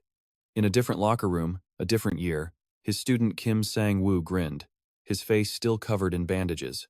"Thanks to you, coach, I finally realized something. Boxing is actually really fun." Seeing that smile, Ba Kwang-dok felt a pang of jealousy. Or maybe, it was shame. He'd lied and said he understood, but the truth was, he didn't get it at all. While his student, Ha, vowed to win next time, Kwang-dok realized he was the one always desperately looking for an escape. He always used the word reality as an excuse to accept defeat before he even started. Pathetic cowardice. He was the type who was too scared to face himself. Back in the brutal present, deep in a dark tunnel, a pathetic man was on his knees, begging the old man, "Osir Oni," he cried.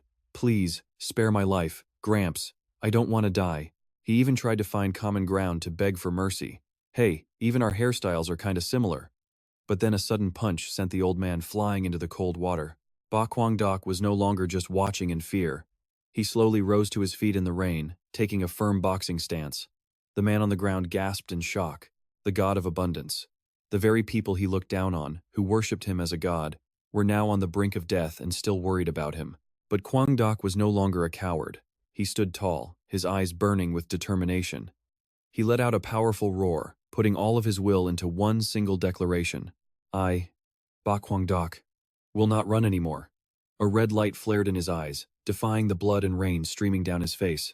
Even beaten so badly that blood was pouring from his mouth, Kwang-dok didn't back down, witnessing a resilience that went far beyond his weak body. The old man, Osir Oni, sat down and let out a hearty laugh.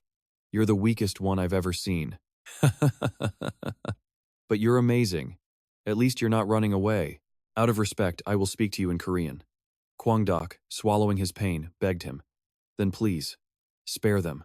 The old man growled, asking why a human would try to save a bunch of insects. The coach could only answer with complete sincerity. "I don't know, but you made someone worthless like me feel worthy." Now, Kwang-dok felt no fear. He was determined to protect the weak, because that's what finally gave his life meaning. But the old man coldly dismissed him. "You're wrong. It only has meaning if worthy people remember you. All these insects will remember is losing their dignity. In that case, do you want to grant my wish? Kill me. I don't want to just die of old age." Kwang-dok stared in silent shock at the madman before him. "That's why seeing these useless insects makes me so angry. If you're born human, you should accomplish something, right?" Suddenly, a towering shadow appeared right behind him. The old man spun around, stunned. "Huh? When did Doha wake up?" His eyes were glowing demonic red. The old man's voice was filled with excitement. "Doha? you're awake? I've been waiting. The two faced off, a challenge in their eyes. Osir Oni was ecstatic, believing he'd finally found the one who could end his life. You might be the one to kill me. Before he could finish, Doha moved like lightning, brutally grabbing the old man's face. And then, he ripped his body apart with his bare hands. Kwangdok stared in shock at his teammate, just returned from the dead. He's alive? But something about him feels different. Doha found himself in a strange, mystical space. A giant golden tree standing tall in a sea of white clouds. A deep regret filled his heart. I wish I could have gone with my brother. But then his eyes widened in absolute shock. Huh? My family? There, under the tree, he saw his sister and the kids, looking strangely peaceful. Tears of joy streamed down Doha's face as he smiled through his sobs. So, you're all still alive. He ran towards them wildly, shouting, Sister, kids, I'm back. I missed you all so much. But instead of the welcome he expected, his sister recoiled cautiously and asked, Who are you? Model. Doha was stunned. He tried to explain, his voice shaking with panic. It's me. It's Doha. I'm your family. His face twisted with anxiety, but their response was ice cold. Family? What do you mean? Why are you doing this? You're really scaring us. Suddenly, a haunting red light flared in Doha's eyes. He pleaded in total desperation, Why are you treating me like this? Have you all forgotten me? His sister's scream felt like a knife to the heart. Get away, you monster.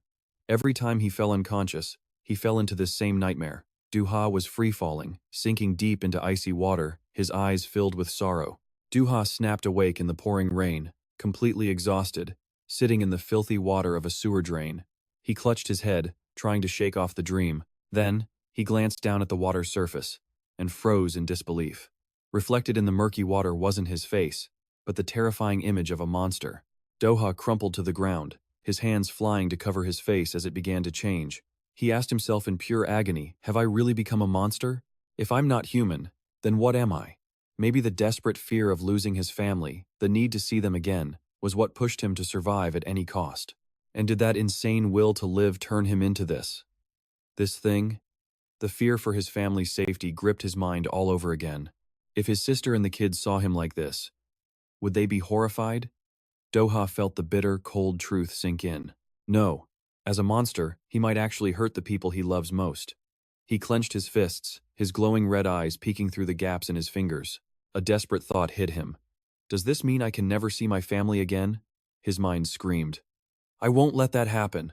In the chilling water, he hid his twisting, deforming face in agony. That's when the old man, Osir Oni, made a bizarre offer. In that case, he said, staring right into Doha's blazing red eyes, how about you grant my wish? Then came the insane request. Kill me. I don't want to just die of old age. A man who wants to die meets a man who would do anything to live and see his family again. Two total opposites. Doha trudged through the water, his mind racing. Right. This bastard is the one who did this to me.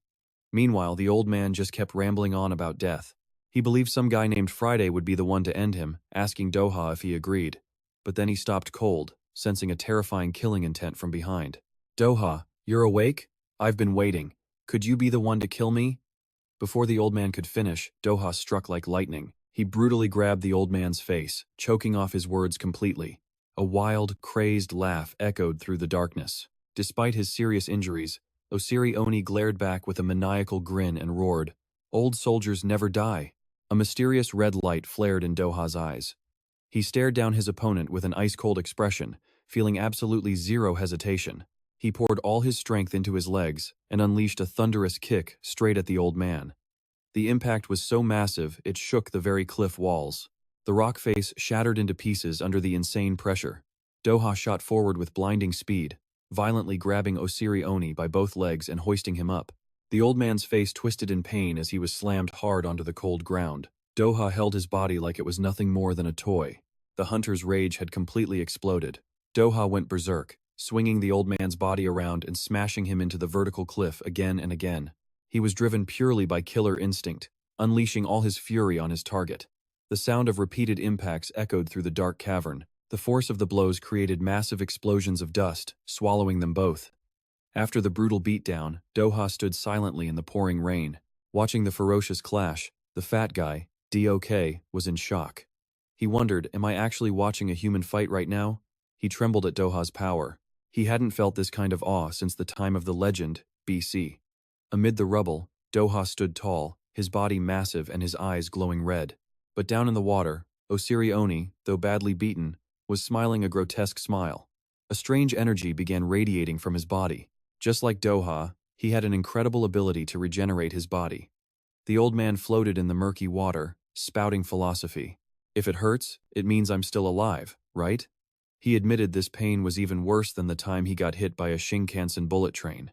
Suddenly, he realized he was soaked and held up an object in his hand. It was Doha's family photo. He casually asked, "Is this your wife?" Seeing his most precious memento in the enemy's hands, Doha couldn't believe it. In the middle of the fight, the bastard had swiped his family picture. Seeing Doha's furious reaction, Osiri Oni grinned with delight. From that look, I guess I'm right. Of course, I should give this to you. But instead of giving it back, the old man started to sinisterly crumple the photo. Here, let's make it nice and tidy. Doha froze, watching in horror. The family photo was crushed into a tiny ball in the old man's palm. Then, with a look of pure enjoyment, he casually swallowed it whole. The old man looked at Doha and whispered hauntingly, "Doha, let me inside." Osiri Oni laughed like a demon, declaring, "Now, your family and I are one." He looked at Doha with glowing red eyes and mocked him, saying this feeling was just like meeting his own grandchild. "Don't worry," he taunted. "Once it's in my stomach, it'll take at least 3 hours to digest." Doha could handle humiliation, but his family? That was the absolute last line. Doha couldn't hold back another second. He got right in his opponent's face, growling through gritted teeth. "I'm cutting you open and taking it out right now." While the underground battle was reaching its climax, at a high-tech military base, Yang Han was monitoring the situation closely. He coolly reported that the targets were at the Jamsil branch of the Heroes' Church. A massive operation was officially launched with one steely command. You will bring back the Marmong and the Biwa, in other words, the new humans. The Spear Task Force immediately deployed to the combat zone. Even though Friday was on site, the higher-ups still ordered the use of the ancient god staff to get their revenge. The elite soldiers moved silently into the shadows, ready to clear any obstacle to retrieve their targets. And that's it for this video. If you enjoyed it, smash that like button so we can bring you more awesome series. Thanks for watching, and see you next time.